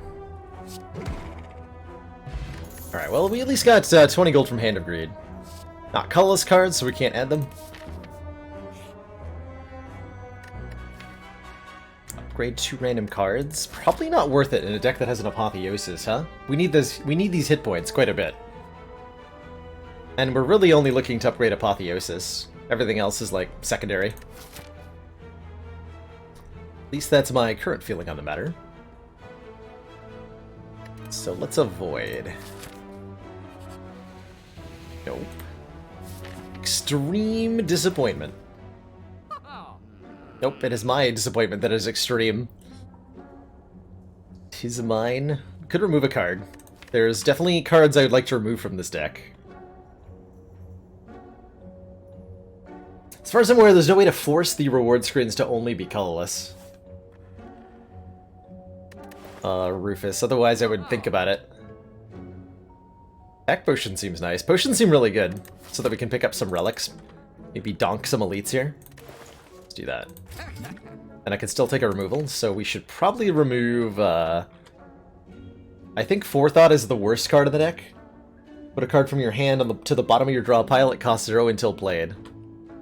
I don't think anything's going to be worse than that. I don't think anything's going to be worse than that.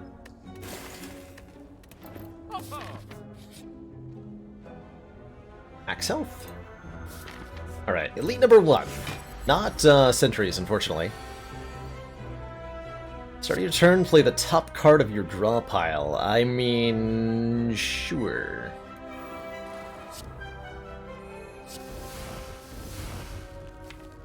Just take my chance to do 29. No, I want to draw into Apotheosis. Although we might accidentally automatically wake up the Legavulin here. Nope. Easy game. Oh my. I'm gonna play Panic Button then. Oh my. Oh my. Yes.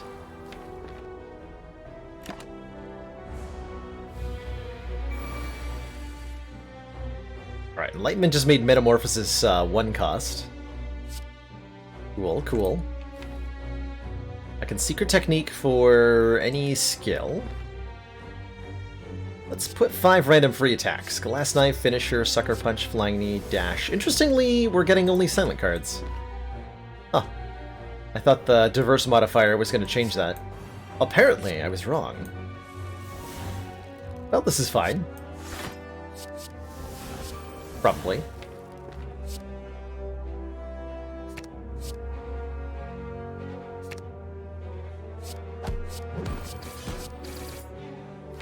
I would like to get a Hand of Greed kill, so I'm not going to play the Deep Breath. But I might actually just end up with a bomb kill here. Nope. Wait. Attack potion. There we go. Smiling Mask. Merchants' card removal services are now cheaper. Cheaper than ever. I can fight 3 more elites. Why don't we just have fun with it? Let's get some relics here. Start your turn, upgrade a random card in your hand for the rest of combat. Arguably, just upgrading Apotheosis is fine, although we have random sources of random card generation, so even after we play Apotheosis, the Warp Tongues will continue to do things. So, I will take the Warp Tongues. I'll take the Warp Tongues. Secret Weapon.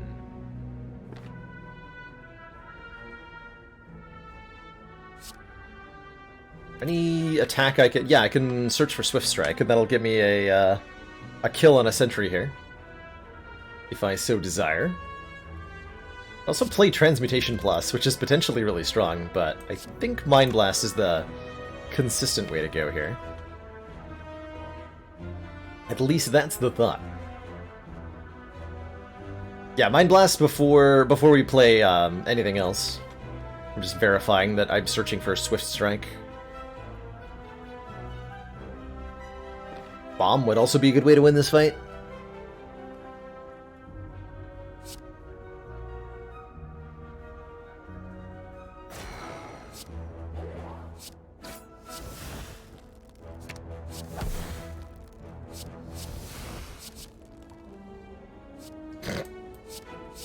Okay, so Discovery gives me cards from all 3 classes, which lets me get an Evolve, which doesn't actually help me that much here, because my deck has so many cards, now that I think about it, but, you know. You win some, you lose some.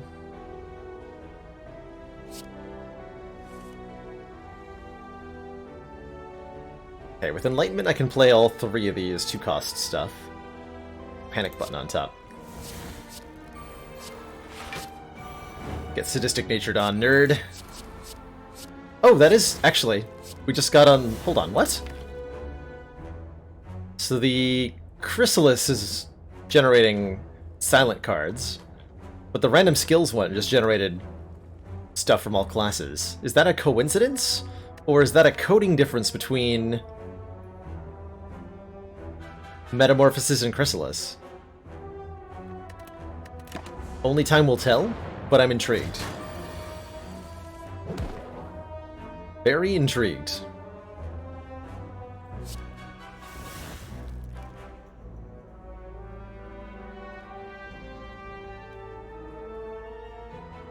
Yeah, so far we're at 8 silent attacks. That's not likely to be a coincidence, but it could be. Not likely to be, but it could be. Got him.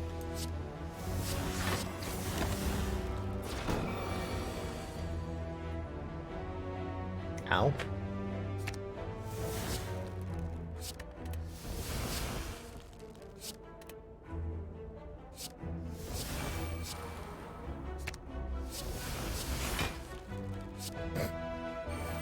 This deck is silly.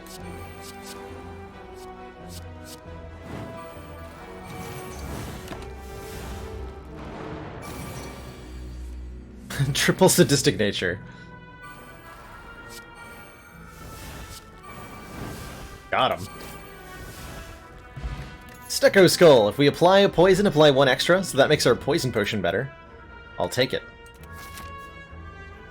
I'll take it. I guess we're fighting the Burning Elite, huh? Might as well, given how well we've been crushing so far. Dreamcatcher? No, I'll take a Sapphire Key. No need. Something so weak and sad. Should really be gunning for more Hand of Greed kills, huh? Like, wait. Not like that. Well, I'm not gonna... Yeah, never mind. Scoot that up. Read that one up. Double dramatic entrance. Oh my. That was a lucky turn one.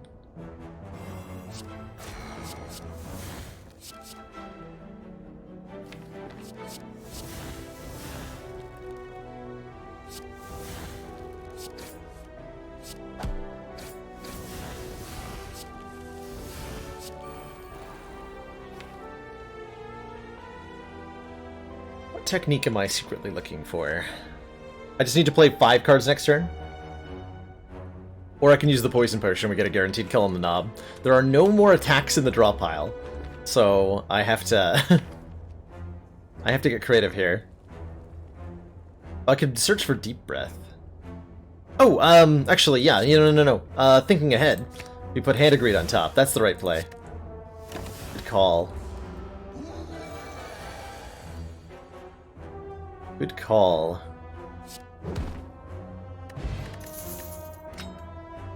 And for our money-making efforts, we're gifted the Maw Bank. When we climb a floor, gain 12 gold, but breaks if we spend money at a shop. Brilliant. Brilliant. Let's upgrade Apotheosis. So it only costs 1. And then probably Mind Blast is next. And then, like, literally everything else follows in that, follows from priority order. Very good.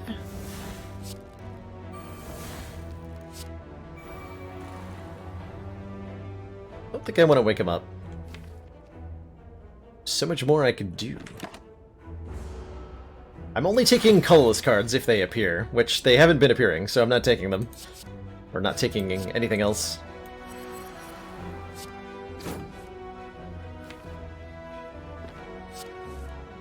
There it is, the bomb. That's what I was looking for.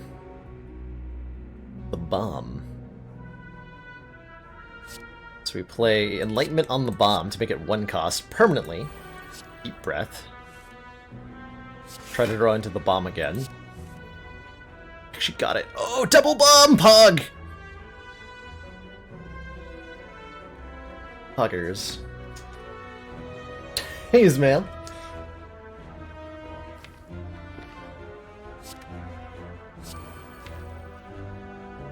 What do I secret technique for? Double bomb is here. Blind? Is that even turn 3 or is that turn 2? Oh god, that was only turn 2. Oh my god. The value. 3 Hand of Greed.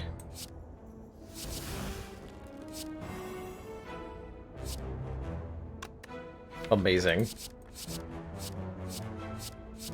Alright, good fight. Good fight, Lagavulin. But I have the bomb.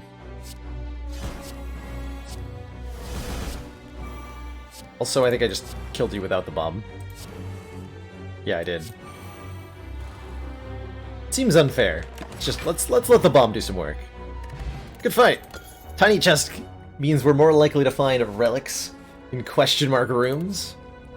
Seek would be really good if it was colorless. Seek would be really good.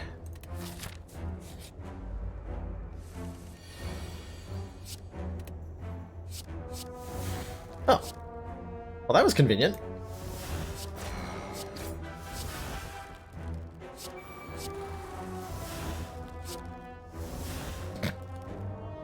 Wow.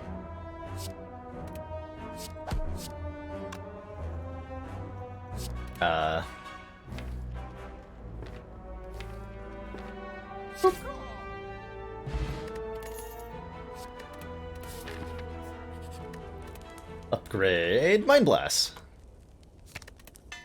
Now we just need a bag of marbles. Colorless cards are clearly OP, it's true. Especially when you take the bad ones out of the deck.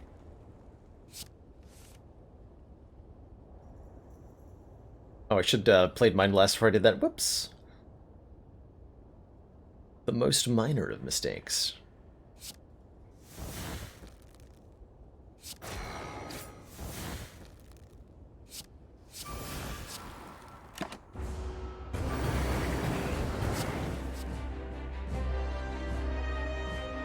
Okay. Trip before choke is usually the right order here. Wouldn't take a lot of damage to this pain right now.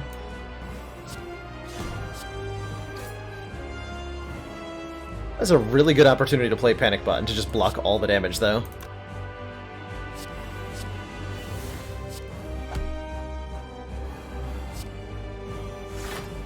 So I accept.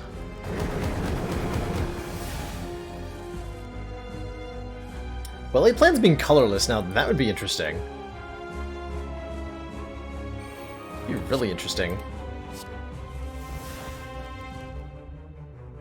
Okay, I have no attacks in my hands. Would really like to find Apotheosis here. Like I'm going to.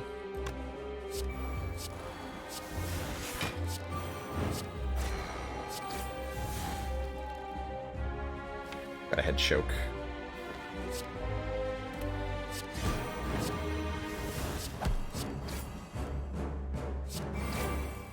Double panache. I like it.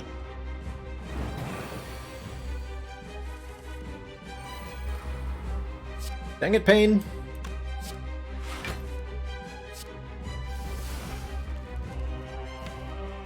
Alright, I'm gonna try to hand agree the ghost. It's gonna happen.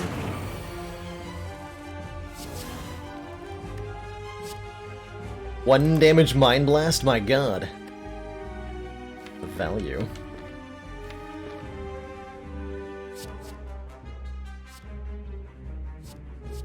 Stack value.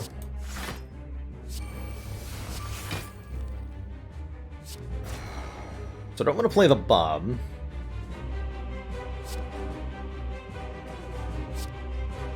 Because that prevents me from getting handed greed value.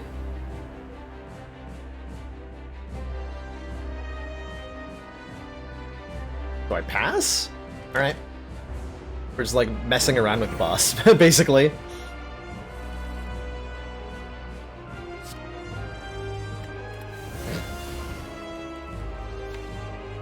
Okay, Valence can get hand greed in play, but I don't actually have enough damage dealt.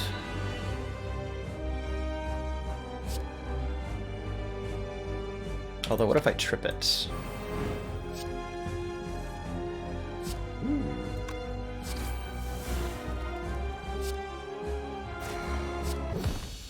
Ching! Double regen potion and a thinking ahead. Our first actual colorless card, and you bet I'm gonna take it. Welcome to the deck. Colorless card.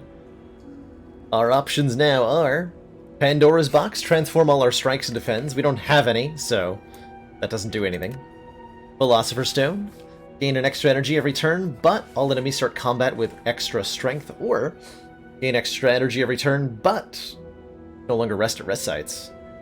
I'm okay with no longer resting. We have 2 regen potions, after all. How bad could it be? How bad could it really be? There's maybe some consideration for Philosopher's Stone as well.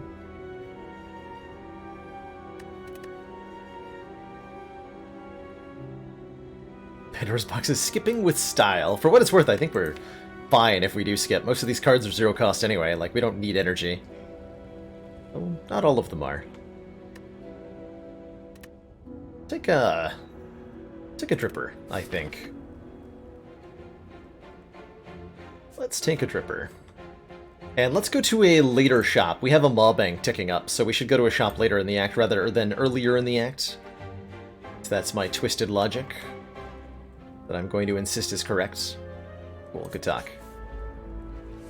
Do Pandora's glitch? Brilliant. Go. Mind Blast, entrance, deep breath. Ooh, violence. Hello. Mind Blast again. Got him.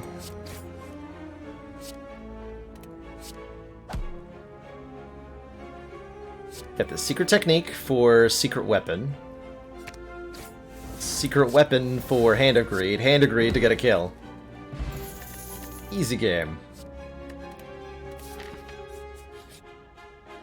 And then there's a merchant here. But I dare say we're going to skip? Although we could remove our pain right now. Pain could get gone.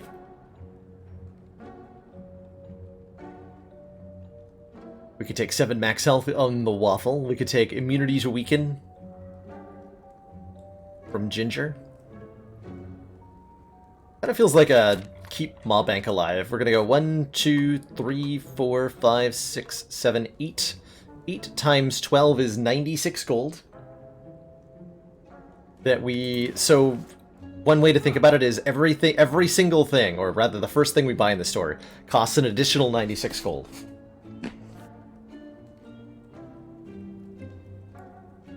It's quite a bit. I think I'll pass. Silly merchant.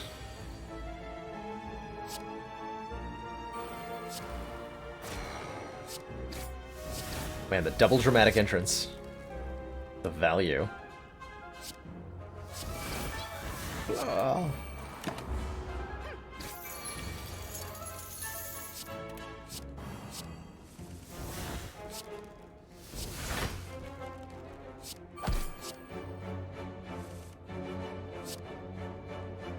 So this is only 10 damage panache? Okay. Who's robbing who?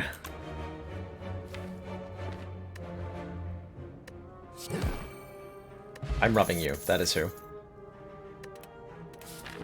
Yeah, the pain and the dripper do hurt. That's true. It's true. Oh, we want to Metamorphosis first, because it makes Mind Blast do more damage. Amazing. So we Mind Blast, secret weapon for the other free Mind Blast. Play that one. Eat. Then we draw a Hand of Greed.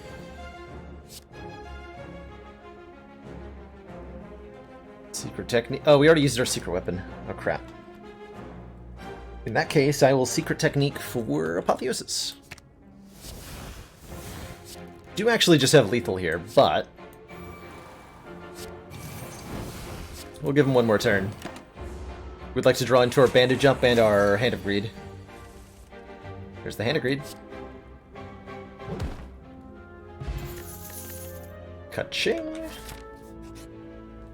Transform a card. Ooh. Colorless cards, when transformed, become different colorless cards. So this is an opportunity to get rid of our worst card. Which is what exactly?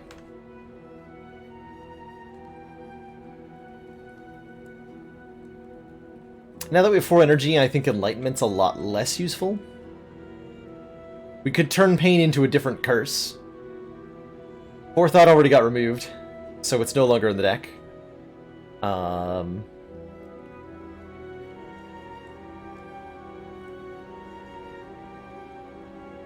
What else is trash? Yeah, this is on A20. Yep, Regiard. I figured it might be strong enough to beat A20, so we're playing on A20, and so far, yeah, it's very strong. As it turns out. You all want me to transform Pain. Pain does become a different curse. And we're gonna remove it here anyway.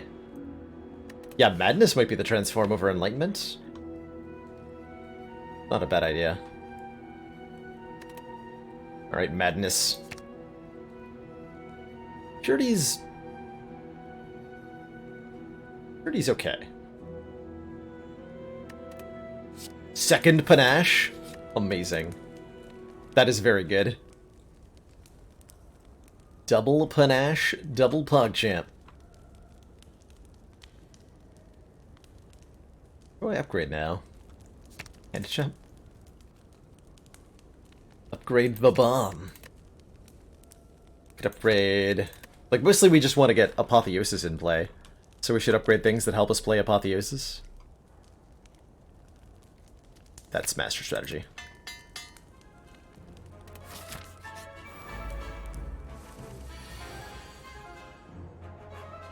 Bomb got upgraded anyway. Easy game. Seems better to just play Mind Blast for 1 for 31 right now, rather than Bomb for 2 for 40 in 2 turns, right? Feels correct.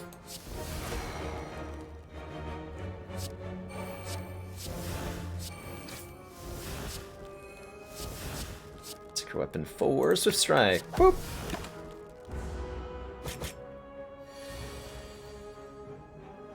Boop.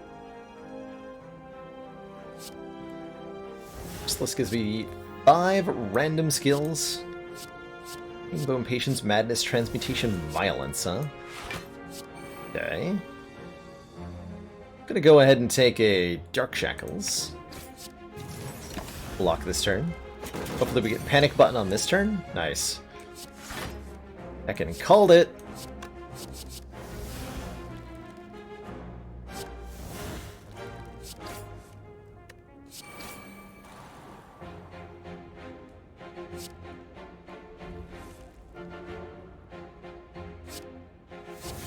I'm gonna trigger Panache more times here. Let us transmutate. Or Thinking Aheads. Okay, hold on. So we Violence, then we Flash of Steel. Thinking Ahead. Put the Hand of Greed on top. Panacea, draw more cards.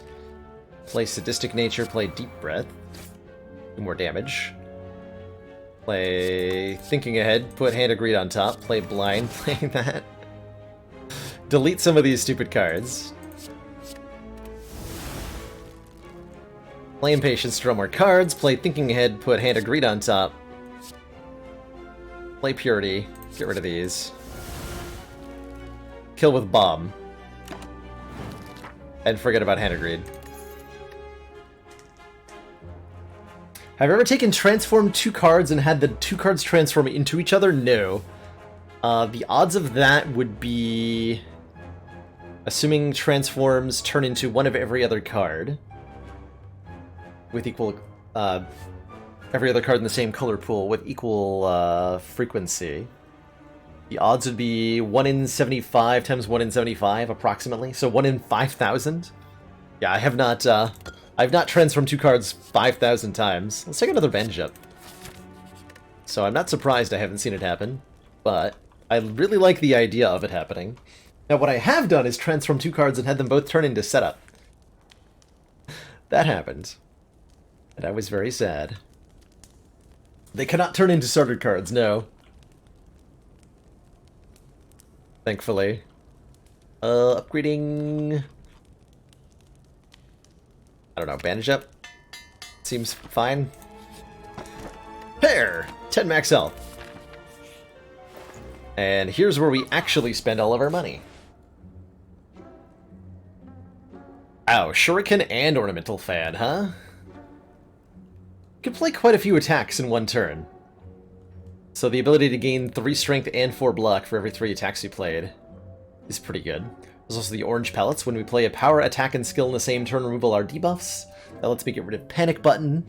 That lets me remove Vulnerable and stuff. That's pretty good. You probably want to remove Pain. I can only afford 2 of these no matter what anyway.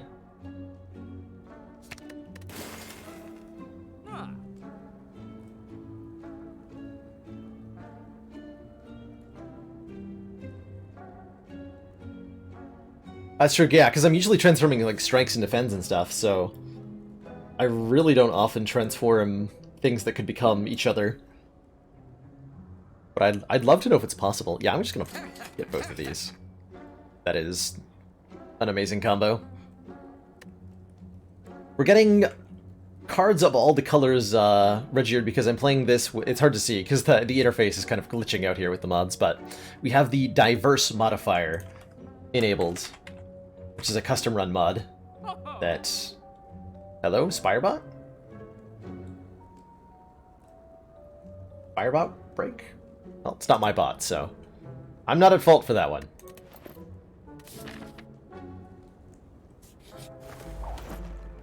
Spirebot is down. Well, rip Spirebot.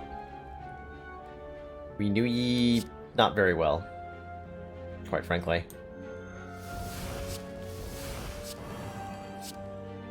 3 plus 6. Aw. Womp womp.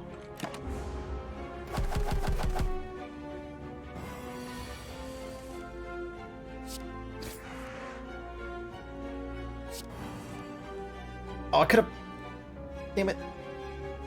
That's entirely on me.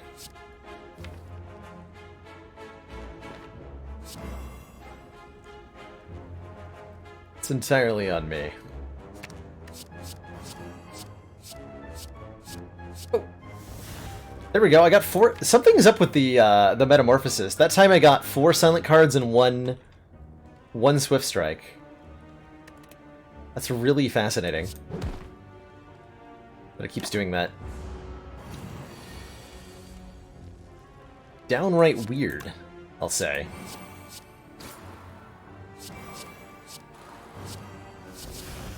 Double panic button?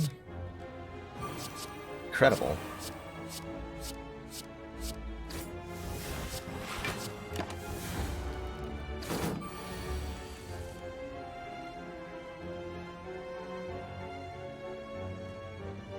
Also, ow. See, that's giving me stuff. Weird. Very strange.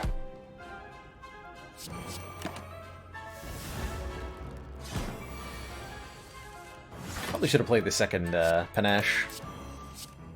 But I refused. Get out of here, Orb Slot. Nobody likes you.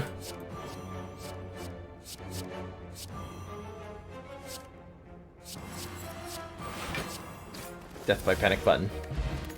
Got him. Ooh, we can take a Jack of all trades or a Swift Strike. Actually, you know what?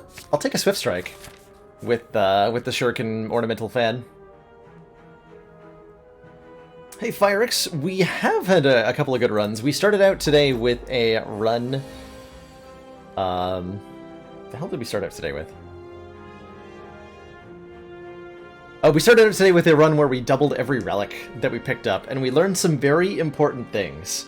The most important thing I think that we learned is that if you add additional copies of Potion Belt, you will continue to get additional potion slots, and those can go all the way across the top of the screen, like even behind the buttons. You can have like 20 potion slots, and they all work. And that was the greatest discovery ever. Pretty much.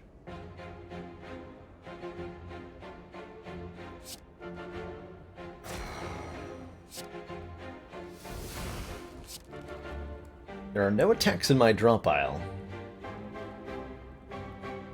Ah. Panic button. Stuff.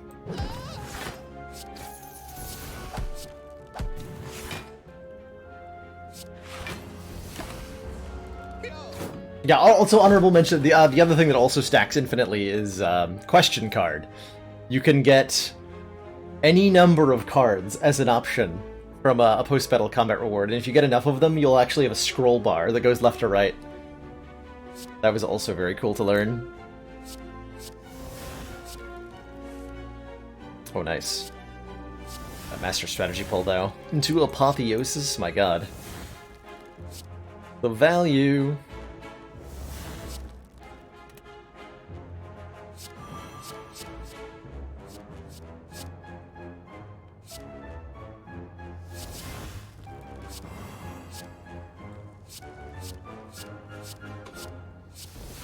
Yeah, that was a whole lot of nothing that turn. Womp womp.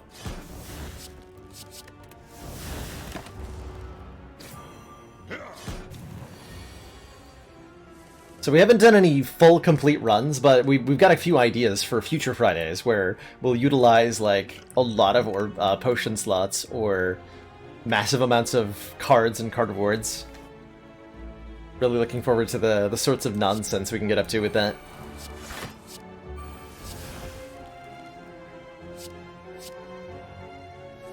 Very much looking forward. Ah.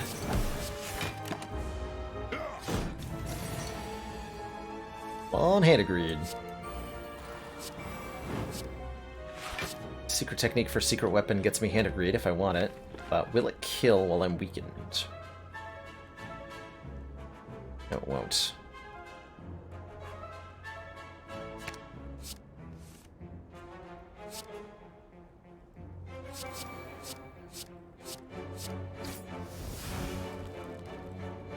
Yeah, that is... We have not yet seen a blue or red attack off of Metamorphosis.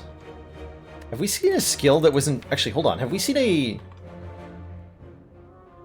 red or green skill, actually? It feels like I'm only getting blue skills off of Chrysalis, which makes me think that the Mimic is having some influence on this run.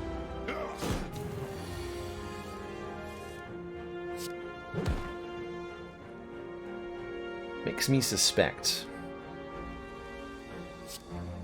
there's trickery afoot.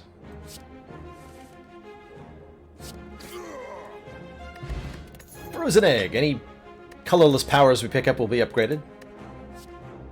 Attack, attack. Oh, yeah, the mimic is kicking in. Something about diverse with mimic installed. Green attacks, blue skills. Oh, that's weird. Okay, well, it's a little bit buggy. It's probably fine. That's probably fine. Sticky hand and a bunch of question cards? Oh my gosh, Tom. That is the best idea. So I either take like 10 cards at once or I take none of them? Oh no. Oh no. Oh no. The disaster that might be.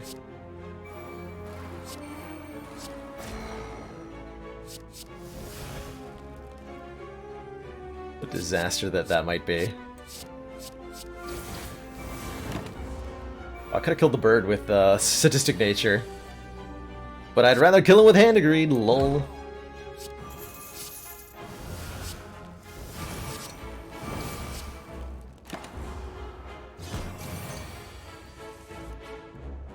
Panic Batan. I can even panacea the debuff off that. Convenience. Just add all of the...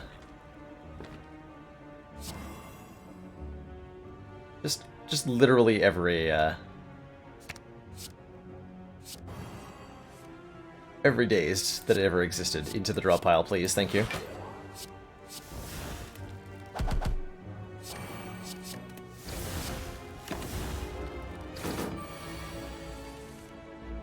Alright, hand agreed?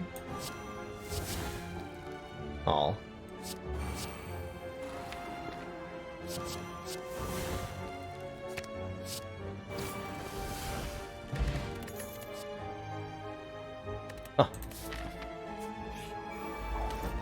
The Mimic was a mod character that caused us to find attacks from one class, skills from a second class, and powers from a third class. And its way of generating cards seems to be affecting this run. Because we're seeing only attack cards from Silent, only skill cards from Defect, and only power cards from the Ironclad. It's a little bit, odd.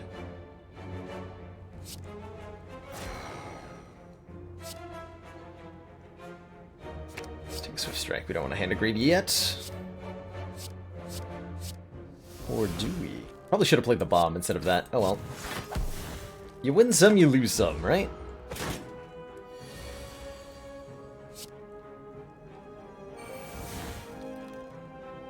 Do I have to... potions here? I was hoping I could do that at the boss fight.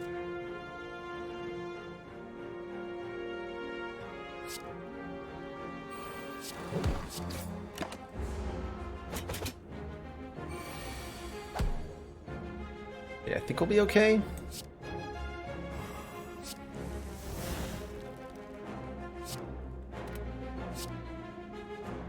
I think we'll be okay. Yeah, we definitely want to put Dark Shackles on top.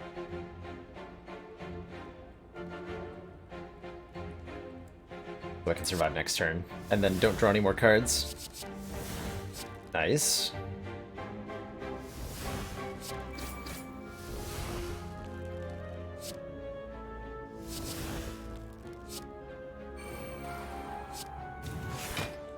Wait, that's not enough to... crap. That's one off surviving. Draw cards! Well, now I have to use a regen potion. Because I'm a dum-dum. We drew the Dark Shackles anyway, so nice.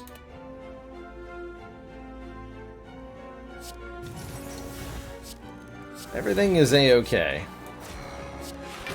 By which I mean I'm going to die.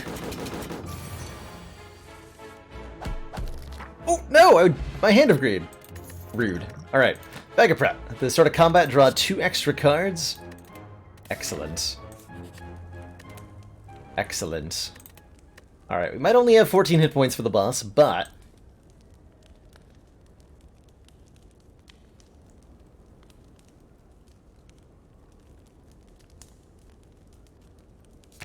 I don't have anything to follow that up with. We might only have 14 hit points for the boss.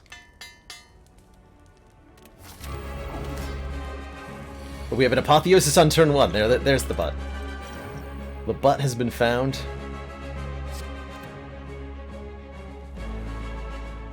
Definitely want to get Mayhem Sadistic Nature in play here. We can play everything, right? Yeah, play everything. Convenient.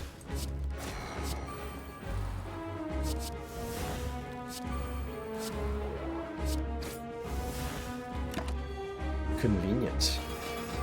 Should have played Jack of all trades before Apotheosis. But oh well.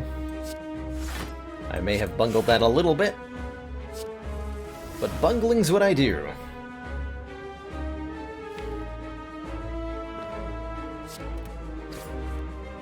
Or something.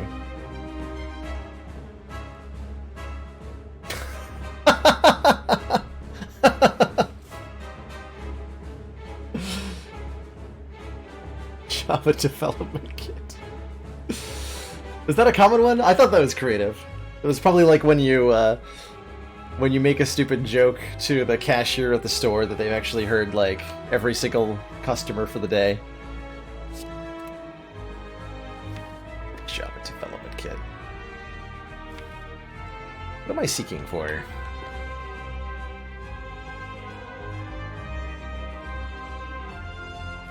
We want to get the panaches in play mainly, so we want to search for draw cards. Thinking ahead?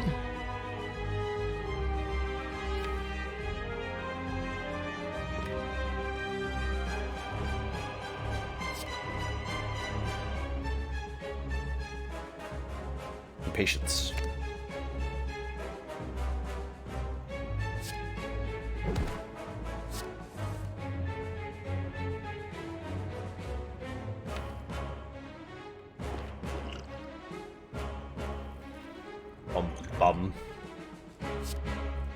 So if I deep breath, we can get a 1-cost Hand of Greed in our hand. But I'd rather use Discover here. To get a 1-cost riddle with holes in our hand. Aha!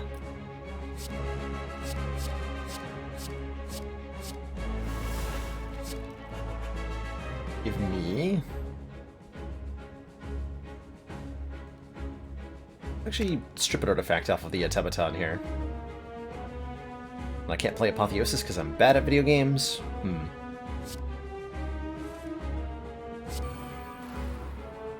I see.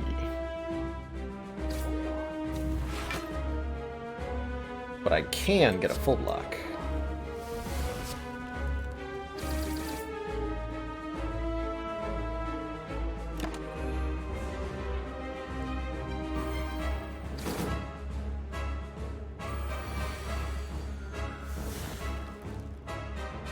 A sneaky Tiki made of this joke on stream. Well, there you go.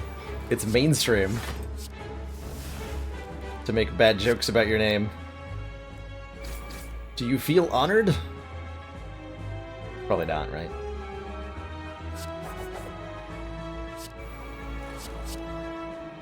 Consume. Now let's get another Chrysalis. Give me more defect skills. Seek. Now we're talking. Now we're talking.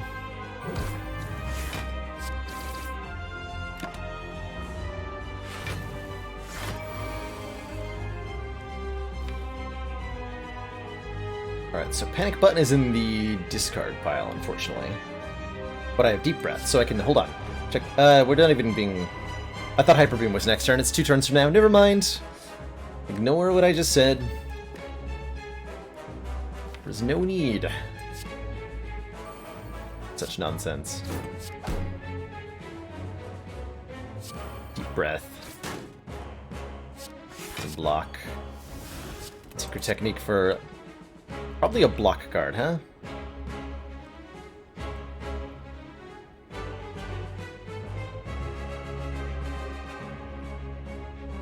I can find, oh, it's probably in my discard pile, huh? Well, in that case, I will go for the bomb. Play it again.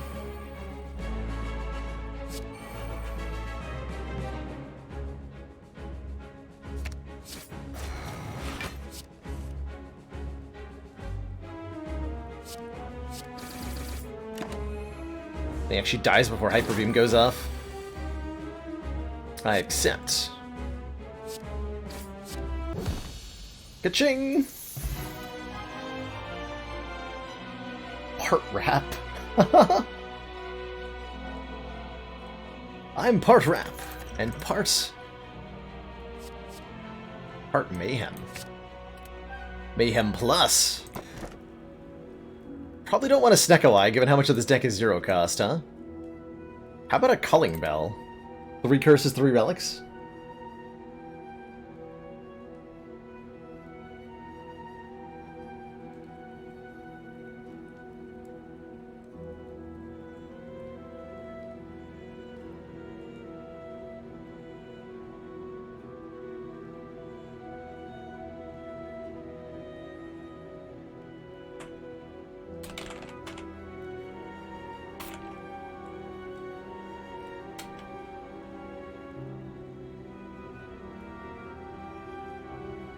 I appreciate the sentiment of the joke mathematician. I think better phrased might be never go full meme. I'd rather we avoid using anything that's a derivative of the R word there. So no worries, you're not in trouble, but it's not something I want to encourage in chat. Let's take a Culling Bell. Because why the heck not? Regret, injury, doubt, no problem. What do we got here? Well, Bag of Marbles goes good with our Mind Blast.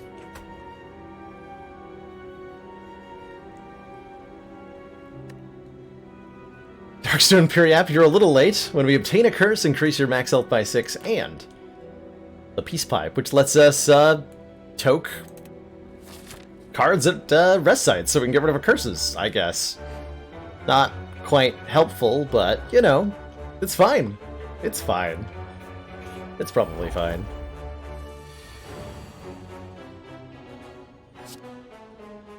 On the plus side, Mind Blast is stronger because of the curses. Amazing. Oh my god. That is a horrifying backstory, Tom. Color me terrified.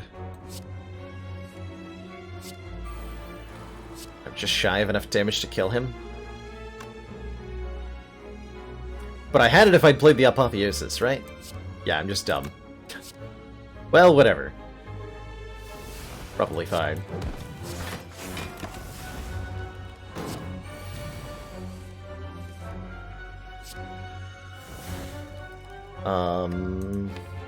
Deep Breath is already over there, so we're not getting our... We are not getting our, Hand of Greed back, no matter what. Lash of Steel? With Kunai with Shuriken Ornamental Fan? Yeah. We will take it. Ooh. Look at these relic options. Preserved Insect. Enemies in elite combats have 25% less health. Clockwork Souvenir. Start combat with 1 artifact, which can negate Panic Button. Or the Vulnerable debuff from the Heart. Both really good. This is going just prom. We can remove one of these curses for 50 gold. We can buy Dark Shackles for 99 gold. And I think we would like another Dark Shackles.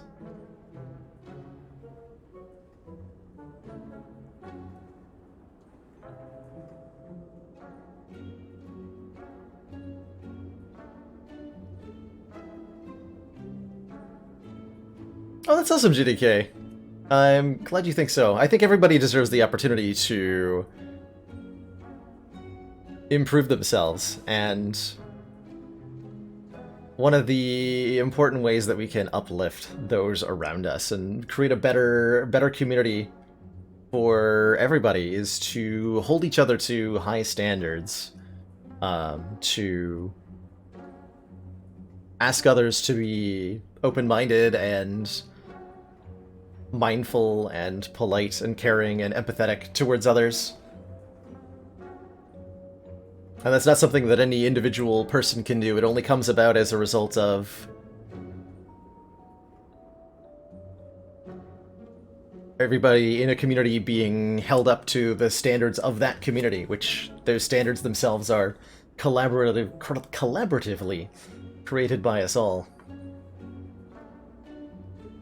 And yes, Magicut, if Darkstone's Period worked retroactively, it would be at worst 6 hit points on high ascensions, which would turn it from, like, legitimately it would go from one of the worst relics in the game to really good immediately if it was retroactive, just because of Ascender's Bane. And I want the souvenir, but I also want the card removal. I can get 2 removals? Dark Shackles. Not today. Not today, Dark Shackles. Not today.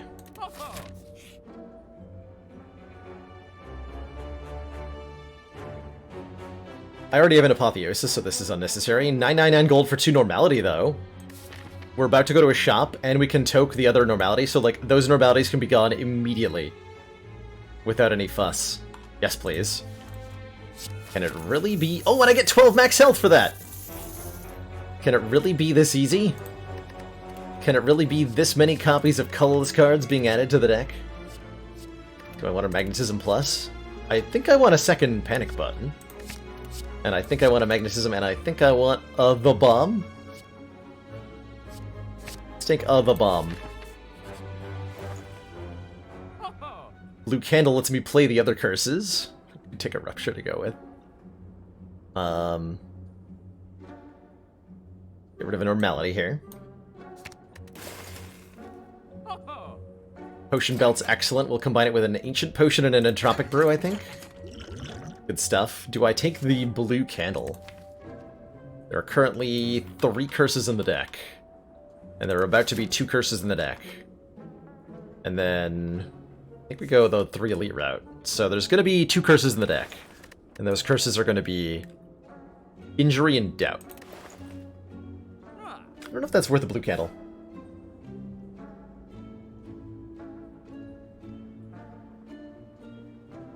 Oh, I agree, absolutely, Eli Dupree. Especially here in the United States, and especially when it comes to masculinity, we've created a very hard culture that doesn't allow for... It doesn't allow for people to heal from hurts. We teach people that the way to deal with damage is to seal it away inside themselves and to never talk about it. And you can't really, at least in my experience, you can't really heal injuries on the emotional side of things if you take that approach. You just bottle up the problems and never confront them. It takes a soft touch to...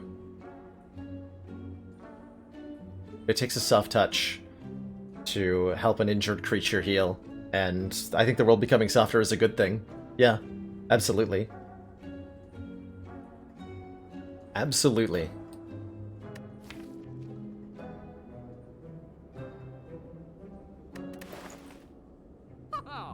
Toxic masculinity is a terrifying thing, and it's unfortunate how much of the internet is pervaded by it. But it's it's both the bad thing and a cool thing about Twitch, though. Twitch is definitely host to some pretty toxic places, and I'm not here to name any such places, but they certainly exist here on Twitch. But Twitch is also a platform that allows the creation of spaces that are very much the opposite. Communities that are incredibly wholesome and wonderful. Faylee, thank you so much for those 500 bits. Greatly appreciate the pride cheer. Thank you so much for that support, and I appreciate your presence in the community. Every time I see you in chat, you're a frequent in quite a few communities I poke my head around, and they're always the cream of the crop, wonderful places, so we're very happy to have you as a community member here. And yes, that's a good point about Blue Candle and Curses. That does trigger Panache. Take Sling of Courage. Yeah, we're about to go into elite fights. Do I do 4, actually? Let's take 4 elite fights. Let's buy the Sling of Courage.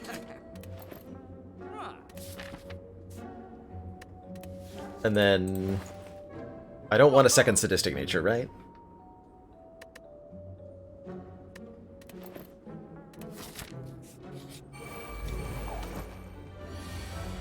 I think we'll put Ares. I think it would be unfair to say that there's no time or no place for those elements of masculinity.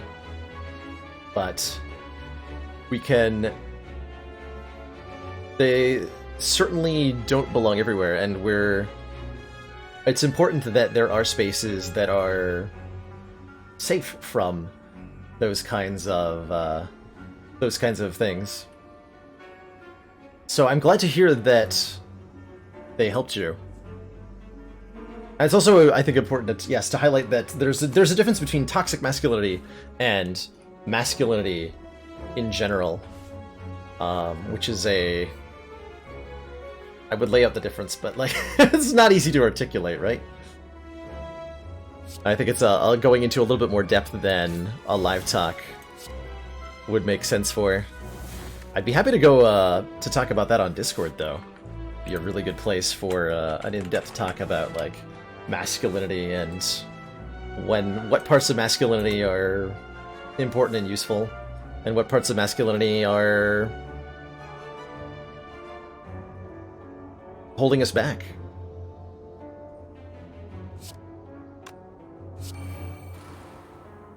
Okay, I'm glad I took the +2 strength. Given that we're staring down Reptomancer right now. I don't have any AoE other than Panache. That's terrifying. That's terrifying. Well, I have the bomb, I suppose, but that's also not that helpful. There's always the bomb.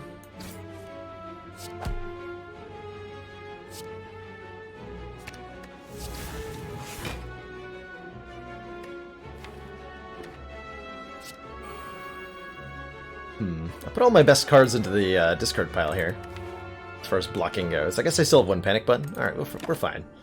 It's all fine.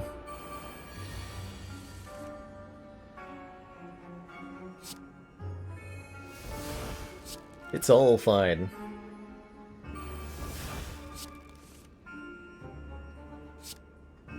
Secret technique for...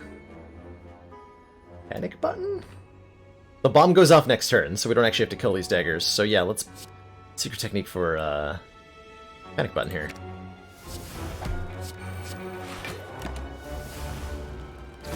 Boop. Bop.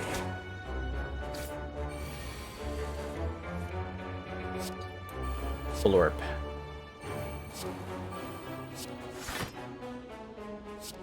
Get out of here.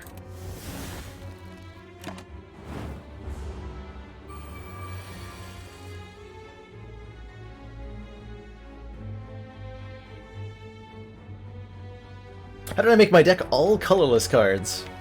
I made the deck all colorless cards using a mod called... what you call it? Custom Start is the name of the mod. Custom Start is the name of the mod.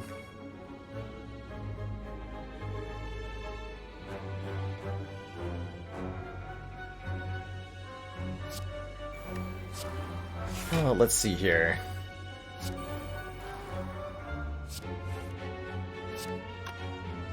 Bomb not going off this turn.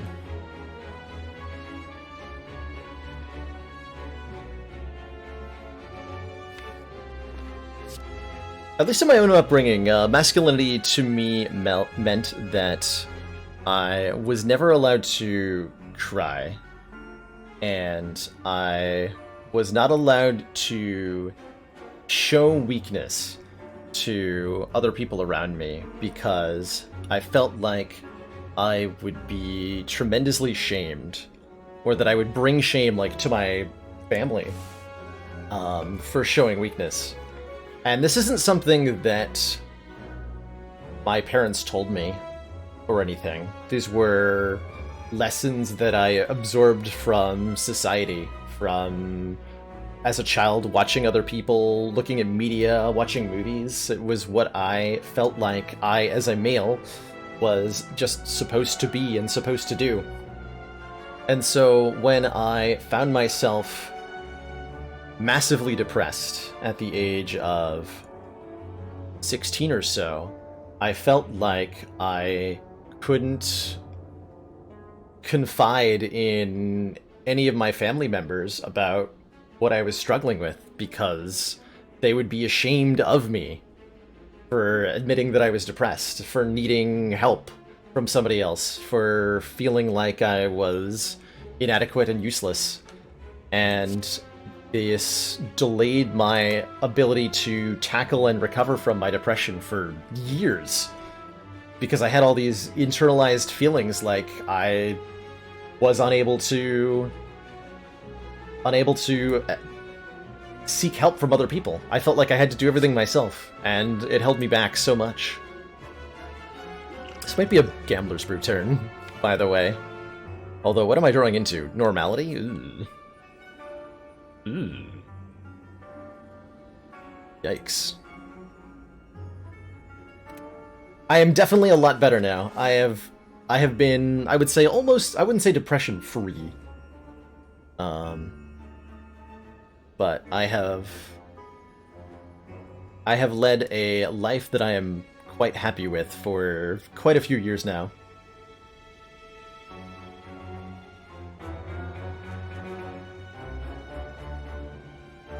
The people around me, Heckenschmidt, they saw that I was struggling. My mother saw that I was having troubles and tried to take me to talk therapy, and various family members, like, sought to try to help me, and I refused them at every single turn. I shut out the entire world and refused to let anybody help me. Okay, now that's our Gambler's Brew. There we go. And I don't know, the strange decisions a child brain makes are a little weird at times. So, like, I didn't need to do what I did, but I felt driven to. Try to hear normality.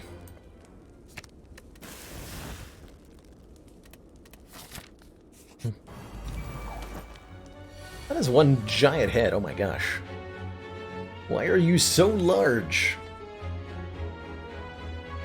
I do have a partner, yeah, Azulon. I am involved in a polyamorous relationship myself. So there's a multi-partner dynamic going on there. Which has been one of the most difficult things I've ever attempted to do, by the way. I don't recommend it for anybody who's wondering about it, because it is very difficult. And very complicated, but it has been consistently worth it.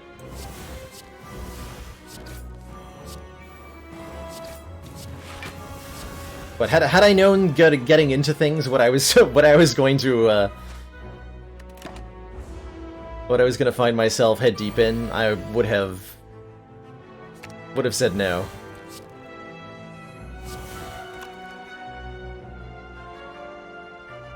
You're seeing yourself in me a lot. Oh my, JDK. Oh my.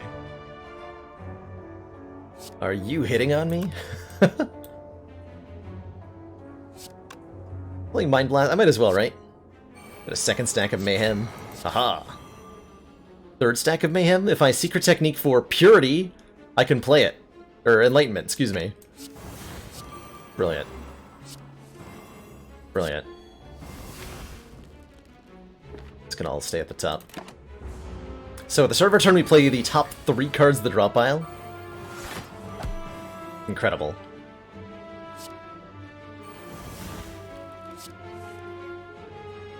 Incredible.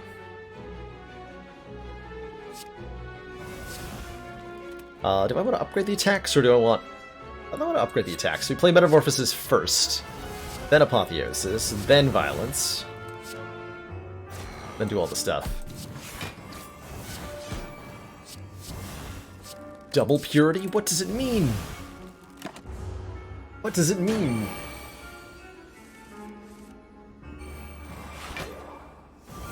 Sure glad I had that artifact, oh my god. Oh my gosh.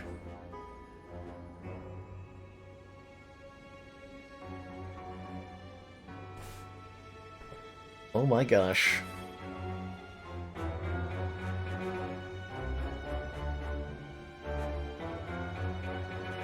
Remember, we Delve will Sweeper, be watching. pitching $10.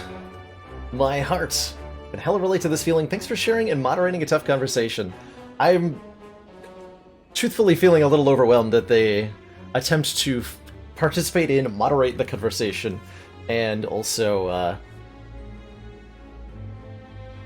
play the game at the same time, but I greatly appreciate the generosity. Thank you so much for that donation, and thanks for relating. Thanks for being here. Thanks for being part of the dialogue, the community, and the conversation.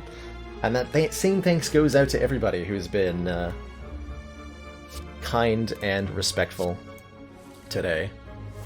When it comes to topics like this, by the way, topics relating to social topics like toxic masculinity or moderating such to create a safe space, a safe community that can welcome everybody, I do often feel out of my element.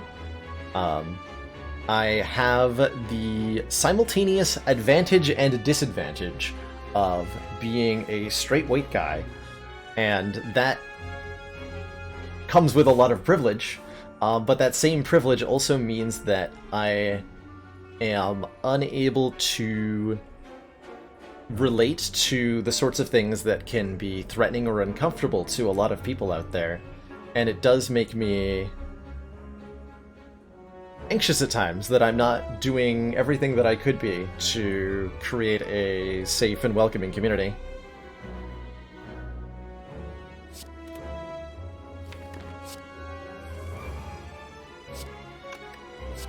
A bomb just got 10 feet cheaper. God. Oh, I just closed Spire by accident. Oh no! I just totally misclicked and closed Spire. Hold on. Our run should be intact, but we have to redo the giant head fight. Whoops! That was a big old derp. Excuse me. Comcast! It was not Comcast. Have I always been this articulate? I think so, yeah. I've had a couple of years of experience doing in-class lecturing work. I used to be a chemistry lecturer at a nearby college. And I got into that originally because of my... I don't know, I've always been told that I have a knack for taking complex ideas and rendering them down into easy to understand, simple dialogues. Okay.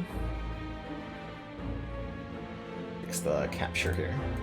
There we go. Okay, we're back in the giant head fight, but we're at the start again, so we have to do all of this again. All of this again. You found that relationships, especially polyamorous ones, need a threefold basis: trust, communication, and cares. Definitely agree. 100%. Trust and communication especially are so important. In particular, communication. Communication. It's the core of any relationship, and boy is that true in poly relationships especially.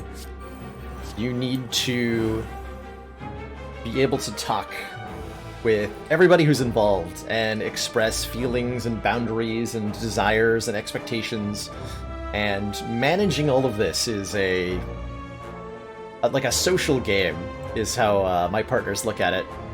a game they're much better at than I am. I'm more better at the video game kind of games, but other kind of games are pretty good too.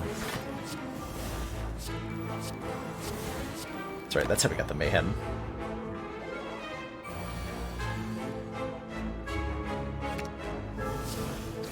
That's how it happened. So a secret technique for that enlightenment. Do the enlightenment thing. Okay.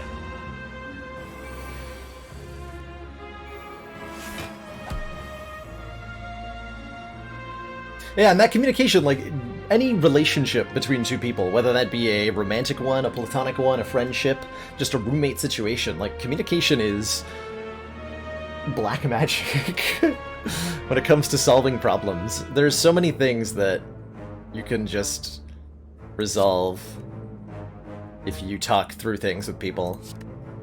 It's really beautiful. Oh! Do you guys see what just happened? Because we save and quit, the glitch where, or the thing where we were only getting attacks from one class has reset. We just got a whirlwind added instead of silent attacks. I wonder if they changed. Like, are we only gonna get red attacks now? I don't know.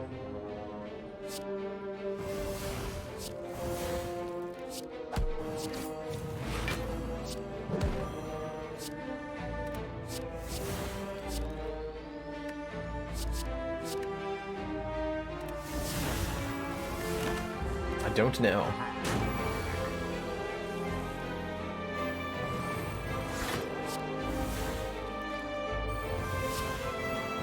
There's no attacks in the draw pile, so we master strategy.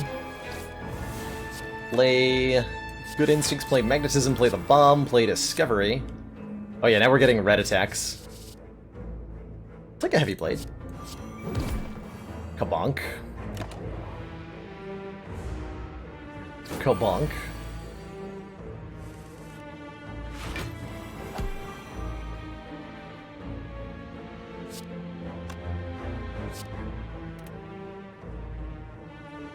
Yeah, polyamory is not for everybody, and neither is monogamy.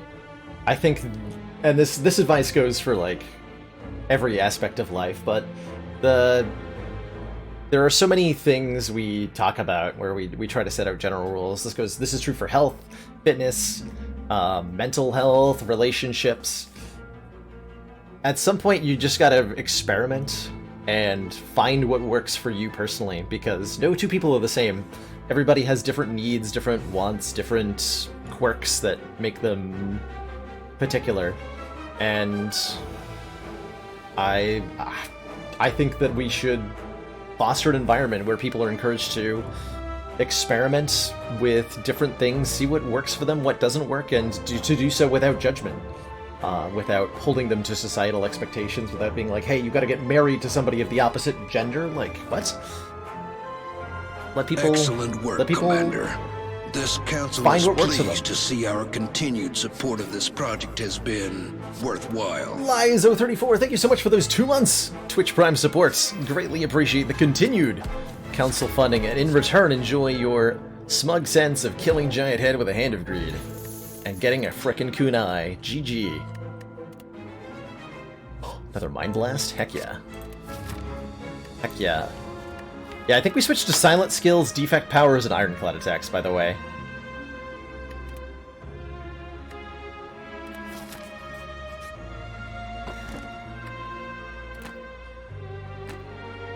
Enemies with weak deal 40% less damage rather than 25. Oh me, oh my. That's pretty good. Thanks for participating in the convo, family. It's been wonderful to have you. And enjoy the rest of your evening. Relationship anarchism. Relationship anarchy is a term my partners and I have used a lot. I don't know that we are aware of a broader use of it, but that does sound perfect, actually, for me. Relationships should not be bound by rules assigned what the people involved mutually agree on. Yeah, I am super down for that. That sounds exactly like what I do. And what I have.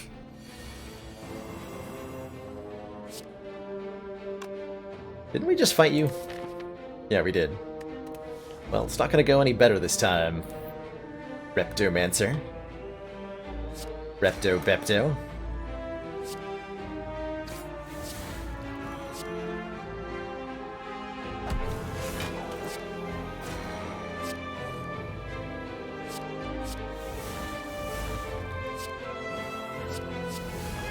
Aha!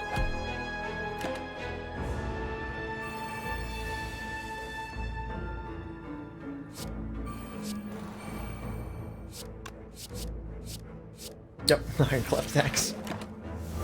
Oh well.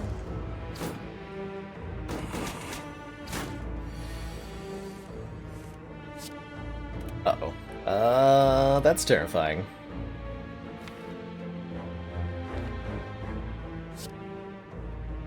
Jack of all trades, save me? That almost counts, actually. My secret weapon for...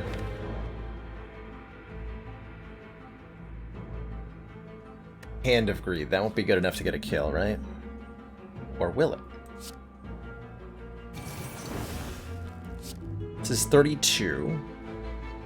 Should leave Reptomancer at 26. Which will be enough with Panache, actually, to get a Hand of Greed kill. I'll take it. Omamori! Negate the next two curses we would obtain. Gambler's Brews coming back. I accept. One more elite to go. We got this.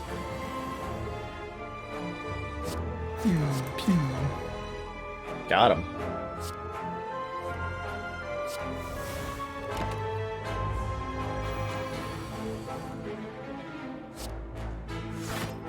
Not play Mayhem against the Spiker. As a general rule, don't do that.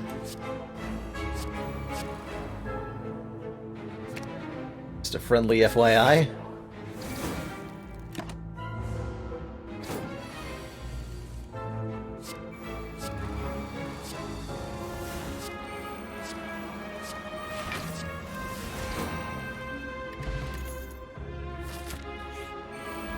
Transient. You're the wrath of my mind blast.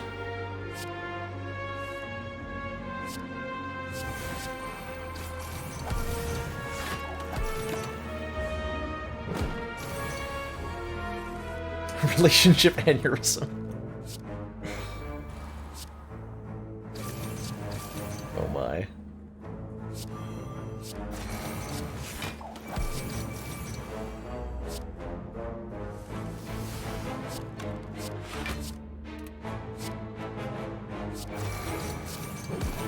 Wow.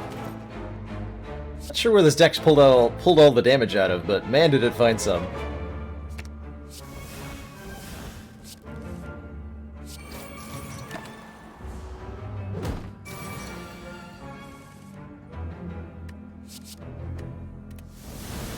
Got him.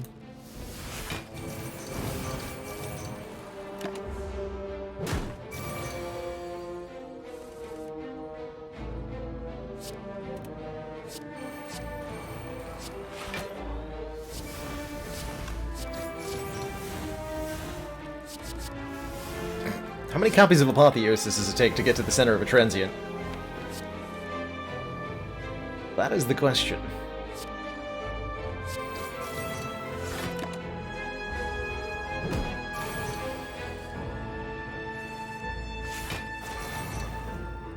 Get blasted on, nerd. Whoop.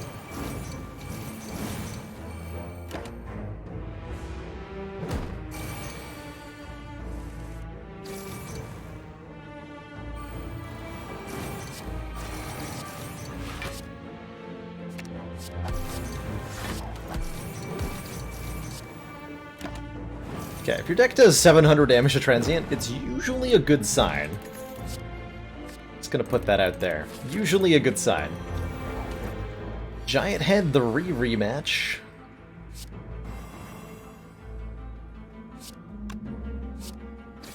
It's actually, because of slow value, every time we play a card, Giant Head takes 10% more damage for the rest of the turn. It's better to play the Flash of Steels first, and then the Mind Blasts. Funny but true.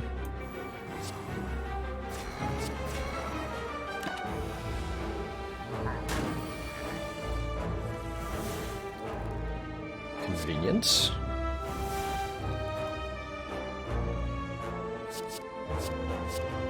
Two Sever Souls. Okay. Just gonna go ahead and do a bunch of stuff. That body slab.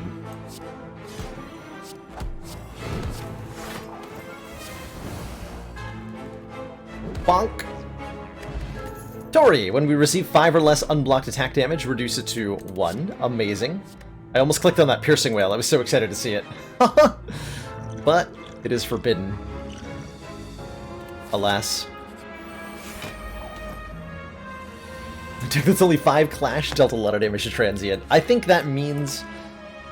My understanding so far is that if you do well against the Transient, it's a good indicator that you're going to do well against the Heart. So my guess is that that deck is going to beat the Heart.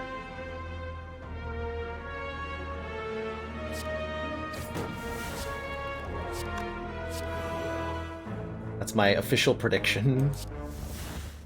Hey, there's Hand of Greed. Not that I need it, but I want it.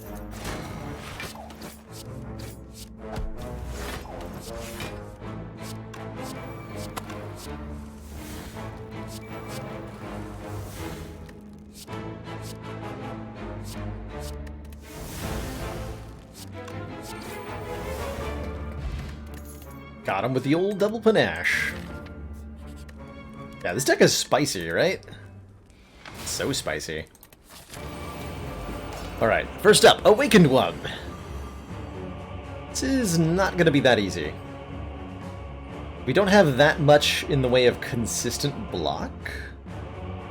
We do have a lot of powers.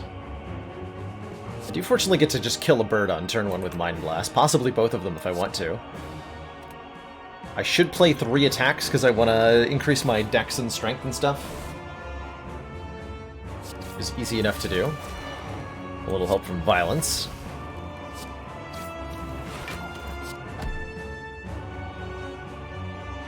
Thinking about playing Dark Shackles? It's probably worth it.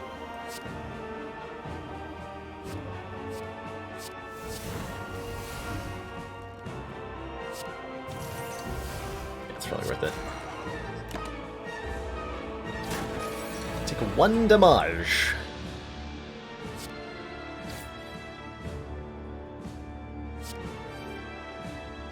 I'd really like to find,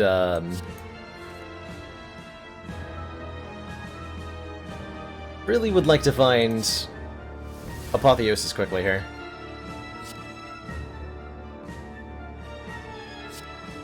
Would get Silent Skills? Silent Skills are fine.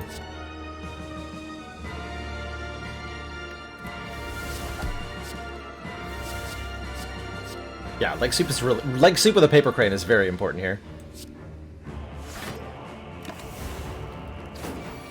Do I generally do the Piercing Whale trick? Against Awakened One? Yeah, I often do. Whenever it's available. Don't know that we'll be doing it here. But I definitely use it a lot.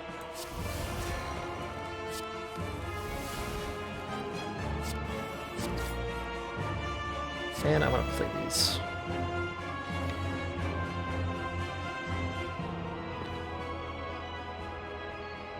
Yeah, I think it's wrong to play powers here. Or is it?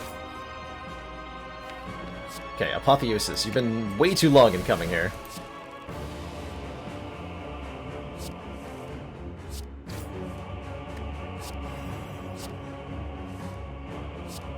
Nice. 3 attacks is good.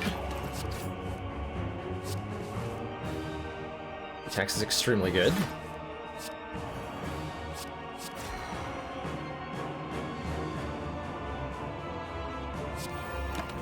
Get an infinite here? Probably not without a renewable way to exhaust things. The only exhaust we had was purity. I think we're held back by that. We'll take a bunch of free attacks, though, because that'll trigger our triple ninja relic stuff. It's 81 damage. Holy crap. Oh yeah, we have Phantasmal Killer live. Holy moly. Thank you, Tori. For the 1 damage.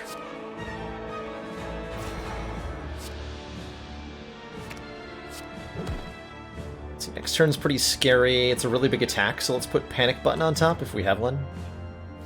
Oh, it's in the draw pile still? Okay, fair enough. Then let's put Impatience on top.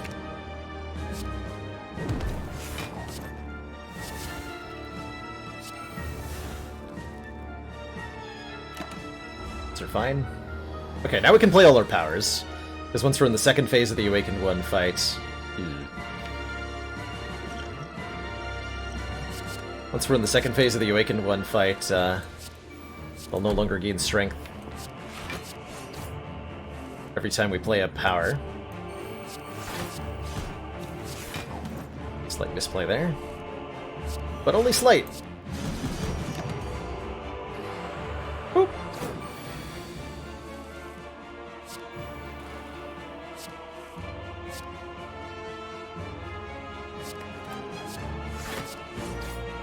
When Iron Wave gives you 11 block and does 11 damage, it's a pretty good card.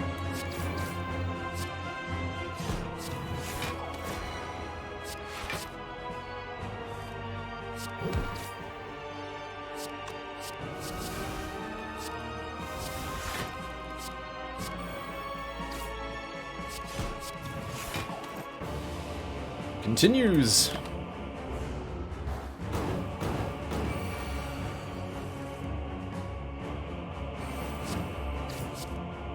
Sorry. 14 block and 19 damage. Apparently. How many deep breaths do I have? What? What's going on here? Boop. Get up in 5 hours. Get some bed, get some sleep, Tom. Thanks for dropping by.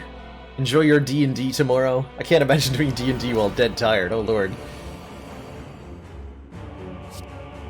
That's a tall order.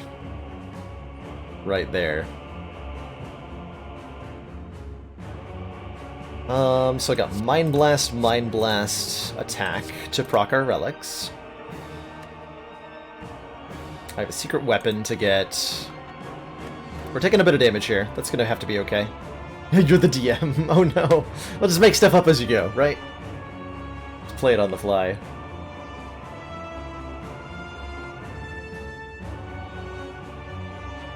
I think I need this magnetism in play.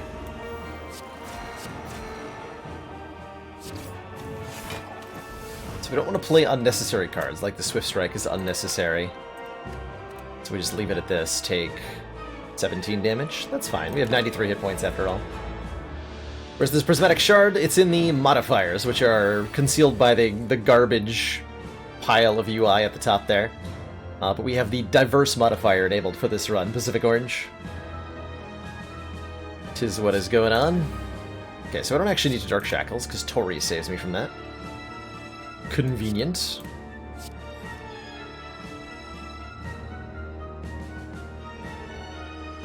That on top. Apotheosis Nightmare, 0 cost and a blind. Wow, okay. That's a pretty big deal. This is going to help us a lot in the hard fight. Probably. I only get 4 cards this turn, so... I'm probably going to play the Dark Shackles. And the Magnetism, yeah. Take only 1 there. Okay, with Paper Crane, these 2 blinds are great. I will put Panic Button on... Hold on. I can nightmare something. Panic button? That doesn't feel right. Do I nightmare panic button? I don't know if that's actually a good idea, but I want to.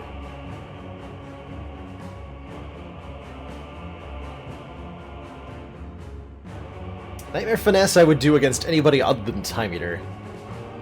Time Eater will not like us playing a bunch of mediocre cards, though. Nightmare Hand of Greed!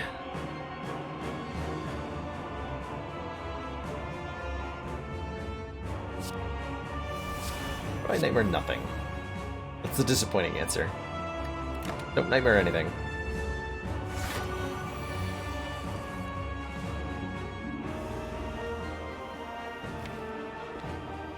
Okay, so I can use Apotheosis to upgrade Apotheosis. Perfect. Just what I wanted.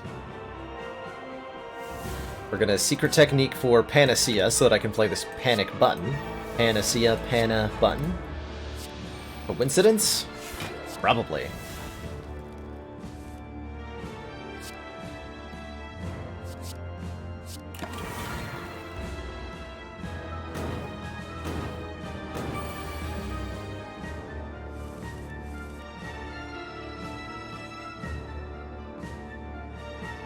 Well, what have we here?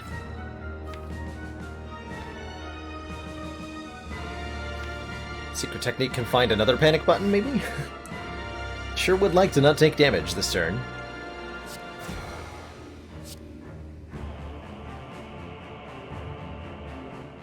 Secret Technique fetches...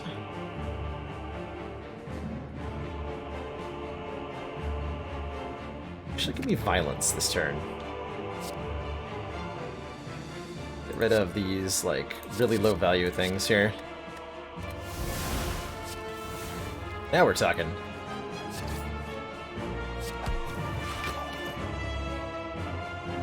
Now we are talking.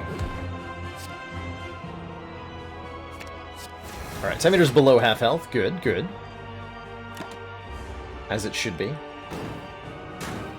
Yeah, this deck would do a lot of work with the Searing Blow, I think. But how many times we can upgrade it. And all that. So Time Eater's about to purge all their debuffs. Do I want a Mayhem? That seems like it's asking for a lot, huh? Let's get rid of that Apotheosis. Foolish. Okay, now we're playing Panic Button. That's terrifying. That is terrifying, sir.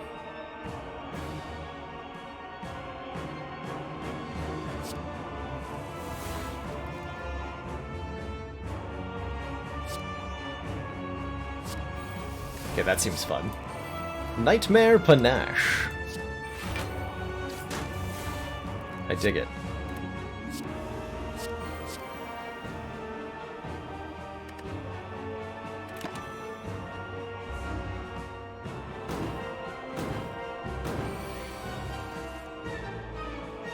So we're going to take one big hit, although we're going to be weakened, so 22 is not too bad. Panache, Panache, Panache. So if I play 5 cards in a turn, I do 70 damage to Time Eater. 70 is a lot of damage. How's it going, Slash? This deck is da bomb.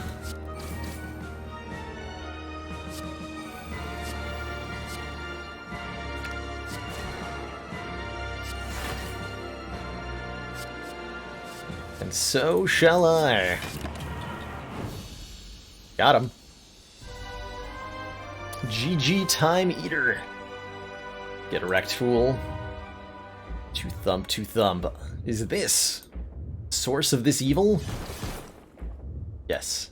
Yes, it is. That's as many as 5 10s, and that's terrible. That's one of my favorite memes from the old internet. Lex Luthor stole 40 cakes?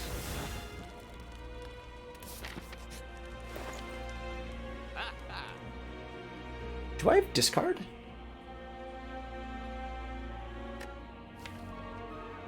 I have anything that discards anything? No? No. We had a Gambler's Brew, but I used it. Unfortunately. I'm down for Drink the Fruit Juice. We can get a Bronze Scale, start combat with 2 Thorns. Thinking Ahead does not count, unfortunately. Tragically. Alright, curses, get ye gone.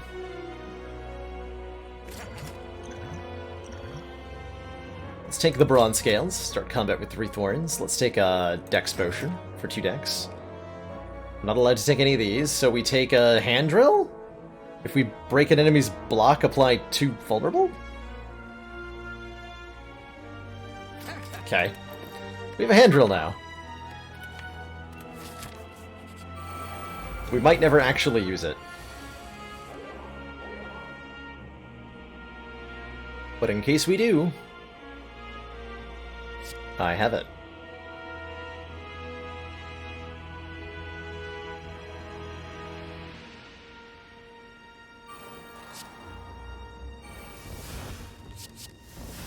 Dramatic entrance. Really like to apply vulnerable.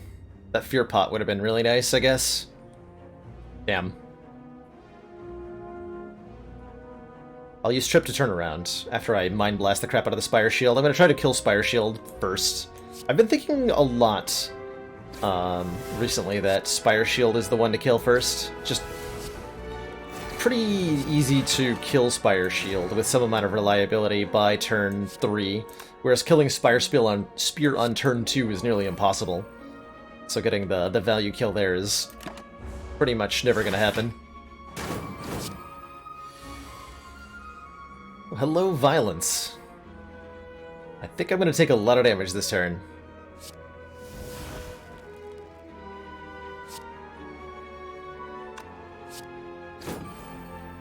Oh, nice. I can turn back around with Blind. Very nice. 2 damage shorts. But it's okay, because Panache gets there. Got him. So we go just for swag value. Blind, then Hand of Greed to get the money. Give me that money. Got him. Shame that was 6 times 4. I would have had Tory value. Oh well. Oh well.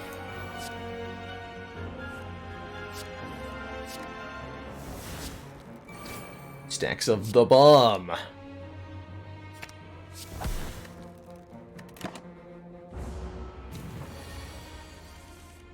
Cool, we're alright. Dead next turn. Hopefully we can draw the other bandage up.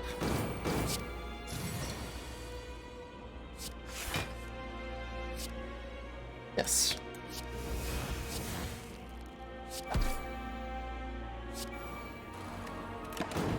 Kaboom!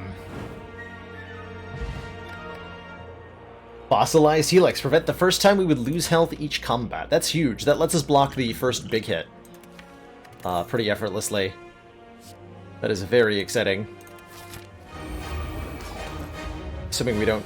Or if we don't draw any block turn 1. There's... Yeah. Might also just block a Beat of Death. Anyway, here's the Heart of the Spire. It's a big old meanie. Actually, I think I'm playing this panic button on turn 1 to just keep the buffer intact. I could Thinking Ahead to put it on top, though.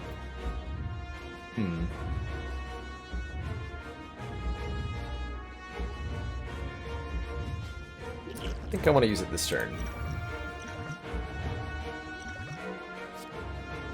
Bonus Panache? We have Secret Technique, which means we can get Apotheosis on this turn.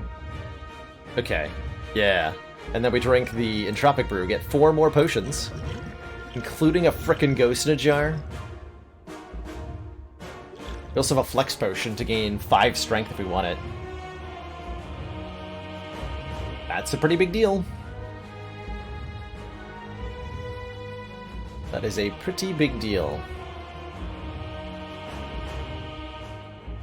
That's amazing, actually. Alright, we're gonna Fire Potion. We Secret Technique Apotheosis. After we Panic Button. Panic Button first.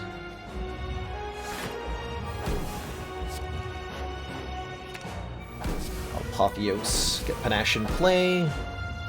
Play these attacks out. Draw a lot of cards.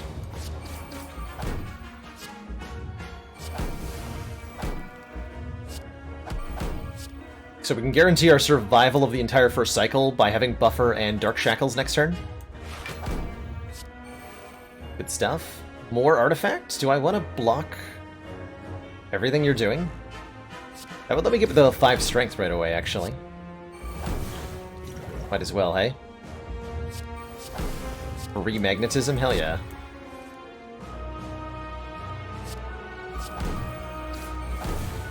Did a full 200 damage on turn 1. Healed up to full.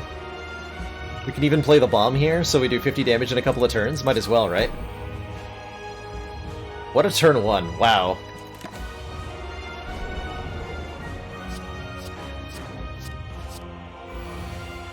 Big hit first, so all I have to...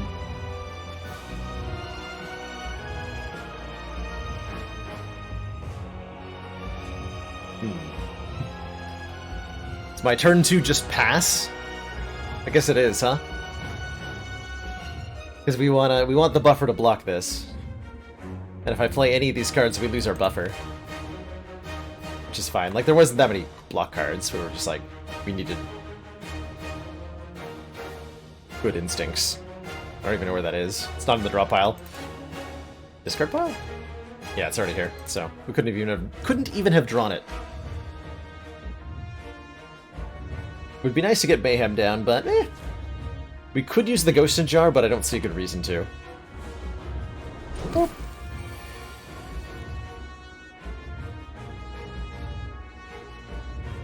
We can take a lot of damage here. We do have Tori, so I don't actually care if we block this that much.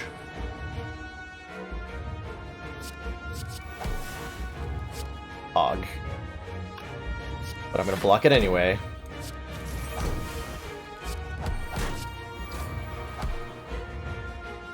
Amazing. Sure, just play literally every power. Works for me.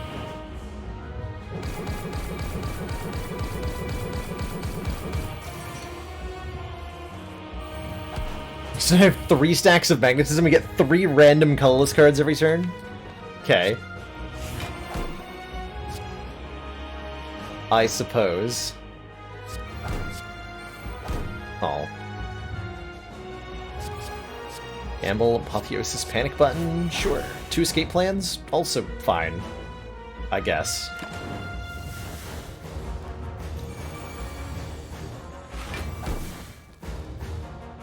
Oh shit. Oh no! Panic Button? You traitor!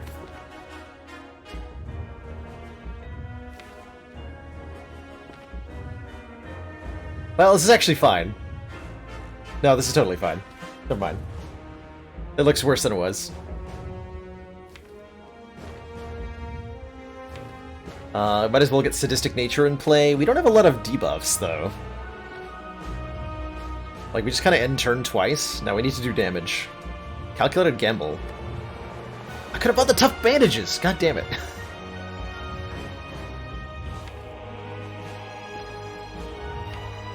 Yeah, let's just gamble. Strip artifacts. Shuffle 5 random skills into the draw pile and upgrade them. I just keep getting more copies of Apotheosis. Amazing.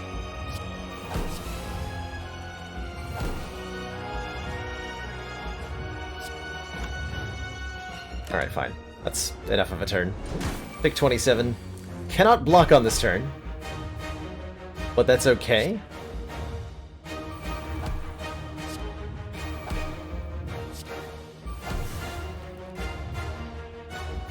That is okay.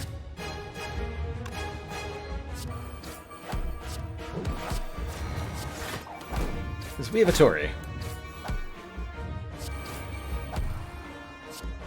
Also dying to Beat of Death. Very hard. Please stop hurting me. Still have this Ghost in a Jar, so we're like, fine. Probably. Ow.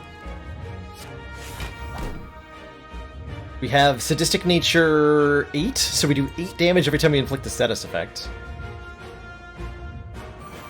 Seems good to me.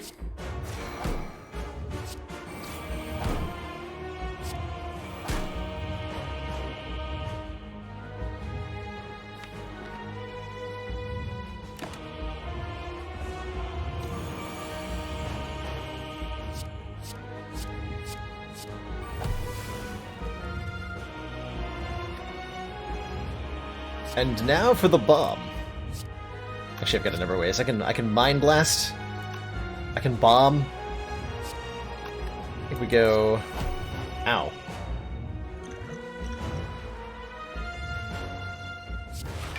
There we go, block cards. Get Dork Shackled on. Upon Ash kill. GG! GG, a tough fight. Well, the colorless deck got there. So how good is a deck of 1 copy of every colorless card? Pretty good. It does struggle a little bit with blocking, but it can do some crazy stuff. GG.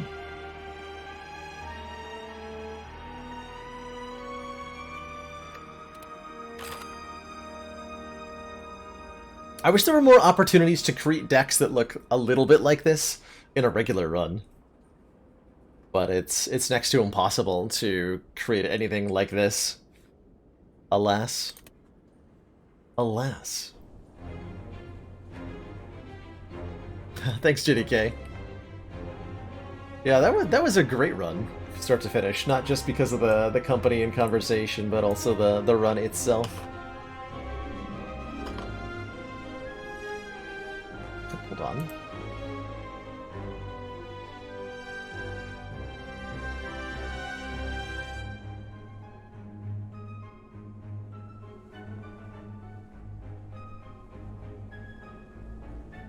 Oh, Bruce, the Slay the Spire art fellow who was doing the stream already concluded for the day. He only had a 30-minute stream. There's nothing to host there. How consistently do I reckon I could win with this deck on A20? Like, if I was to do this exact run again, what is the likelihood I would win it?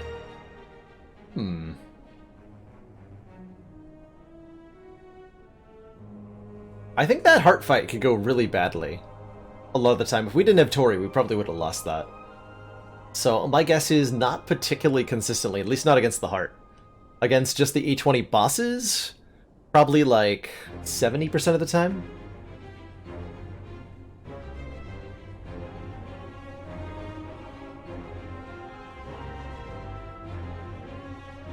Sure, Hockey. So the command prompt for base mod, the console command, let's see. So if you enter config, here's the console hotkey button. Is by default the tilde key, or the thingy that's to the left of the 1 key. So pressing that opens the prompt itself, and then shift up and down is to scroll through the auto suggestions here. But to actually open the prompt, it's the tilde key. You can also change it to literally anything, I think. F. F for the console hotkey. Tab. No, there we go. Back to normal. So that should be all you need to do any sort of crazy nonsense akin to what you saw on stream today, Hockey. Best of luck with your console editing, and I hope you have fun. There's so many fun things you can do with it. I'm really looking forward to messing around with multiple copies of Potion Belt and Question Card on future Friday streams. But this Friday stream is coming to a close here. We've been live for just over 6 hours, so it is time for me to say farewell. But I will be back tomorrow with some more Slay the Spire action, as well as we're going to be opening up with some Slay the Spire. I'm feeling like A20 tomorrow. And then in the second part of stream, I'm going to be checking out the digital adaptation of the Deck of Ashes board game. Or sorry, whoa, did I say Deck of Ashes? I meant to say Axis and Allies. Why did I say Deck of Ashes? God. I'll be checking out the digital adaptation of the Axis and Allies board game. There we go. That's the correct word. Which is a game I've had some great fun playing with friends. Pretty much like a more advanced version of Risk is always how I looked at it. Clearly I've got other games on my mind. Got overwhelmed by the thought of defeating bosses without playing any cards, briefly there. Thanks for dropping by, Matt Warbuckle. Great to have you as always. Kenshiro, Just Brom, Azulan, Hockey, Bad Hands OD, everybody else. Let's see who all is streaming.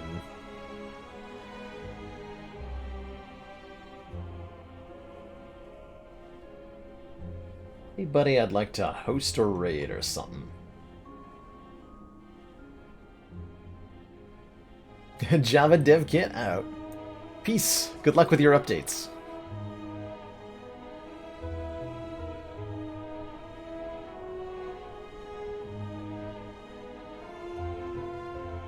My usual folks are on.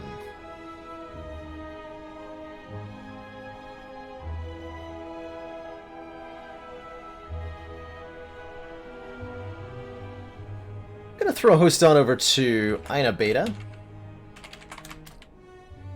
who's doing some puzzle-solving action in The Witness right now.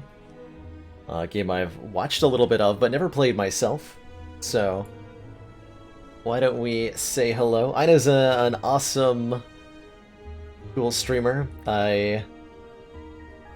Chill dude who's got a focus on mental health and neuroscience.